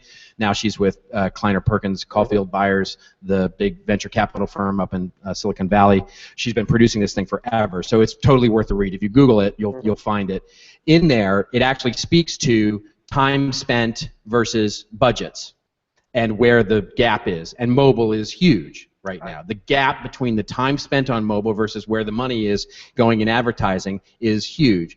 And I think it was actually Joe who said this, where he said that gap is likely to only get bigger as the efficacy of mobile advertising, I think, proves itself, which is people don't click on ads in mobile. I mean, even less so than in banner ads and on the web. They don't click on banner. I mean, when was the last time you guys clicked on an ad when you were surfing your mobile phone, if ever? Your audience isn't doing it either. What they're doing is they're engaging with content. So how can we start to embed content, whether it's in a native advertising format, whether it's in a sponsored piece of content? For example, when we do our podcast, we have a sponsor. This month it's Emma, the email service. Before that it was Oracle. And the sponsors are getting coverage now. Right. There you go. How about that? Oracle. But we don't break for an ad. We actually incorporate it into the content of the show, and that can be perfectly done within the content. All I'm context. suggesting is that the integration with the banners you don't click on a mobile environment with an audio message that you don't have to click on may create a different outcome. You may be right. You may the rich media part of that, which quite frankly most brands again are just now starting to figure out. You had made a point earlier about the shareability of audio, and I think one of the challenges in the shareability of audio has been that as audio creators, we have done the same thing that television did when they invented television, which was to turn the camera around and film radio plays. We've done the same thing. So audio for us is either a 2.5 or 3 minute pop song or a 30-minute podcast. We don't think of audio in what's the 30-second snippet of that? What's the 15-second snippet of that can be shared in little bite-sized chunks in a social capacity? Vine is doing a great job of this, obviously, with video. What's the audio equivalent of that, and why aren't we doing it? Great point. I think we have time for one question from the audience. I know somebody's got a question. JD, why don't we go back to you? You mentioned that you... Whoops, hold on, JD. Hold on, you got to wait for the mic. Hello. You mentioned that you admire what GE is doing. It's good. Be patient. There we go. It's about the recording, not about this. Thank you. You mentioned that you admire what GE's been doing, and I've seen a recent effort called Pressing that GE's done, where they've aggregated public interest video and given it and added a Twitter campaign and a curation element to it. My question for you is if you have any idea, other than brand association, what sort of results they're seeing from that sort of effort. Do you know anything specifically about that? And how that came up together? I don't know how it came together. I know Beth Comstock, the CMO there, is the driver of all things content marketing related. And I know for them it is about brand uplift, right? Because for them it's not about, look, they're not kidding themselves that somebody's going to come in and buy a new jet engine because they saw it on Google in a tweet about it, right? But what they can do is get young people engaged in the GE brand and the GE approach to the way, so one, recruiting, two, they can get younger people who are just coming into the workforce engaged in the GE approach, and three, so that's their science. They do these amazing series on Vine that they're doing now called 6-second or 8-second science experiments or something like that. It's really cool.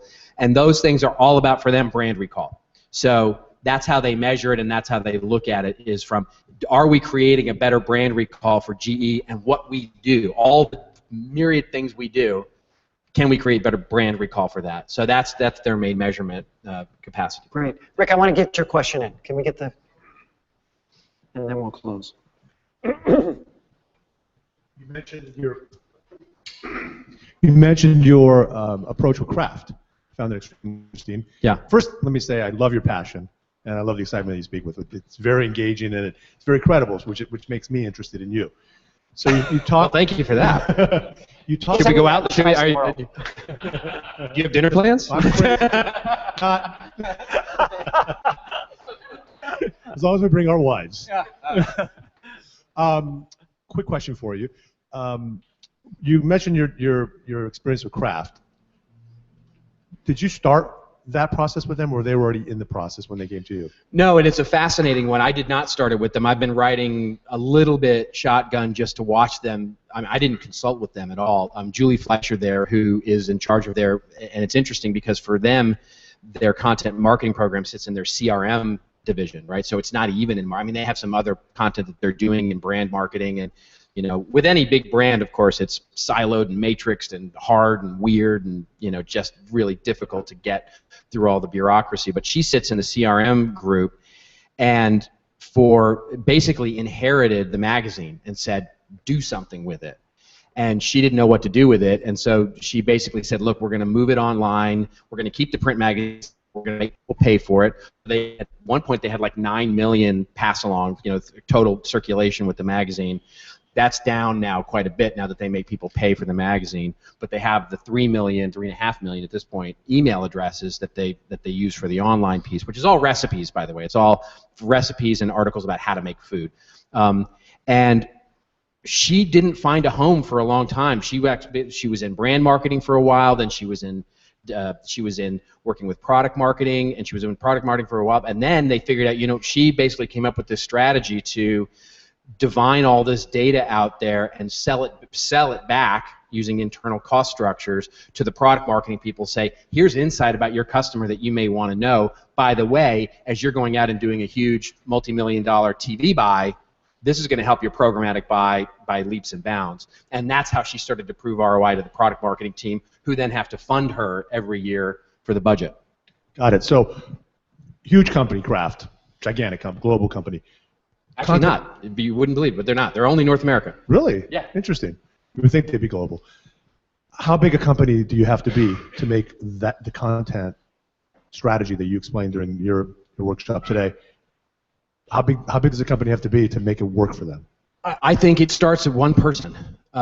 You know, I mean, you're sitting in it. Yeah, I mean, I you know, not to put too fine a point on it, and I really don't mean to beat my own chest here, but I look at myself as my own little media company. I mean, I do most of my, as Mark was saying when he introduced me, there's two groups I do work with, Content Marketing Institute and Digital Clarity Group, but I'm me. I'm my own media brand, and I write for, I don't blog for me. Like, I don't have my own blog.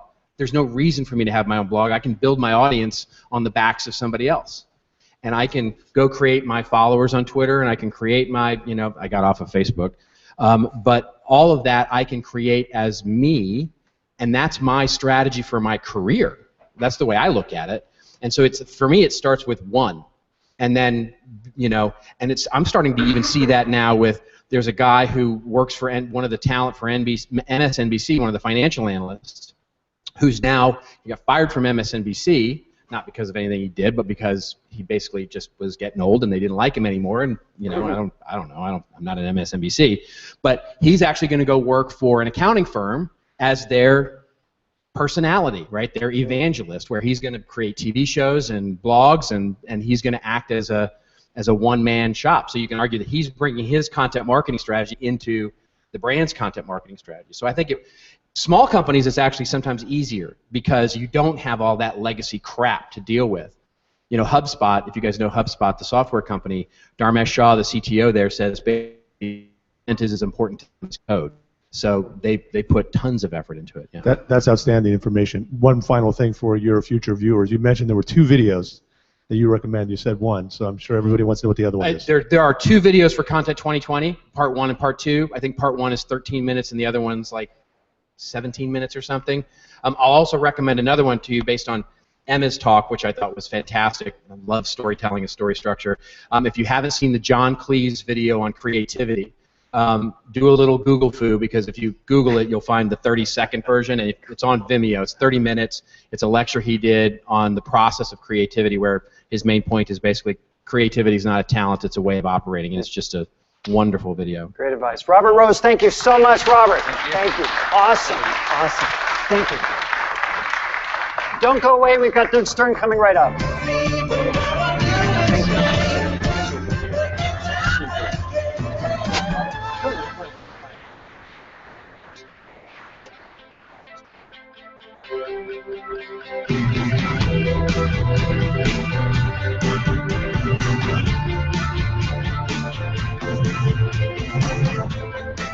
Now if the cold daylight in your eyes reaches all to rise and rise, you know not to leave her. Now if the cold daylight in your eyes.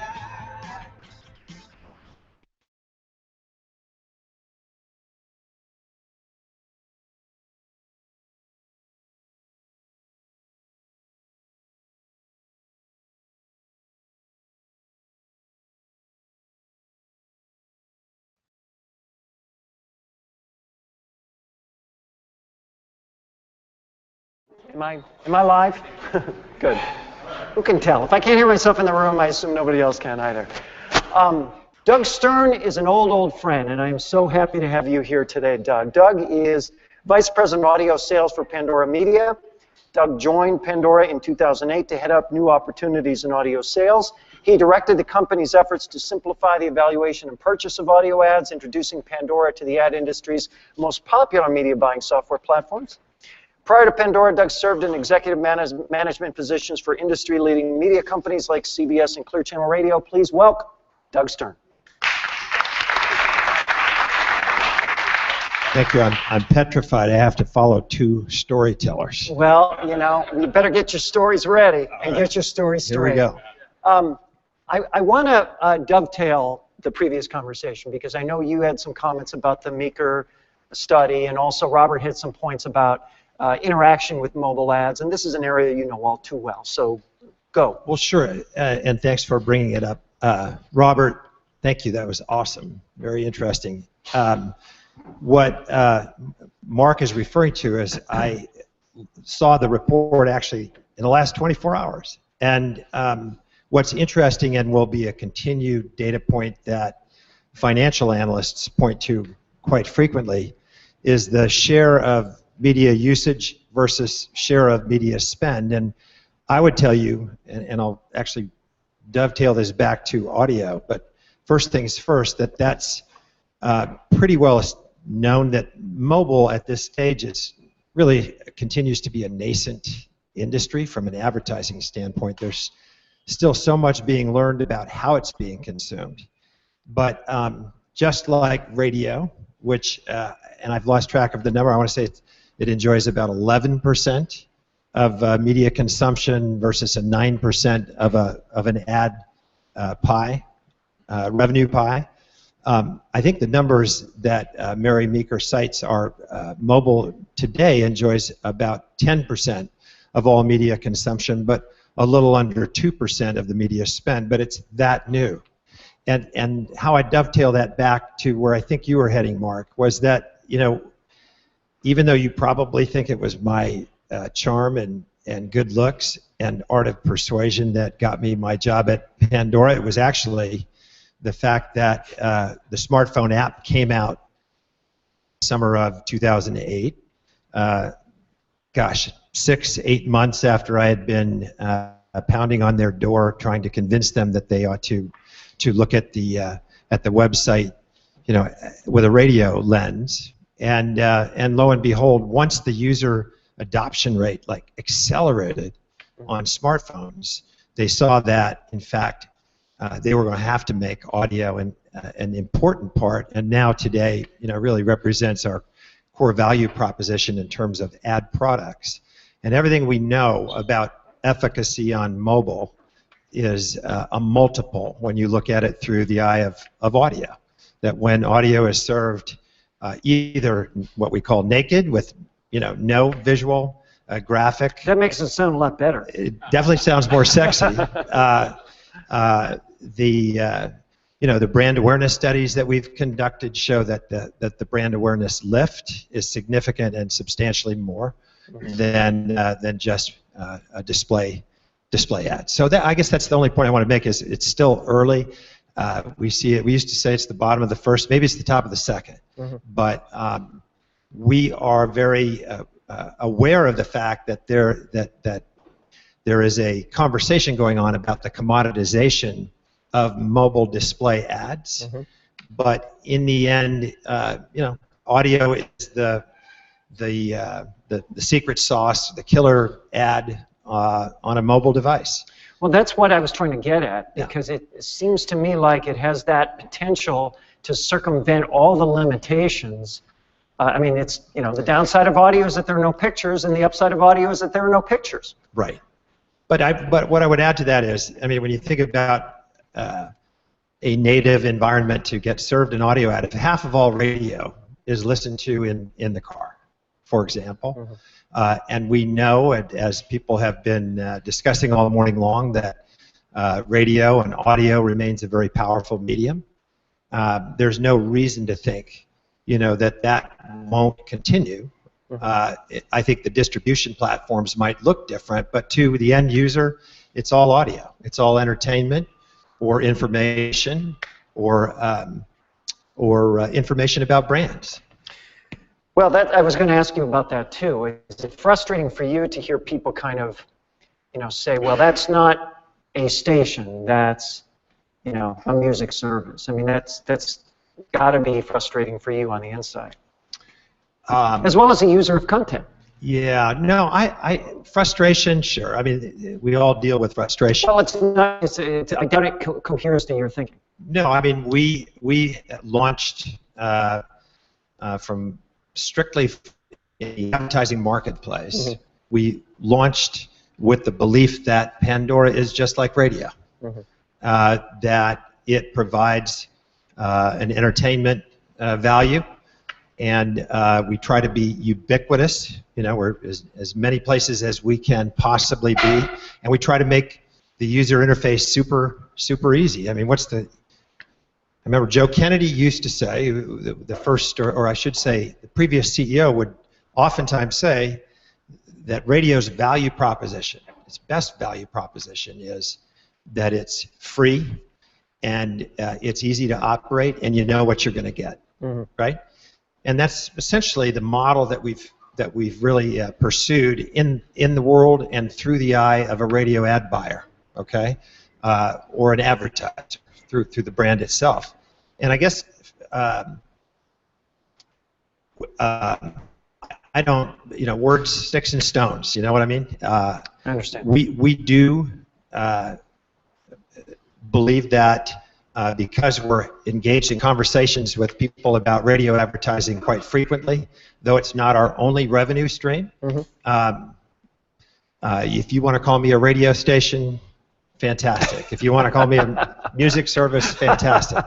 But in the end, we really are operating a business model that's very similar to radio. How much more effective, or is it more effective, audio only versus audio and other elements that people are able to interact with, visually, clickable, etc.? So, I mean, I would tell you that the simplest response is it's always a function of what the objective is, the marketing objective. When you combine sight, sound, and motion, and all of the elements of rich media. I mean, you can garner, if you're using, say, click-through as a proxy for effectiveness, or brand awareness lift in a study, in a post-campaign study, you can use all of these elements to garner a richer outcome.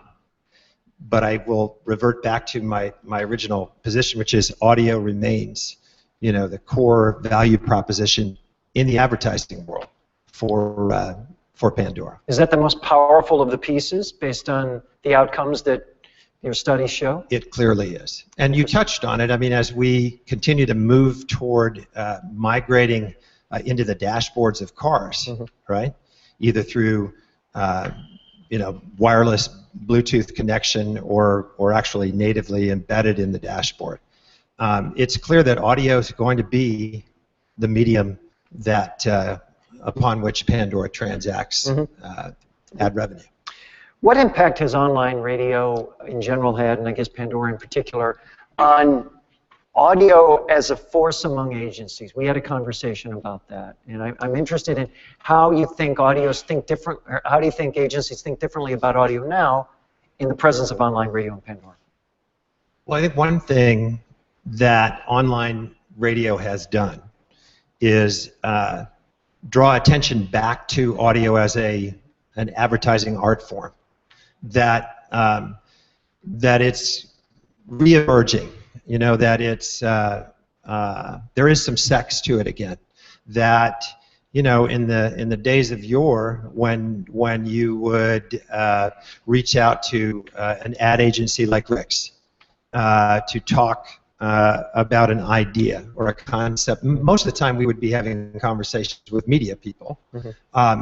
Those are important conversations, obviously, to have, and typically they end up coming last. But today we find ourselves in front of creatives, and largely because they want to know more and more about what the tools are that they can use to do anything as simple as enrich or improve the key performance indicators of a simple radio campaign, or to execute on a sonic branding strategy like Robert was talking about earlier. Let's talk about that. I mean, how do the kind of the transmedia opportunities of online radio open up opportunities creatively for agencies? So that's a good question. It's kind of a softball. I really appreciate it.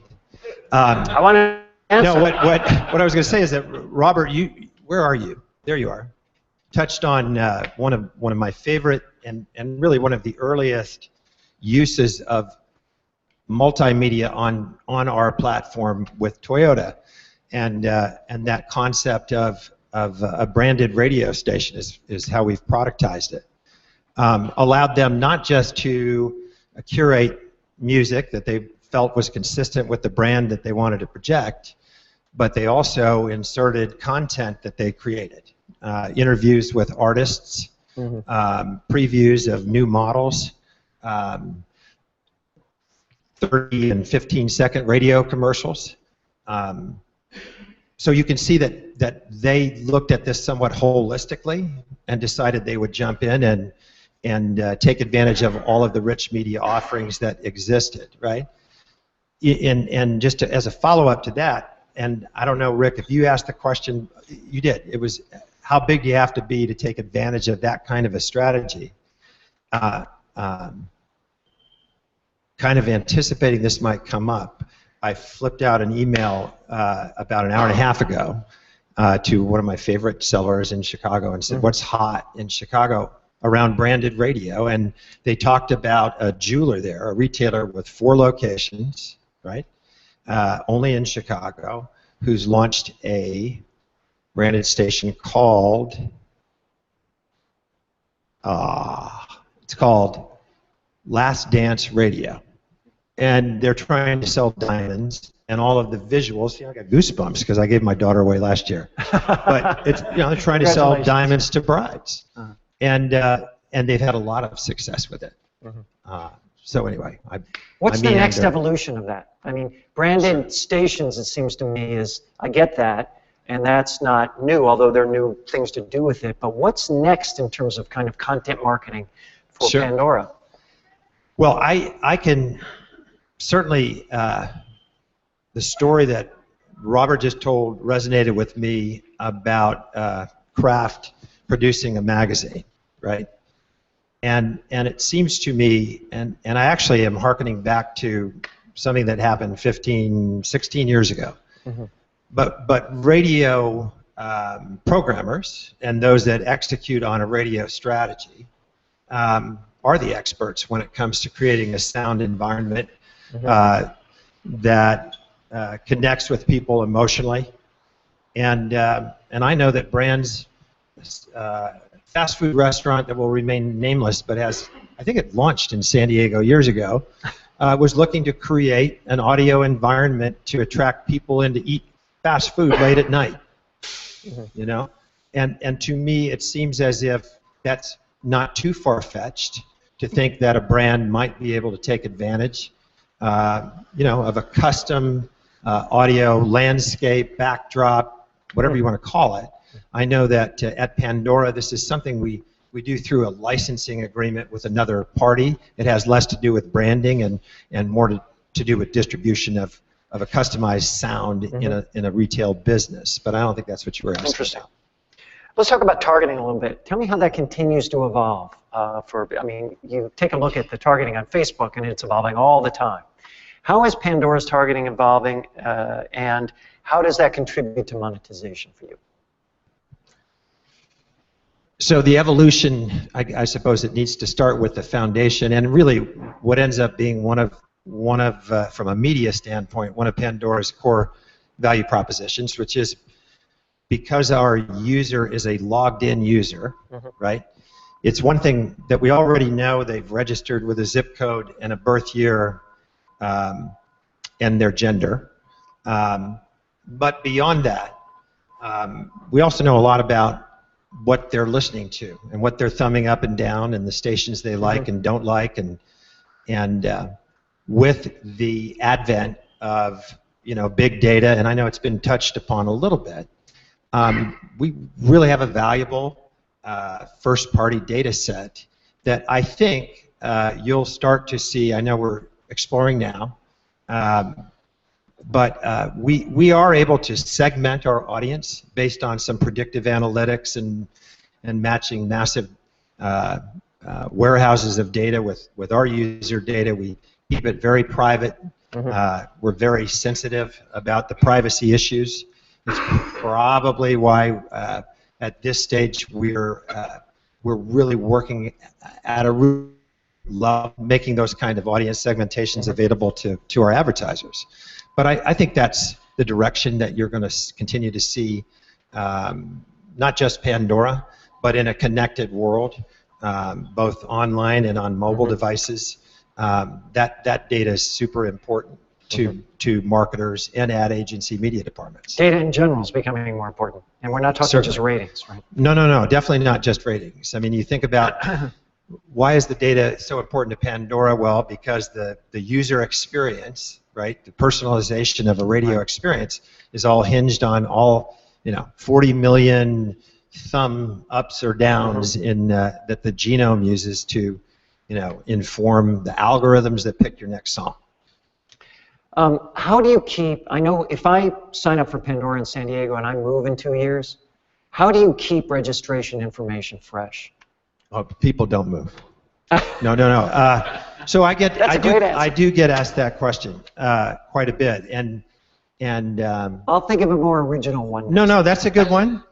And I'm glad you asked it because I think that there's a lot of noise in the system about that. So some of you may know that internet radio is measured by a company called Triton Digital. I think they are even sponsoring the event today. Yes, they are. That's a good thing. Shout out to Triton.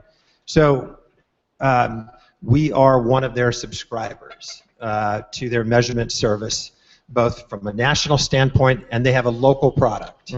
That local measurement product was accredited by the MRC.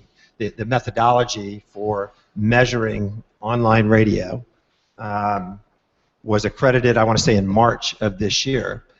But what was not really written about a ton was the implementation of their methodology combined with Pandora's registration data, was also accredited, and we had to go through quite a bit of work to earn that accreditation, to meet their standard, which involved and included introducing new controls so that when we see a registered user that has a zip code that looks like it's lapsed because it doesn't necessarily match up with an IP address or a UID address on a phone, we ping them. We notify them and say, hey, have you moved? Would you like to update your data now? And that in and of itself, and introducing that measure, has I think solved the issue of advertisers being comfortable now. Being comfortable with the act. Having that validation is helpful. One quick question on measurement, then I want to open it up. What does the advertising market want in terms of measurement, and what will it take for them to get it if they don't have it now? So what we hear, right, in the advertising market is they want the ability to look at internet radio, not just Pandora, but they'd like to see the entire universe of audio measured side by side. That if an account team and a creative team and a strategic team have put together a media plan, a multimedia plan, that includes the use of audio, right, they want to be able to evaluate all of the places that audio that they're creating. They want audio to be equal in their eyes. Correct. For buying purposes. Correct. And what was the second half of that question? Well, and what does it take? What will it take for that to happen if it isn't already happening? So, it's a great question. I think right now, through a lot of work that we have done at Pandora, and that Triton has done with the media buying software companies like MediaOcean and Strata. These are the companies that agencies, largely, most ad agencies use to transact media purchases, not just in radio, but across other media. That it can be done, but it's still not a seamless experience, right? And I think when it becomes profitable to the measurement services that measure broadcast radio, to blend the two, I think that perhaps that's when you'll see what the marketplace is asking for. Okay. Questions from the audience. I expect we'll have more than a few. Let's go on the end there if we can. Oh, sorry, I've got to send you way over there with the mic.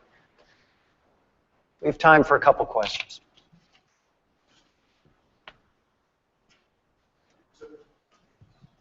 So it's sort of interesting to me.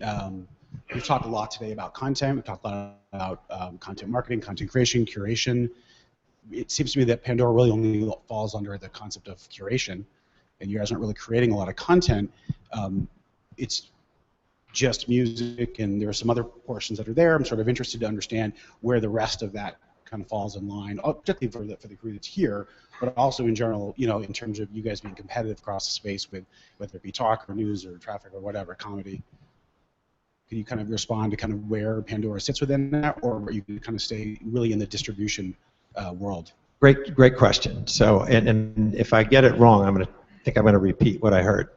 But in the world we've been talking today about content, original content creation versus aggregation of a lot of content. Where do we sit? Did I get it right? So, and I mean, clearly, what our brand is about is the user experiences brand. So what I would say is that our value proposition is somewhere in between, because clearly we're not creating the music or the comedy. We're paying for it. But what we are doing is creating that personalized experience, right, that allows the listener to customize what they want to hear, when they want to hear it, in a radio sense. Not on demand, but certainly we're trying to create an experience that allows the person to sit back and say, wow, that's awesome. That's exactly what I wanted to hear. Does that address what you're... That kind of talks to the, as I presented this morning, exclusive functionality that adds to the value proposition. Yeah, we have, let me get Barry over here before we get them all, then we'll wrap up in the back there. Sorry, I guess that's not an efficient way to do it, but It's a question about measurement. Nielsen says that in the PPM markets, Pandora does not show because the signal is not encoded. Is there any reason why you wouldn't want to be in there? So the simple answer is Nielsen doesn't measure Pandora. Right. And They can't, they say. Can't lives on Won't Street. So what I would tell you is, but what I tell you is that we are super happy and satisfied. Actually believe that the measurement that and the methodology measuring Pandora today has accreditation in 276 markets across the country.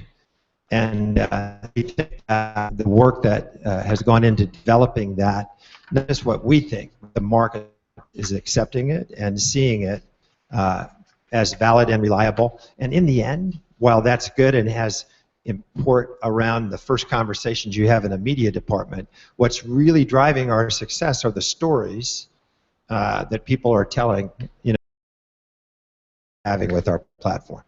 The first part of your answer was very good, thank you. The second part was beautiful. Thank you again. Okay. Very final question in the back there.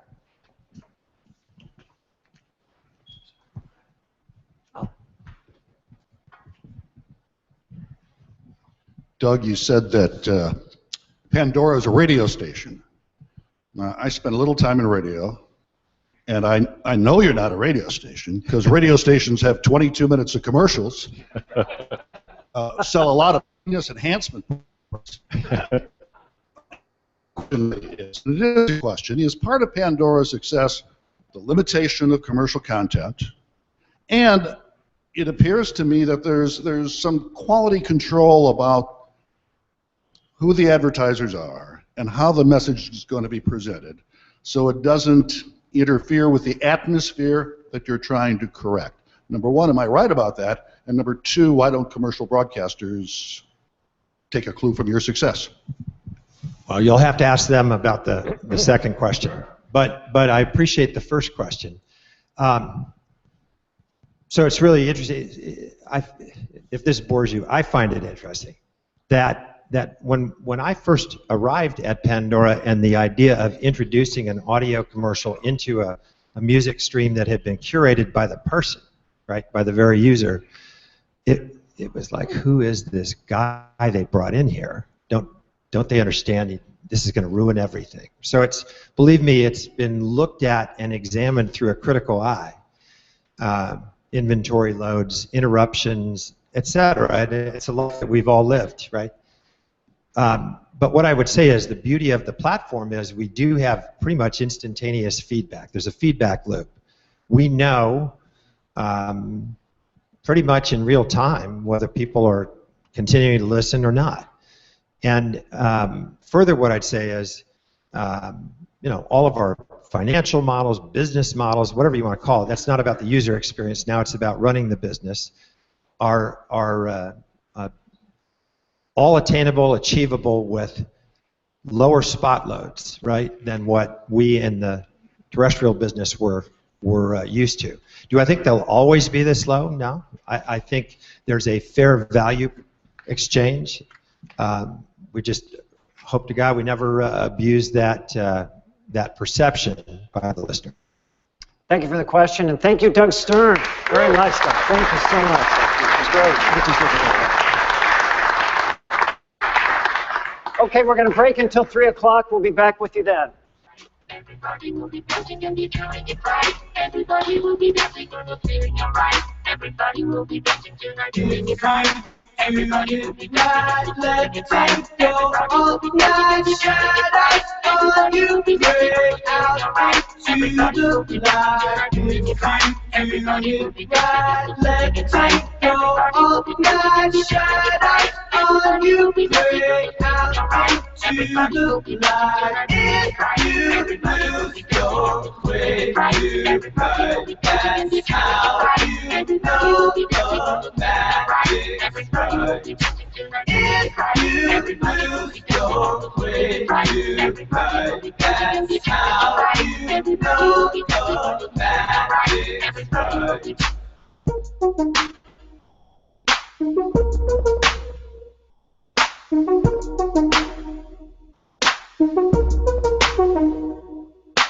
If you do it right, let it go all night. Shadows on you break out into the light. If you do it right, let it go all night. Shadows on you break out into the light. If you do it right, let it go all night. Shadows on you break out into the light. If you do it right, let it go all night. Shadows on you break out into the light. If you lose your way tonight, that's how you know the magic's right.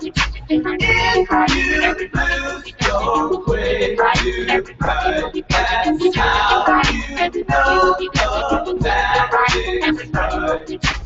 If you lose your way tonight, that's how you know the magic's right. If you lose your way tonight, that's how you know the magic's right.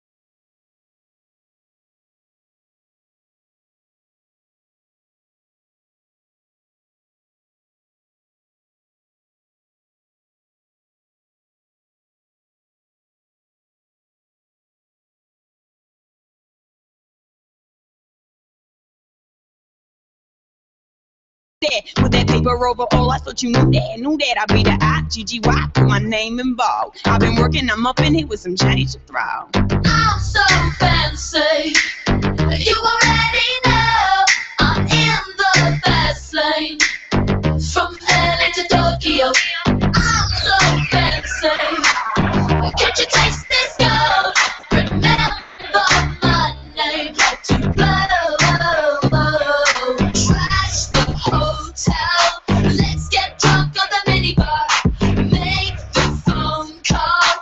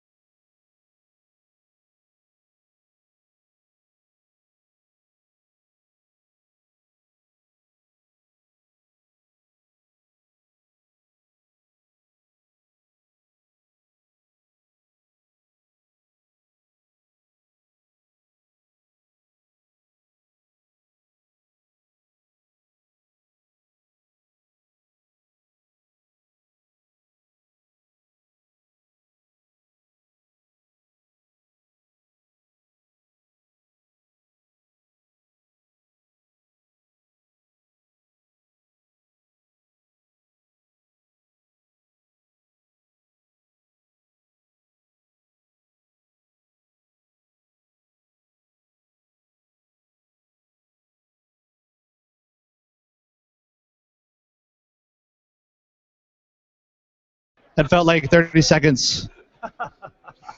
No, Jamie, it was 30 minutes. No, it was 30 seconds. So we're going to get back to it. All right, so more than 3 people stayed. That's a win. That's a win. Thank you very much. I hope the chairs are still comfortable. And we're going to get back to it. Thank you very much. All right, welcome back. With me are Andrea, Russett, and Phil Becker. Phil is the former owner-operator for the Oasis Radio Group. He now serves as Vice President of Programming for L&L Broadcasting. That's a new gig. Congratulations, Phil. And he is the originator of hiring YouTube personalities and turning them into radio air talent. Andrea Russett, that would be her, is a bona fide YouTube star. She has amassed, listen to these stats, they're like insane. Amassed over 700,000 Twitter followers, 1 million YouTube subscribers, 1.1 million Instagram followers, and 50 million YouTube views. Oh, throwing myself off the bridge right now. My whole digital platform is kind of a rounding error for Andrea. Andrea's popularity caught the attention of Phil when he ran Andrea's favorite hometown radio station, Hot 107.9. That led to a new radio show for Andrea called Random Radio. Andrea was invited to join the Awesomeness TV cast as a guest host on the ensemble show IMO. From there, her YouTube channel joined Full Screen to become part of their network. She has worked on E! Talk Soup, America's Funniest Home Videos, Nickelodeon, and has appeared in several music videos, as well as launching her own successful clothing line, Flawed Clothing. Congratulations. Welcome, Phil and Andrea. Andrea, I understand you have yet another credit to your resume that you need to announce. Is that right? Is it the new one? New one. Oh, yeah. I am officially part of Saturday Night Online with Romeo in, like, how many cities? I think it's like 130 cities. Congratulations. Thank you. Let me begin at the beginning. How did you become, how did you amass this following on YouTube? How did it happen? Good question. I don't even know how it really started. It was like I put up one video that got like 1 million views really quick. It kind of like went viral, and then after that, other people would find that video and then click to see if I had any other videos. And from that point, they would subscribe to see more. And like, I guess just like sharing videos really helps. Like in that time, there was hardly any YouTubers. Like compared to today, there's like a bajillion people doing YouTube videos. But back then, it was only like 15 people, and I was one of those 15 people. So it was really easy to get a big following because there wasn't really a big selection of who to subscribe to. Of those 15, why do you think, I mean, what was it about the stuff that you were doing Can you put your finger on which, based on you seeing which videos got the most penetration, got the most interest? What was it about your stuff? Well, I didn't really have a life back then, so I put seriously, I spent 3 weeks on one video. I put all my work into these videos. I spent a lot of time on them, so I'm hoping they subscribe for my good quality. I don't know. So that's how it worked for you. If someone came to you and said, 50 million YouTube views, that sounds awesome. How do we get a piece of that? I mean, what advice do you give to people who want to establish their own presence on YouTube and gain a following?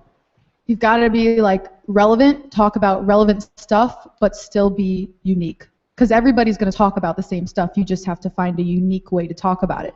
Because nobody's going to want to watch the same video talking about the same thing the same way, 50 times. Give me some examples of what you mean by unique.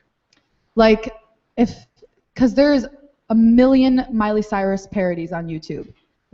But there's some that are so different that I don't do parodies, so I couldn't tell you how to make those unique, but that's just an example I can think of.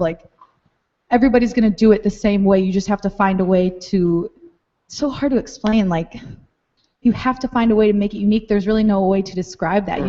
It's whatever in your head, you just got to find a way, I don't know. Phil, how did you connect with Andrea? For me, that happened, it was interesting. I was watching our station's timeline, and all of a sudden, all through our Twitter timeline and all through our Facebook timeline, the response was insane. And so I called the night guy, and I said, hey, what are you doing tonight? He goes, huh? Which I thought, well, good hire, Phil. And then I said, I noticed the timeline is so much more active tonight than ever before. What's special about your guest DJs tonight? Because we were doing the guest DJ thing that you hear a lot of stations do. He goes, I don't know. We got some girl here. I guess people like her at her high school.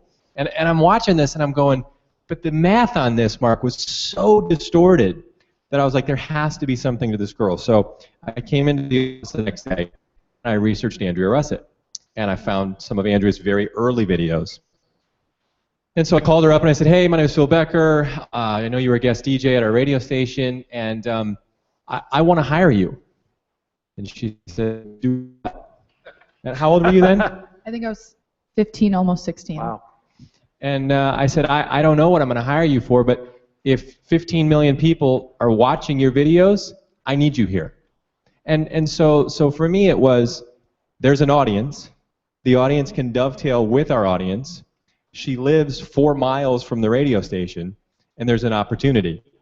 So then I thought to myself, okay, as a father, if a 36-year-old man is calling a 15-year-old girl and saying, come work here, that seems a little bizarre too. So I brought her parents in, and I said, look, I want to do something with your daughter, with our radio station, that I think can be very special, and it really grew into what you know now. How special did it become? I mean, what did it turn into, and what did that look like? Well, I think it was one of those things where, we've all done an event, we've all done a remote, we've all done an appearance, and the van goes out, and this prize wheel goes out, and all this really compelling stuff that's never evolved. And then we sent Andrea out, and it was like, Phil, there's a line of people here, or Phil, we have people that are doing photographs and autographs and pictures with Andrea, and it got to the point where we had to have different types of security for events that Andrea was at. We did an event in Vegas at one point, and the person that was running the radio station said, I said, hey, can we have a booth where maybe Andrea can meet people? And he goes, yeah, we'll just go over there by the hot dogs and do whatever you do.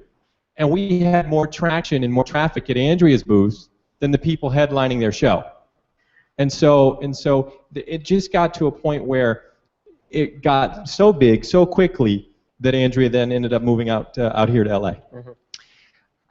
Explain how it benefited the media brand that you had, because theoretically, we think of radio as being a local thing.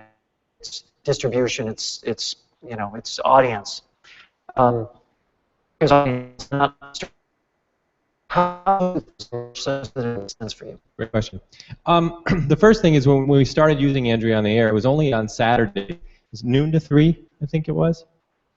Noon to 2. Noon to 2, and so it was a 12 to 2 Saturday air shift, and I would hop onto our stream player, and I would watch the metrics just go boom, boom, boom, and they kept going up and up and up and up.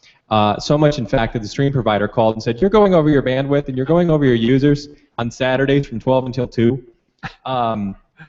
So that was one of the a lot of awareness and a lot of engagement with the radio station. The second thing that we did, and I thought I saw somebody here from TuneIn, maybe. Yes. All right. If you look at the TuneIn now offers the ability to view subscribers. And so if you look at WJFX, the station that Andrea was on, it has a disproportionate amount of subscribers to major markets because Andrea brought a fan base with her that absolutely drove those numbers up. And it even got to the point where other people and other products understood the value of Andrea. And so I shared an example, and I won't put this person's information out there, but I said, hey, listen, we want Andrea to interview this artist. And this gentleman said, well, you know, we're really trying to do this thing with another operator in a bigger market. I said, I'll tell you what, go do the interview with your talent, and then I'll go do the interview with Andrea. And he goes, okay. And so the other talent did their interview in their major market. Andrea did the interview. Liam, 2 million? Where's that at now? One Direction? Yeah. Yeah, it's like 3 million, I think. So Andrea does an interview, 3 million people watch it. So you know, it really is, it's just the whole dichotomy, the whole game, the whole process is changed. Our viewers didn't say, well, this radio station is in this market, so I'm not going to watch it. I'm going to go watch so-and-so because they're in such and such. What they said was, who's giving me the most compelling, most interesting version of this? And then all of a sudden, you know, we would have issues with our phone system where people would call and they'd go, hey, I'm calling you from the Ukraine, Andrea, or I'm calling you from Europe, and I would deal with all these complaints where people open up your stream to Russia. Please don't open up your stream to Norway, because they wanted to be a part of the brand that Andrea was a part of. Now, how do you take all that attention and usage to the bank? Well, there's a couple things you can do. The first thing is you have to make sure that you can articulate it. And I think that's what a lot of people struggle with. It's like, you know, Andrea has 50 million views. Andrea has 1 million Instagram followers. Andrea has close to 1 million Twitter followers. And they go, okay, well, those are just a bunch of big numbers. But if you can't articulate it and you can't explain why it matters, that's the biggest problem. So one great example is we had a meeting with Ford in Detroit. And they sat down and they said, okay, so tell us about Andrea and tell us how it works. And so I did. And you know, watch her videos. And the other interesting thing that I've learned from ad agencies and from buyers is I think they think I'm kidding. Like, I don't know, what is he talking about? So they'll grab their phone and I'll say, call your kids. Call your kids. Do you have teenage kids? Yeah, I have a 17-year-old daughter. Call your 17-year-old daughter and ask her if she knows who Andrea is. So there's an opportunity there with Ford for Andrea to be driving one of their vehicles. So, you know, there's a series of ways to do it, but you have to be able to go in, you have to be able to explain it, have a group that's willing to listen to what you have to share. Andrea, why, with all of that, did you say yes to the opportunity to be on the radio? Well, first off, it's the radio. It's awesome. Like, why wouldn't you say yes? Also, at that time, I really, like, from day one, I've always wanted to do something, like, not just a boring job. I wanted to do something fun.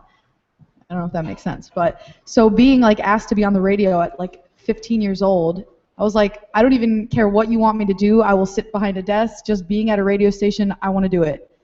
And then when Phil's like, you can be on air, at first I was like, I don't even want to do it because I won't know what I'm doing. But I said yes because I knew that I'm sure I could learn, and how awesome would that be to be on air that young. So I figured I might as well give it a shot.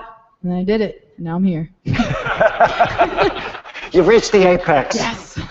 What about other people you know? Your peers. So what is their kind of, if you use them as kind of a laboratory in terms of what their attitudes are about the audio space, online radio, podcasts, all that stuff. What do they use? What are they into? What is cool in that group? Like my age group, or like listening to music. Honestly, a lot. I still listen to radio. A lot of my friends still listen to radio, but 8-Tracks, the app 8-Tracks, that is a really big thing. We all listen on that because you can actually type in like happy breakup, and it will literally play happy breakup songs, like playlists of that. You can type in your exact mood, or even what you're doing, like pool party, and it'll play a whole playlist like that. So I think that's what we use a lot. What is Digitour? Digitour. That is like, it's like a YouTube Coachella, if you know what Coachella is. It's like a big, huge convention, like sometimes inside, sometimes outside, but I'm actually going to one in New York this weekend with 12,500 people bought tickets to go. And it's all YouTubers, solely YouTubers. There's singer YouTubers, YouTubers like me that just like vlog and go on stage and do like comedy stuff. It's all YouTubers. We've been to London for it. We've done one in LA, like all over. And like thousands of people come out just for YouTubers. This is like this weird kind of parallel world, right?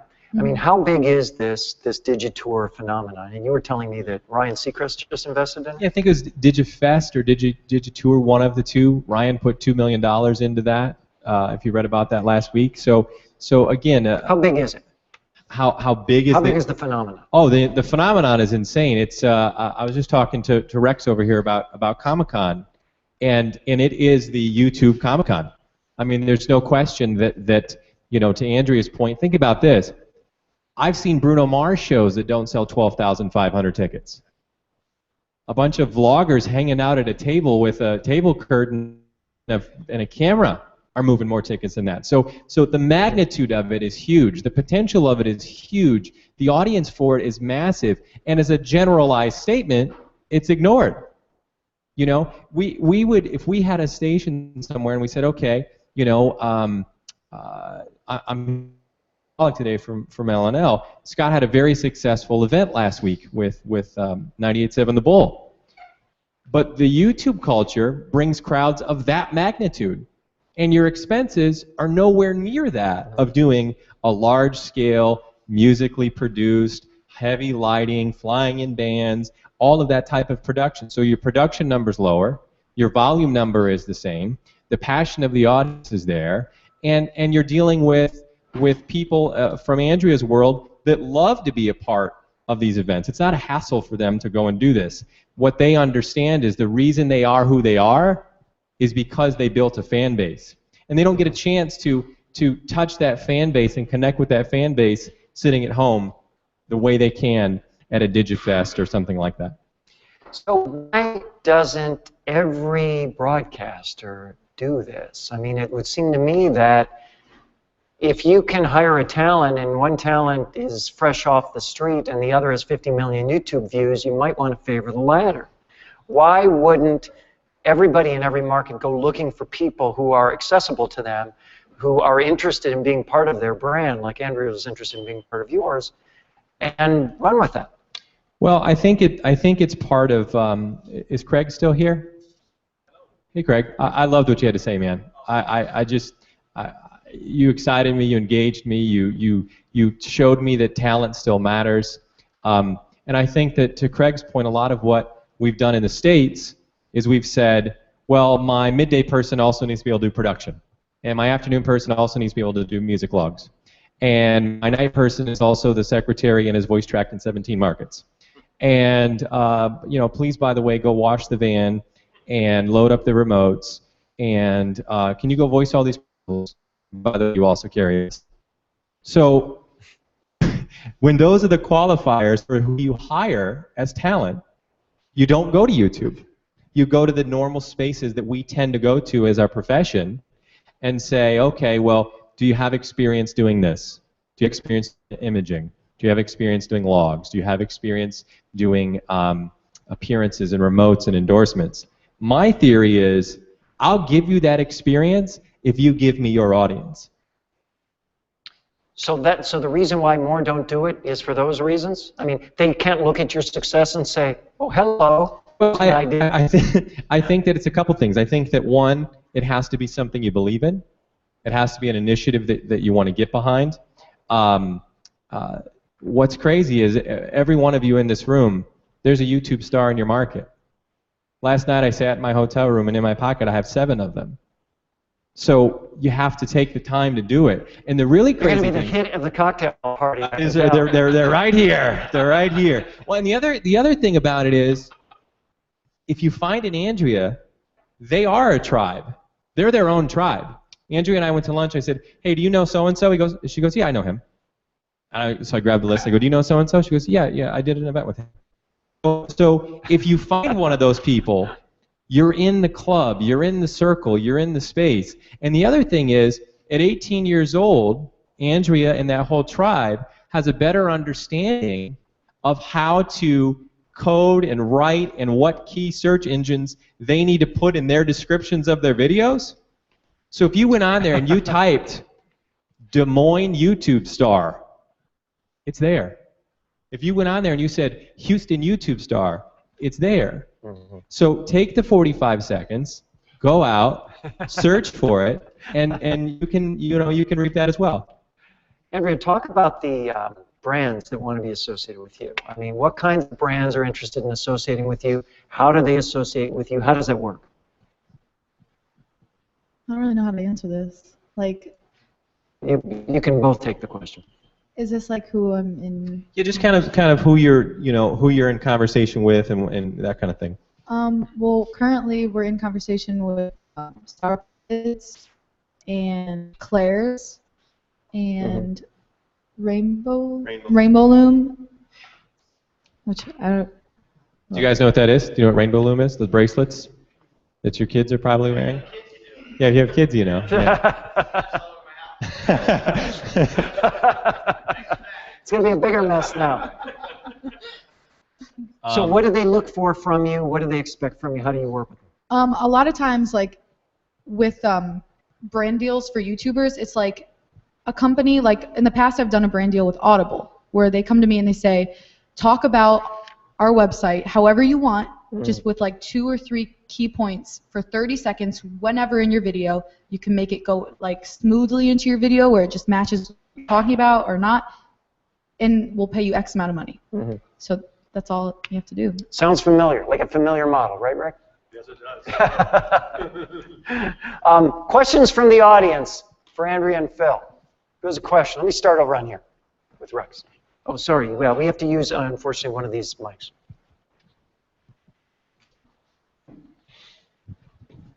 So the clothing line, tell us more about that. I launched a clothing line. I think it was January last year, somewhere around there. It's called Flawed Clothing, and yeah, I don't know. Hashtag product placement. I don't know. It's got its own website. It's got over 100,000 followers on Instagram. It's got like 40,000 on Twitter, and yeah. Tell them about the tour. Oh yeah, I did a Flawed Clothing tour to like kind of celebrate the first launch of the first season, and then we did that in like a lot of cities. I don't even know how many. I think it was like 15 or something, where we would just go to a city, and before we would tweet, meet me at this park. And we tweeted it in an hour before Washington, D.C. We had, it was like 1,100 people showed up. Within an hour tweeting it out. And it was really scary, but awesome. Other question from Mr. M over here.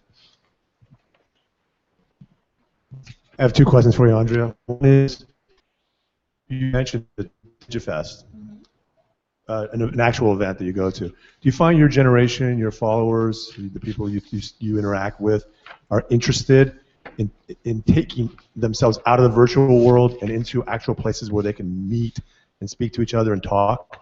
Definitely. Well, there's Some are and some aren't. Some are solely just like, there's a lot of YouTubers that are really anti-social, like stay in their place, do their videos, no events, no nothing. But there's a lot of YouTubers that want to get out of just YouTube and do all these other things because now they're seeing it's actually like a possibility to do.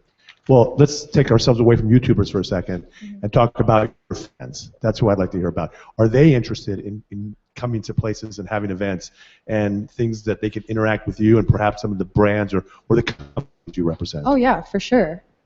I mean. Next question. Tell me your personality. Give me 3-4 words that Rick's getting ready you. to spend some money on YouTube. My personality, 3-4 words. Describe yourself. Outgoing. Okay. Weird. Unique. Okay. And funny, I hope. Love it. That's good. Question in the back from Jamie. Hold on, Jamie. Hold on.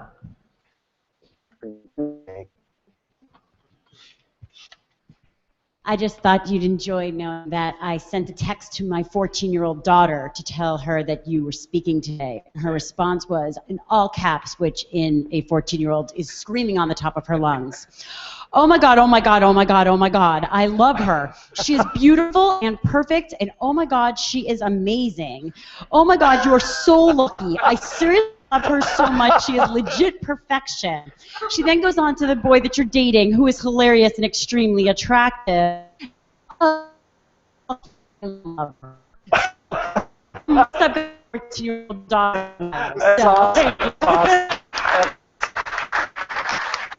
We have time for 1 or 2 questions. Yes, sir. Although that's going to be hard to top that one.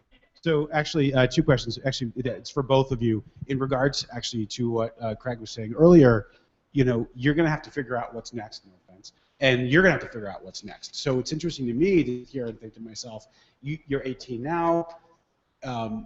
Eventually, you're not going to have that kind of time to be able to spend, and your constituency, which is what I think of it really, isn't going to have the time to spend. Right now, they have infinite amounts of time to follow you guys around. So the question is what are you going to do? And then, of course, your challenge is more on the business side. Okay. Well, the first thing is, and that's a great question, by the way, because we've been asked that before, and so I'm glad you brought it up. Here's the crazy thing. There's a 7-year-old YouTube star who does nothing but review Angry Birds. I don't know I forget his name off the top of my head, but that's all he does, right? There's a 10-year-old YouTube star called Disney Collector, and all she does is play with toys and go, and the Ella Frozen doll is amazing. And I'm like, you have 25 million views doing that? There's 40-year-old YouTube stars, the twins that are fitness twins. I forget their name off the top of my head. So what I've learned now, the more time I spend watching YouTubers is, while it originally in the adoption process started with young people with oh my God, oh my God, oh my God texts, now it's changed and it's evolved. And so you'll find YouTubers that are Andrea's age, you'll find YouTubers in the middle of Andrea's age, and you'll find, has anybody seen those videos of, it's like 3 grandmothers and they watch twerking videos and they, you know what I'm talking about? Right? And so now they themselves have endorsements. They themselves are on the DigiFest. So you're absolutely right that it started in the young space, but I think that regardless of format and regardless of demo and psychographic, it'll kind of grow between everybody. I second that. Excellent answer. One last question.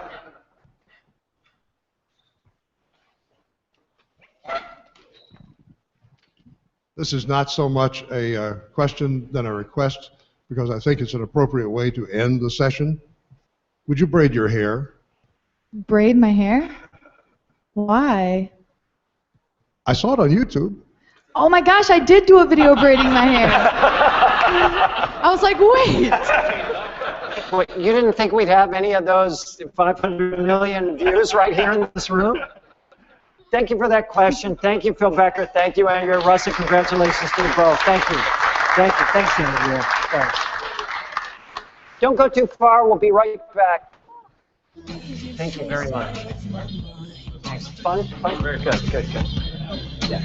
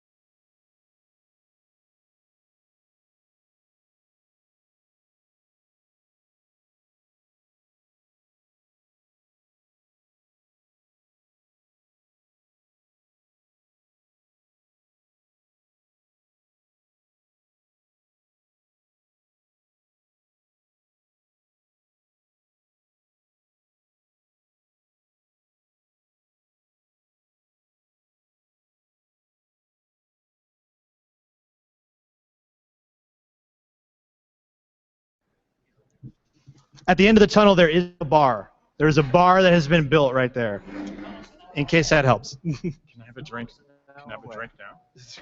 All right. I am super pleased to have J.D. Heilprin here. He is such an amazing, energetic, enthusiastic, brilliant guy. It's just being in his presence just makes my day sunny. I mean that. And I didn't write any of that down. He's the founder of AGOGO, a stealthy mobile-first startup that was recently featured in the iTunes Store as Best New App and Top News App, which are not shabby honors at all. Previously, JD co-founded Rioport, which brought together the first commercially available MP3 player, the Rio, and MTV Networks as a distribution partner. JD was a founding team member and EVP of Network Live, the multi-distribution platform created by AOL, SiriusXM, and Anschutz, did I pronounce that right? Anschutz, yeah. Entertainment company. And he founded Modern Feed, which launched as Clicker.com. It was acquired by CBS in 2011, serving as the basis for TV.com today. And JD has a really cool dog named Walter, which sadly he didn't bring with him, even though is he at the W right now? Is he at the? No, he's at my mom's. Oh, okay, fair enough. All right, please welcome JD Heilprin. Thank you. Thank you very much. Mark, thanks for having me here. And if I could just say to everyone who's at AGOGO headquarters in San Francisco, hello, because they're watching. Good. And so let's get. I'd like to tell you about AGOGO and where we are. So AGOGO, as we like to say, it started from pretty humble beginning, road trip in 2011. But the rear view mirror of our road trip, we had some good experience. We had the Rioport experience, getting music off the desktop. We had the experience of my last startup, Clicker, Modern Feed, which was about getting the best video programming on the web. And with AGOGO, I started thinking about, I wired my car up as a test vehicle. And I started thinking about, in this case, I was trying to listen. This is PressCast. Meet the press. All access pass. Okay, it was a Sunday drive. I was trying to listen to all the politics on the web, and I realized that I hit a roadblock. Through apps, through websites, I couldn't get it through radio. I could get some stuff I wanted, but I couldn't get everything. And so we brought together a team of really talented people in San Francisco, technologists, editors, designers, and we said, we can fix this. Next slide. We said, for a consumer, my stuff is everywhere. If I want to get to my stuff on the go when I'm driving a car. I have apps, but they're silos. I can get to radio, but it's linear. There's podcasts out there. There's a lot of stuff. Someone's got to make sense of it all. For publishers, we said, you know, audiences are siloed in different places. If you want to reach an audience, it's getting harder and harder and harder. And so we set out to build what AGOGO is today. We just launched it out of beta about 60 days ago, but what we like to call a unified listening platform. What we've done is we've tried to organize what we call the world's listening, or the world's audio. For us, though, audio is much different than the way we think anyone else has ever defined audio. So let me show you some examples, actually. I guess I can stay right here. The next slide. Next slide. Sorry. For us, audio could be radio. So we love stuff. I was lucky enough to serve on the board of KCW. Jennifer just left. I first started going to Tokyo about... We think there's amazing, amazing programming. This is about the food market in Tokyo. And we take programming like this and we attach location to it. So something like that that's about Tokyo, or radio, that might be, this is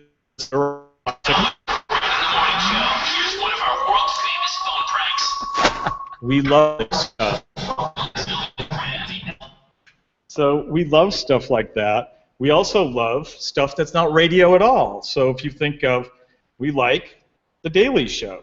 And The Daily Show is available through the web. We index that. And here's The Daily Show from last night, available on the web and indexed by AGOGO. Come on This guy's the best. The Netflix series Derek has returned for its second season. Or other old school radio things that we love. Big night. This is On Air with Ryan Seacrest from today. Game 1 of the Stanley. Bringing together all these different types of programming, we think. Here's something else that we brought together. You wouldn't really think of this as radio. Pimsleur audio language lessons. This is Pimsleur. This is Unit 1 of Pimsleur's Swahili. Listen to this Swahili conversation. Samahani, wewe ni Marekani. Or we're in San Diego. From the Weather Channel, I'm meteorologist Deadly. Here's your San Diego forecast. We will have some clouds developing with lows dropping into the 50s to near 60 as we go through the day on Thursday. And we think of radio or listening as being things that aren't even traditionally audio. Here's something, the New York Post, page 6, AGOGO adding text-to-speech to it. She was living on a prayer. John Bon Jovi's wife, Dorothea Hurley, 52, accidentally sliced her wrist with a knife while chopping veggies, prompting a frantic 911 call from... But what we do with something like that is we create connective tissue. So that from listening to the New York Post, page 6, you should be able to listen to Bon Jovi. This happens to be we recognized that this was about Bon Jovi, and we took you right to Bon Jovi. It's what we're trying to do is enable a journey, and it's about what you want, and it's about making it easy. And I'll show you. We'll actually put AGOGO on the screen in a moment. Not quite yet, Mark. Let's go to the next slide. I just want to talk about a few things that we're doing different than everyone else. Big innovation. One is one button, and you get the latest of the stuff that you want. CBS News update on Dan Raviv on Bo Bergdahl's release behind closed. Here's something that was just published a few minutes ago. CNBC. I'm going to have a great connection here. Here's a CNN show. Here's something that's coming up in my AGOGO from the Today Show. And, once again, here's something that we do, is we actually index U.S. Ambassador NPR. to Syria, Robert Ford. But we let you move through by segments. 25 years We ago assemble it today, into these were playlists. some of the sounds from Tiananmen. And NPR So you can move right through it. Another thing that we've done is we've integrated music services and premium services so that as you're listening to a story about John Bon Jovi, you can listen to John Bon Jovi not only through iTunes, listen and purchase, but through Spotify, through RDO, and other music services that we're integrating. And then finally, everything we're doing is about data and creating connective tissue so that if you hear something that is, let's say, about Andrea, you should be able to go deep and listen to only Andrea, or only Elvis Mitchell, or only about the Tiananmen Square, or only about Elvis Mitchell. And what we've done is we've indexed the best programming from big publishers so that we can do that. Go ahead. Can we get that? Yeah, go. No, you can move this. Oh, there's one more. You know, there's a number of things that we haven't launched yet that we have ready to launch, but I want to give you some examples of what we're doing with this technology. We take something like the World Cup, and we're able to channel it. So if you're interested in the World Cup, what we've done is we've brought together programming from a whole range of publishers about the World Cup. Thanks for taking the time to... So a whole range of publishers talking about the World Cup, or Spanish language programming. We love it. So we've indexed programming from across the Spanish language. This is a Telemundo piece that is most likely in English, but targeted to Spanish audience. This is Variety Latino. Celebrities go. Something from Fusion. Ladies and gentlemen. And launching networks that appeal to deep categories, so appeal to whether it's lovers of the World Cup, or this is a women's channel that we haven't launched yet that has great programming from E, from the BBC, Good Morning America, The View, Chelsea Lately, Pop Sugar, The Soup. Not traditional radio brands at all. But audio. Audio. Every Wednesday in June. Let's show it on there for a minute. If I show it. Okay. Oh, it's the beginning again? Okay. Right ahead. You ready for this? All right. Stand by. People can ask any questions while we're going if you have any. Yes. You can download it from the iTunes Store or at agogo.com. Hold on. Let me do that again. Stand by. It's a feature, not a bug. One of the things that occurs to me is that whole question of in the car and having to interact. Right. What do you So the idea of AGOGO is that you can tell AGOGO in advance the stuff that you love and the stuff that you want. And when you get in your car, your Bluetooth picks it up. I hit my Go channel, and that's it. I can move through it. Your car controls control it, and we'll see if it plays on Mark's. Your audio's not working. Is the audio on, guys? But I'm moving through this. I'm not touching it. So all I'm doing is using my car controls, and I'm moving right through it, through the programming that I've already told it I want. It includes, we include both indexed programming that's on demand, live channels, a whole range of programming, local programming as well. So there's the San Diego weather forecast, but we've also indexed other programming, local in nature, so all from San Diego. So this is going to be San Diego radio programming. The surf report in San Diego. Local news in San Diego.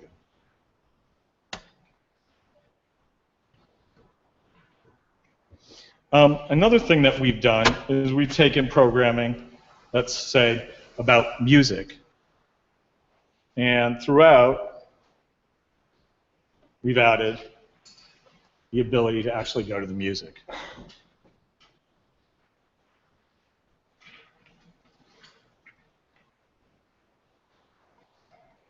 So JD, what this amounts to is you've taken audio content or gathered audio content from sources that weren't originally only audio, and you've essentially made them accessible under one roof, right? So we know this. We know this from, we know that people want access to all kinds of programming. And we know this from YouTube. We saw early on that kids were starting to say in their cars, you know what, I'm going to connect YouTube, and I'm going to use YouTube to listen to music. I'm going to use YouTube to listen to a whole range of programming from YouTube. So we know that people want to get to all kinds of programming. Mm-hmm. So we think that traditional radio we love, but we think that technology has evolved to the point where we expect to be able to get to all kinds of programming. Mm-hmm. So it's a nonlinear alternative to the traditional linear thing we expect from traditional radio, for example. Yeah, our world is, you know, we had a revelation, and that was that we live in nonlinear worlds all day long. Mm-hmm. Is it right to get in your car and be in a linear box? You're really held hostage. And what we want to say is, you know, I am the one who controls my world. I'm the master of my world, and I want the stuff that I want.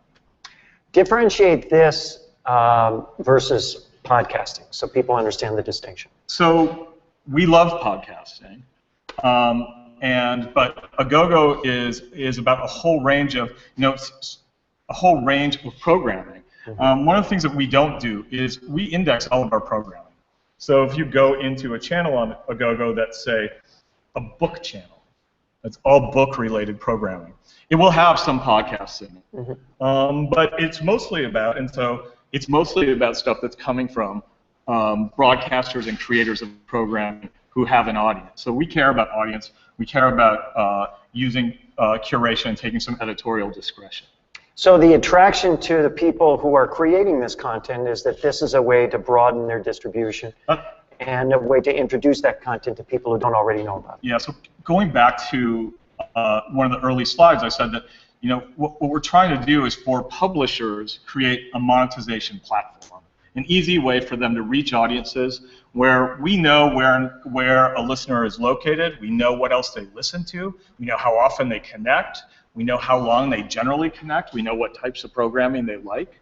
So here's a way to reach an audience in a nonlinear world with many different publishers brought together. Without a lot of heavy lifting on their part. Exactly. So what's the ask then for broadcasters? What if they're interested in being a part of this platform? What needs to happen? Well, there's basically two models right now that we have for publishers, for broadcasters. One is that they don't have to do anything, and we actually look at what they're making available for free. And when we look at their feeds and we look at whether or not we're able to offer access to their programming, because AGOGO doesn't touch any of this programming. We don't download it. We don't ingest the actual program. We're creating a very, very sophisticated tuner that can tune on the fly to their programming. The second model is integrating their paid or premium services, which we really love. It's almost like a Comcast type model.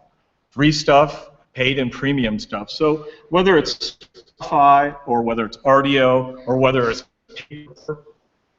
per purchase, or whether it's a premium service to the New Yorker, the Economist, or the Wall Street Journal, the idea of integrating other premium services with an API is a big part of our strategy. Questions for JD? We got a couple. Right, let's start. We got an extra mic. Good. Just have a real simple question. What kind of staffing do you have? Is this mostly done with software, or is this lots of hands on deck? Yeah. So what we learned from one of the big lessons that we learned from my last startup is that while you can curate, you can go through the editorial process of identifying the programming that you want to have in each channel, you can't manually bring in each thing that's published all day long. So there's a combination of editorial staffing and engineering staffing. We find that, and it's not only about identifying audio feeds out there. We also, a piece of audio is only really valuable in AGOGO if it has data attached to it. And to attach data to it, whether it's about John Bon Jovi or the Tiananmen Square, to attach data to it, it takes a whole bag of tricks, from looking at data that's on a page, to looking at stuff that's in a feed, to putting things through a speech recognition engine to try to figure out what it's about. The way that publishers could help us out most is data in their programming, so that you could get to great programming after it's published. Any questions? Oh, sorry. Yes, sir. Hold on. Wait for the mic. So my question is, you're not housing the content. You're basically pointing to the server where the content resides, correct? That's correct. Okay. So, and is this just is this any length of content? Is there like a restriction on the time that you're aggregating from? I mean, so my network will do like hour-long talk shows about different subjects. So it's a really interesting question, which is there a certain length or duration to the programming that we bring in? I have to say that in the beginning, I was really focused on long-form programming. We've actually come full circle. We've actually curated a news channel. It's all long-form news, long-form talk.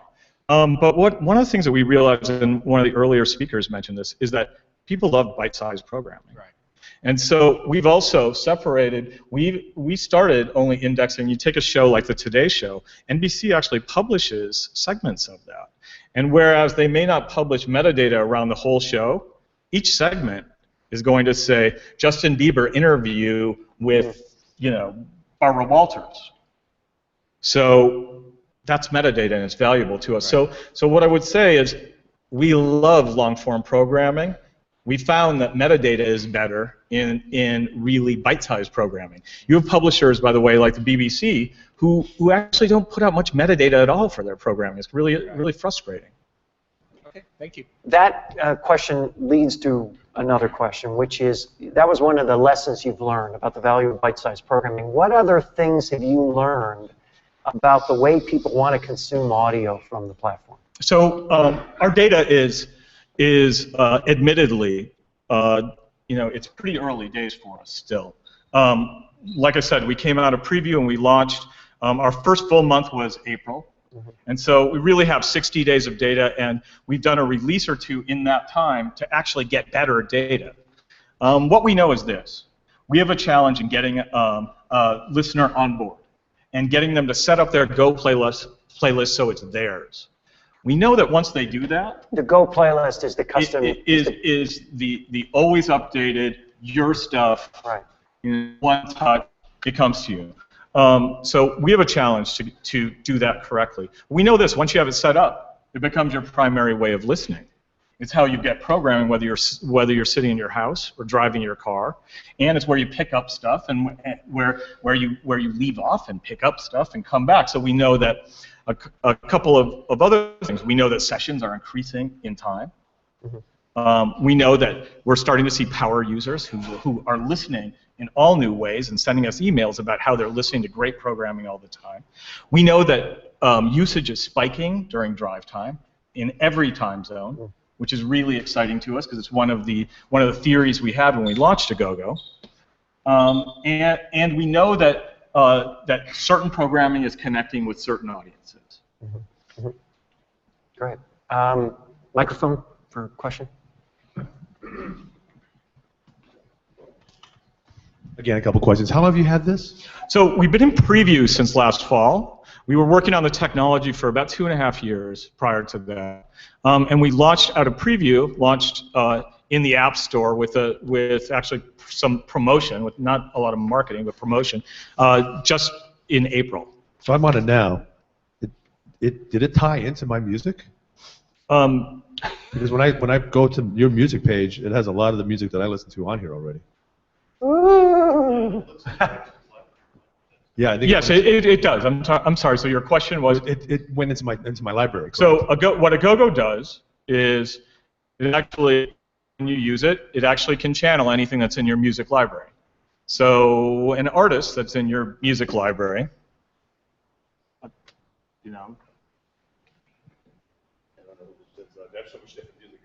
that's okay. Dean Martin. Okay. I'm happy to be in a room where people know who that is. I think Dean Martin's awesome. So AGOGO. Andrea, Dean Martin. Yeah. Nope. And there's a lot of Italians in here too, so I like that. AGOGO will grow your Dean Martin library. So. But not too much. Not if I want to keep my friends, right? Yeah. Or if we had indexed classic interviews with Dean Martin, or Dean Martin was discussed in a piece of programming, AGOGO is going to tell you that. So tell me how you would deliver advertising to me and how an advertiser would interact with you. I'm glad you asked that question. So our strategy for monetizing AGOGO is today selling premium programming and subscriptions, but really where AGOGO gets really interesting is when we have enough of an audience that we're able to go back to a publisher and say, hey, hey, Billboard Pop Shop, we're seeing that there's great consumption of your programming in Atlanta.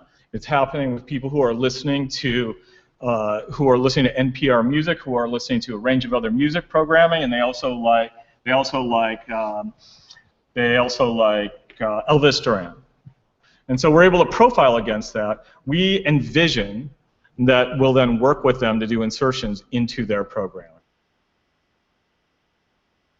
adding interstitials throughout AGOGO prior to a person actually hearing something, but rather to work with the publishers who we've heard from publishers in our brief time since launching.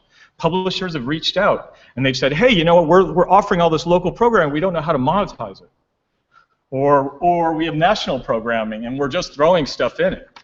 So our hope is to provide a solution for them, that they're able to monetize and they're able to actually see and understand who's actually consuming their programming and when they're consuming it and where they are. Great model. Thank you. I think we have time for one more question, if anybody has one. Yes, ma'am. Microphone. Presently, when a publisher wants to get a show or a channel or a network on one of the amalgamators, they go and they go through a series of events to be able to publish their shows. Yeah. Is it the same way with the AGOGO, Yeah. or do you have to go through some sort of a consideration period? Or? Yeah, that's a great question, because in our short time in existence, we get a lot of emails saying, hey, I want my programming to be on AGOGO. We learned this with, and Mark, in the beginning of the day, made reference to this when you were talking about the long tail. With my last company, Modern Feed, we actually thought early on that we needed to index every single last show, video show, and we learned that not many people were listening to a lot of that programming. And so with AGOGO, we said, you know what, there's so much great stuff out there that we want to start somewhere. We're going to start with publishers that may not be traditional broadcasters. So would you consider The Economist or The New Yorker or The New York Post to be a broadcaster? I don't know. They're a publisher. We're going to start with brands that people know. And we want to build a system where they have access to better programming than they can get anywhere else in one place, a unified platform. We won't be able to index every single last piece of programming out there. So right now we engage in this editorial discretion. We look at what publishers, whether or not a publisher is recognizable. We look at whether or not we're able to index their programming. We look at whether or not they're publishing metadata. We look at whether or not they have audience. And we definitely listen to the programming and decide whether or not we think that we can help, whether or not it makes AGOGO better as well. I'll tell you a story. We got an email last week from, we've indexed programming about pets. We like dogs in our office. We got a bunch of dogs in our office. But we found that you know, people who like dogs probably are like people who have kids that they want to know about it. So a public radio station in Seattle reached out and said, hey, we have a program about dogs. Why can't you index that in your pets channel? And we listened to it. We thought it was a great program. And we hadn't had access to it yet. And we spent the time. And we have a limited amount of engineering resources. So right now it's about us trying to prioritize, but trying to actually capture really great programming in every category. Thank you for that question. Real quick, Hans, go ahead.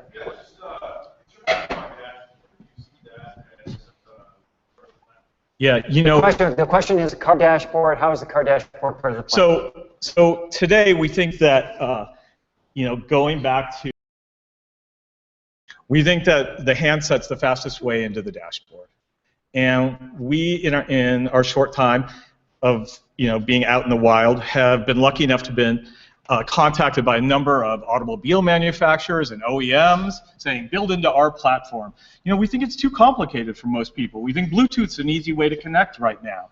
And so for us, we think that a lot of people are going to come up with solutions that for the car dashboard that are pretty tricked out. We were looking for the easy way for someone to connect.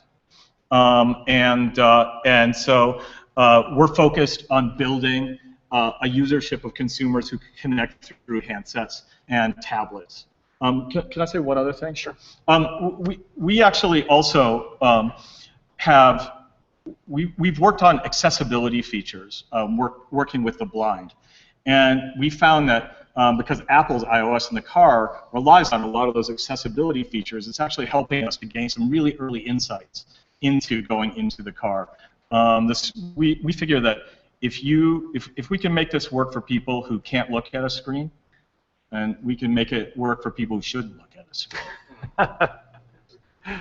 Great answer. Thank you, J.D. Heilprin. Congratulations on AGOGO. Thank you. All right, we're going to do a quick turnaround. This is the last segment. You won't want to miss it. Trust me. Don't go away. She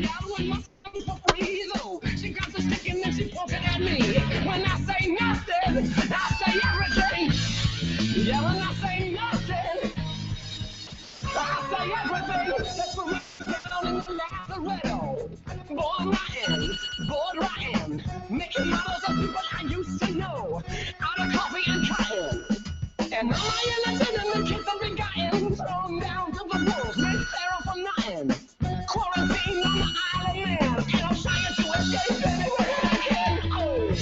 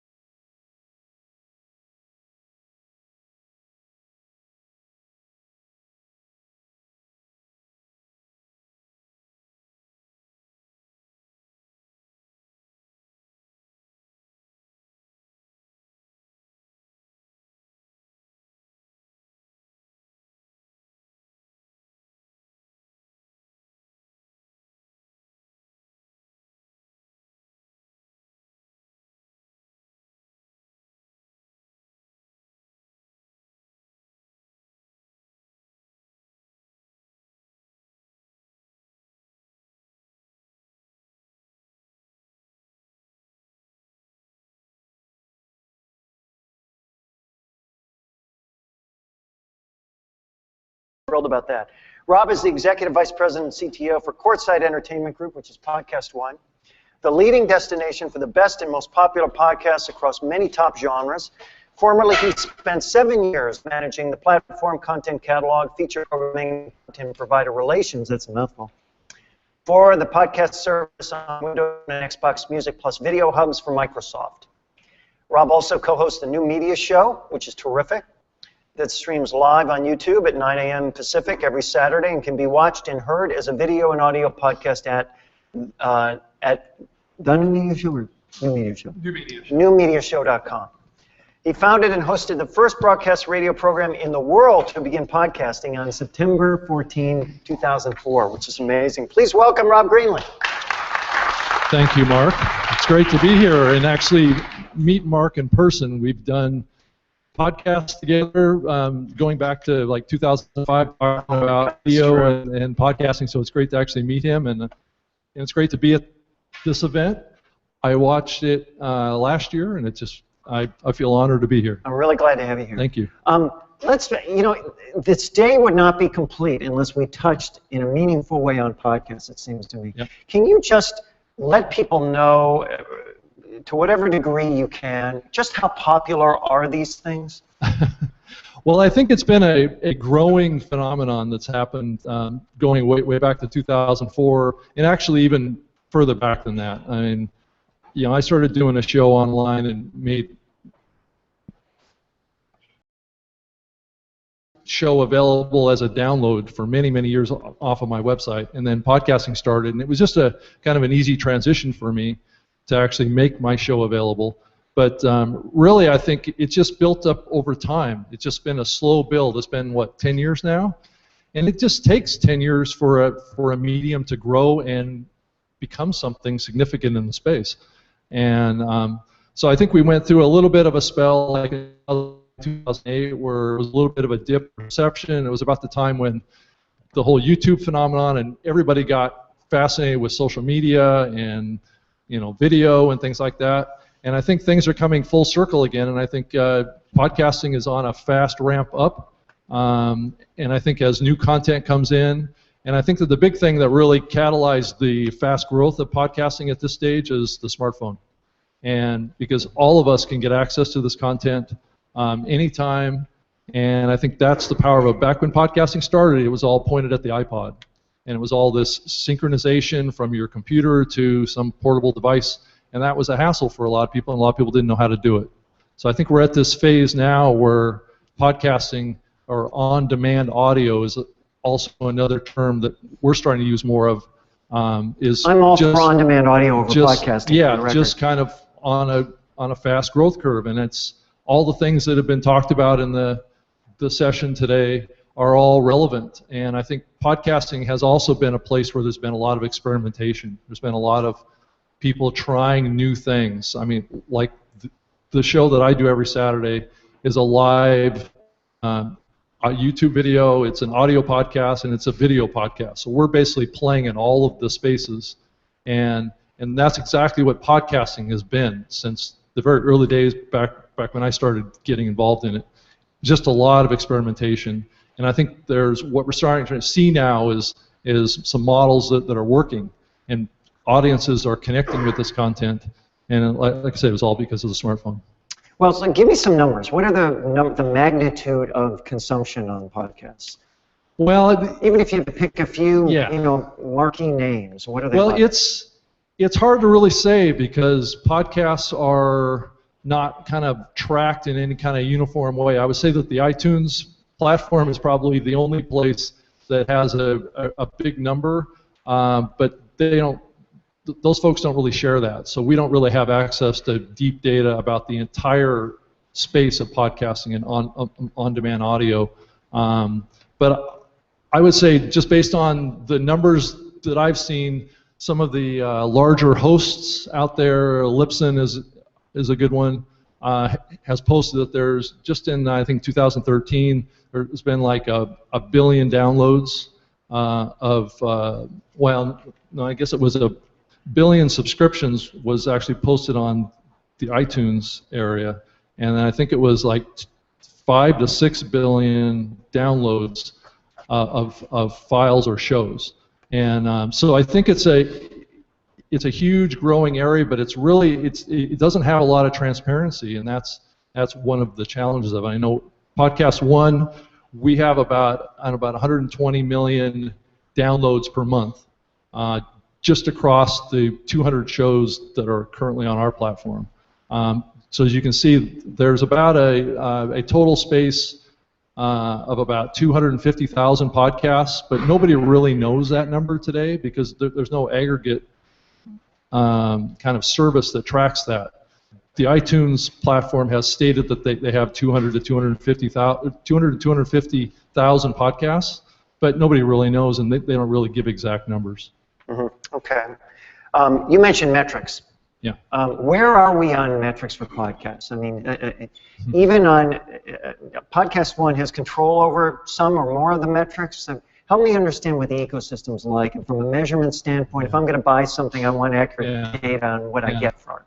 The whole side of tracking of downloads and metrics it's still a little bit of a new, I would say, an undefined area right now, and I know that PodcastOne is working hard to try and define a standard out there.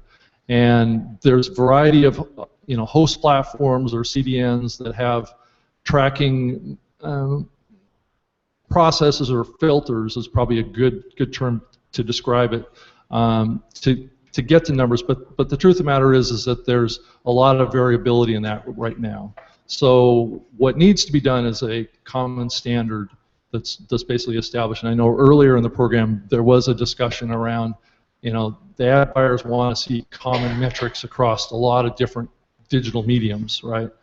And so it's easy for them to compare and contrast and to buy. But the podcast area is still kind of trying to find its way with that. Back in like 2006, there was an effort through a group, and I was on the board of that at that time.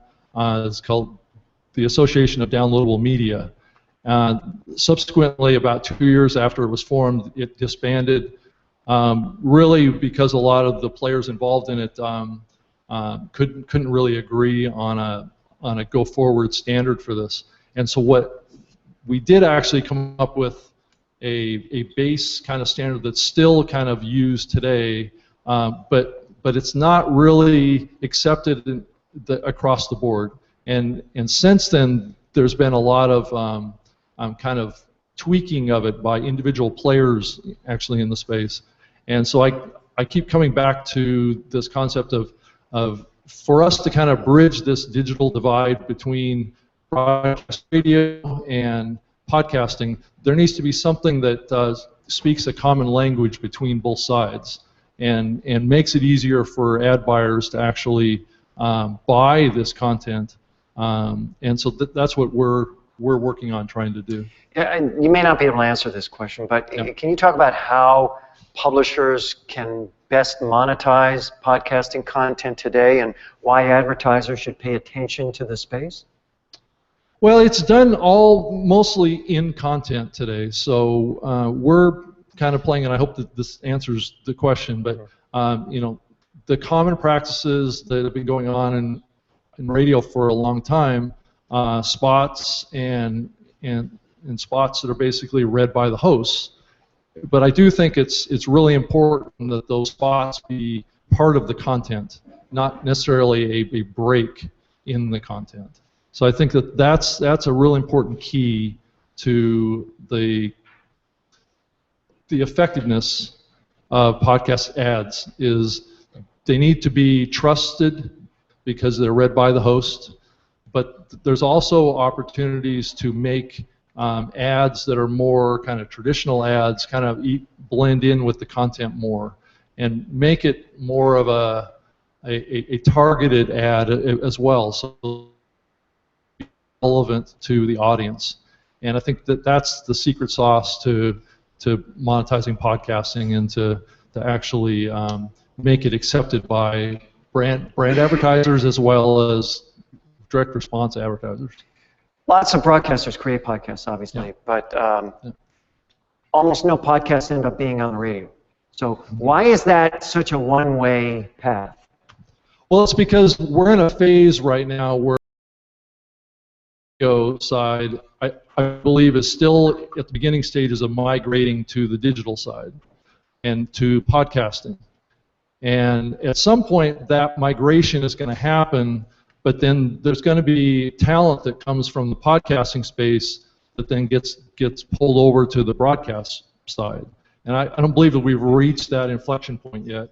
I think an example of the guest that was up here earlier is a good example, I think, of where this is going, and that's that the talent's going to come from the online space first and go to radio. It's not going to go from radio to digital.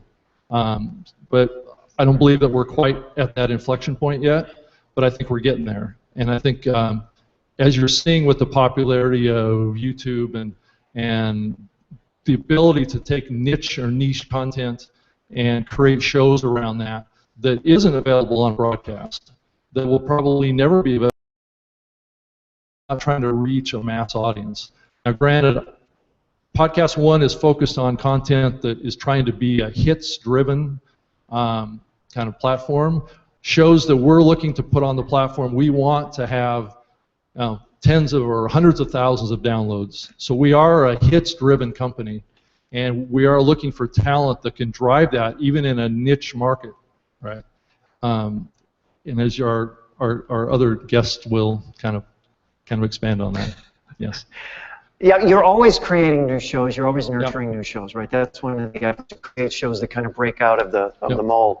I want to introduce a special guest, one of the new shows on PodcastOne, but it's someone who you may not recognize this person by their face, but you will certainly know them by their work.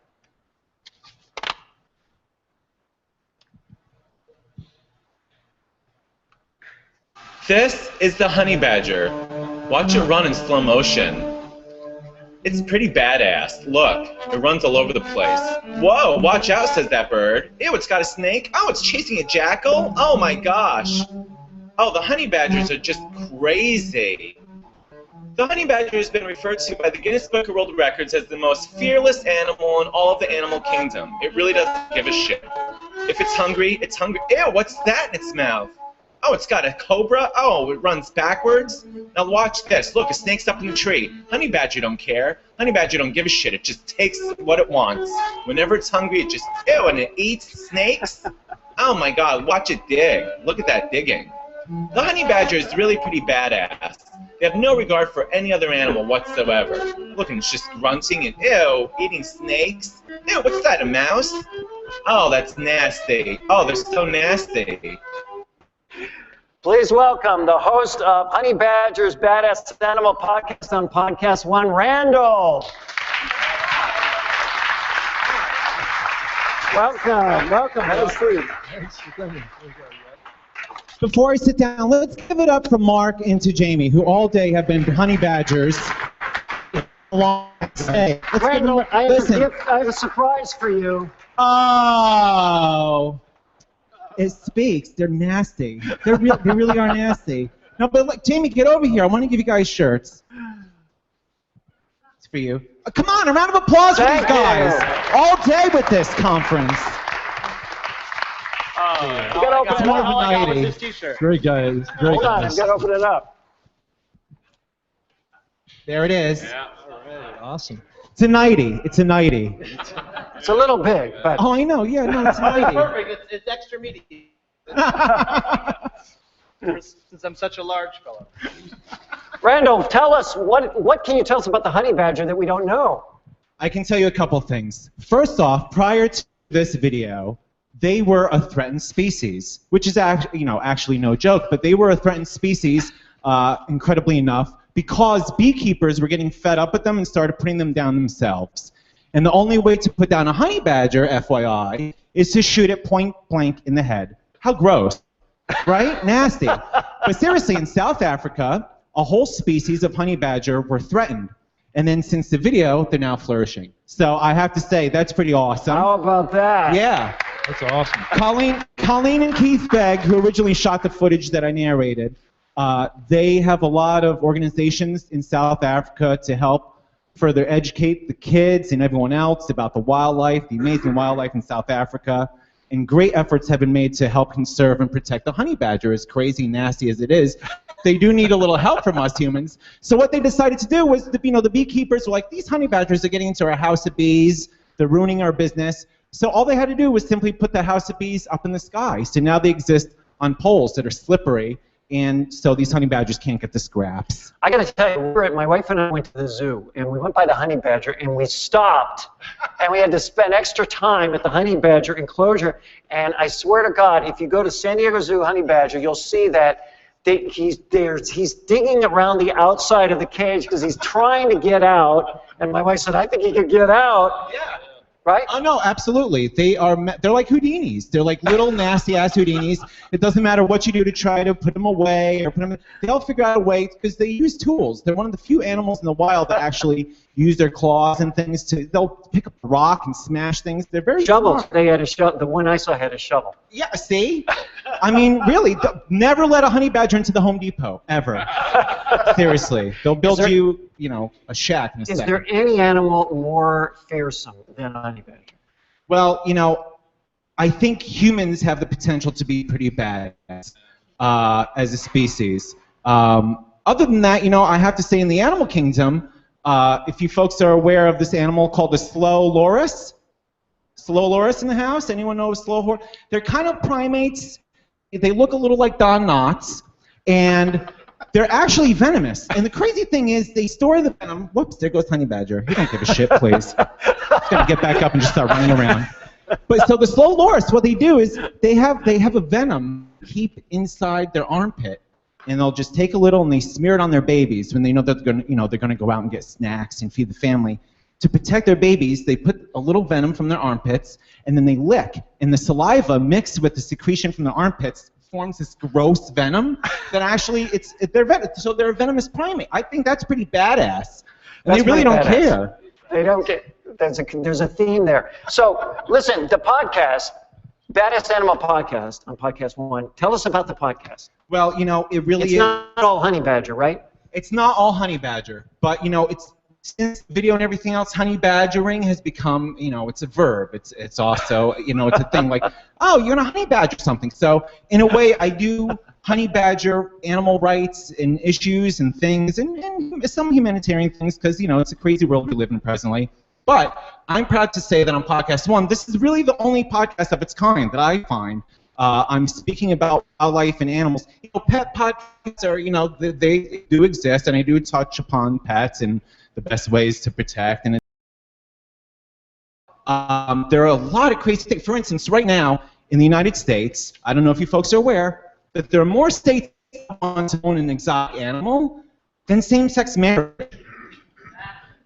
Let me repeat, there are more states in the United States where you can own an exotic animal, but you can't marry your lover. So this means if you're in Florida, a gay couple can have a tiger in the backyard. They just can't get married. So it's issues like this and things that I want to bring to the forefront, and I figure if I got views on YouTube, it's a great way to springboard. What it allows me to do, this podcast, Honey Badger's Badass Animal Podcast, is really just discuss animal news and wildlife news, because studies are showing that kids and a lot of folks don't, they're not hip to a lot of wildlife information and things like this. And when I asked who knows the slow loris, I mean, really, come on, what kind of response was this? You actually knew slow loris. Yeah, that's amazing. But anyone know what an eye is? What's an eye? I got one arm. They're a primate that also looks like Don Knotts, and they're very crazy. What is it with primates and Don Knotts? I don't know what it is. It's like Return to Mayberry. My podcast with doing, I'm very excited because only one of its kind of space. And when I have celebs and things, interviews, I have interviews in animal news. It doesn't matter who I have on. It's going to get to animals. So even if I'm interviewing a celebrity. Yeah, what are you up to? Okay, that's great. Now, tell me about your dog. That's really what I'm into. And what's great is because of the space and the day and age we're living, I take these episodes and put them onto YouTube, which is fantastic. And I found out from the producer and everyone, so that helps us. That counts as someone listening, downloading, and listening to the show. So that's great. And we live in this day and age where people DVR things. People aren't watching things live. They're not listening to things live anymore. So to have the luxury to be able to listen to the programs or watch the programs that you want on your time, that's what it's all about. And I realize there are people who are driving. They're not going to be able to look on YouTube, and I want them to hear me. So listen to the podcast. That's the answer. Questions from the audience for Rob Greenlee or Randall? Oh, don't be shy, please. Come on. There you go. I know. That's great. I just didn't want to hog the mic, but so great to meet you. I love this stuff. I love animals. I love nature. I just downloaded it so I could watch it. So how many viewers do you have? Are we talking YouTube or listeners on the podcast? Either way. Podcast, I'm not too sure. I don't know how it's going. It's still fairly fresh. So I'm doing all I can to promote. PodcastOne's been absolutely amazing. What's interesting and something that should be noted is I don't think I could do something like this on my own. I'll tell you that much. I know, God bless them, a lot of podcasters out there are able to do it on their own. I would not be able to do it on my own. And I just, thank goodness that, PodcastOne exists. I go in, I'm able to record, blah, blah. Channel views on YouTube, it's over 97 million. It's over 97 million. I'm getting messages from kids saying, hey, I'm learning more from you than I am my biology teacher, or I wish you were teaching me life sciences. And it's... Plus, I use the phrase badass around the house now. I'd love to see one of those reports in school. I mean, it's nuts. What it's done, it's when you get a call from the Sarah Palin's people asking you to create a video because they want you to, boost Sarah Palin and do a campaign video. I said, really? Well, yeah, Randall, because she's badass. Okay. I can make a Sarah Palin video. I don't know how how badass it's going to be. Have you been approached by sponsors? Yeah, absolutely. And the thing is, it's we're all badass. It's become a thing. It's, you know, we're all honey badgers to a certain degree. There are things that we don't care, we don't really want to deal with, and I think that's why it resonates. I think people. I agree. I wrote a blog 8 months ago. If you're going to be an ass, be a badass. There you go. Exactly. But I want to ask you another question. Tell me about some sponsors that approach you, how you incorporate them into your show, and what they've seen.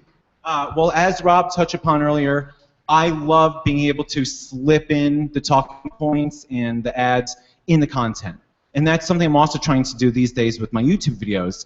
If I could put a bumper or a special video that promotes something, or I got a sponsor, I'd rather embed it and put it as part of the work as opposed to something separate. Because now I'm forcing you, the viewer, to watch.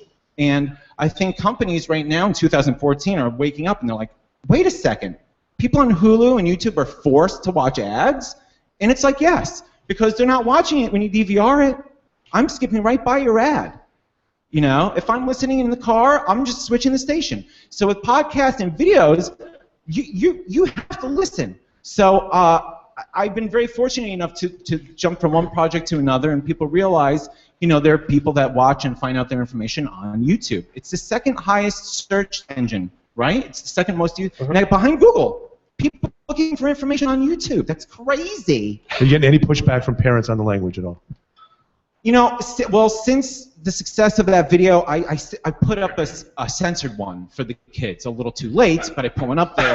I also have a version in Spanish. And I'm looking soon to do Japanese and French. But, no, because you know what? The kids, kids are watching Game of Thrones. That's true. I'll stop hogging the mic. No problem. Was there one more question? Yeah, for Rob. I work in public radio where podcasting has been going on for a long time. And one of the things that I always wonder in this thing about trying to get a measure that goes across all platforms is how do you take account for the question of it's downloaded, but is it listened to, and how much of it is listened to? Yeah, I think that's a big, that's definitely a big challenge, and I don't think anybody has an answer to that quite yet. I think it's a technology solution that hasn't arrived, you know, quite yet. I know that there's been some experimentation in the research lab around media files that will report home, you know, once they've been played, but it's never become a standard. It's never happened. That would be the only solution, right? But I think to kind of answer kind of where it's going versus where we are, clearly the consumption of this stuff is moving more towards streaming. And I see that even with podcasting. More people are just clicking play, and that is growing. And as it grows, and that whole download model, kind of that download issue kind of goes away. Thanks for the question. Guys, we are out of time. I want to thank Rob Greenlee, CTO at PodcastOne.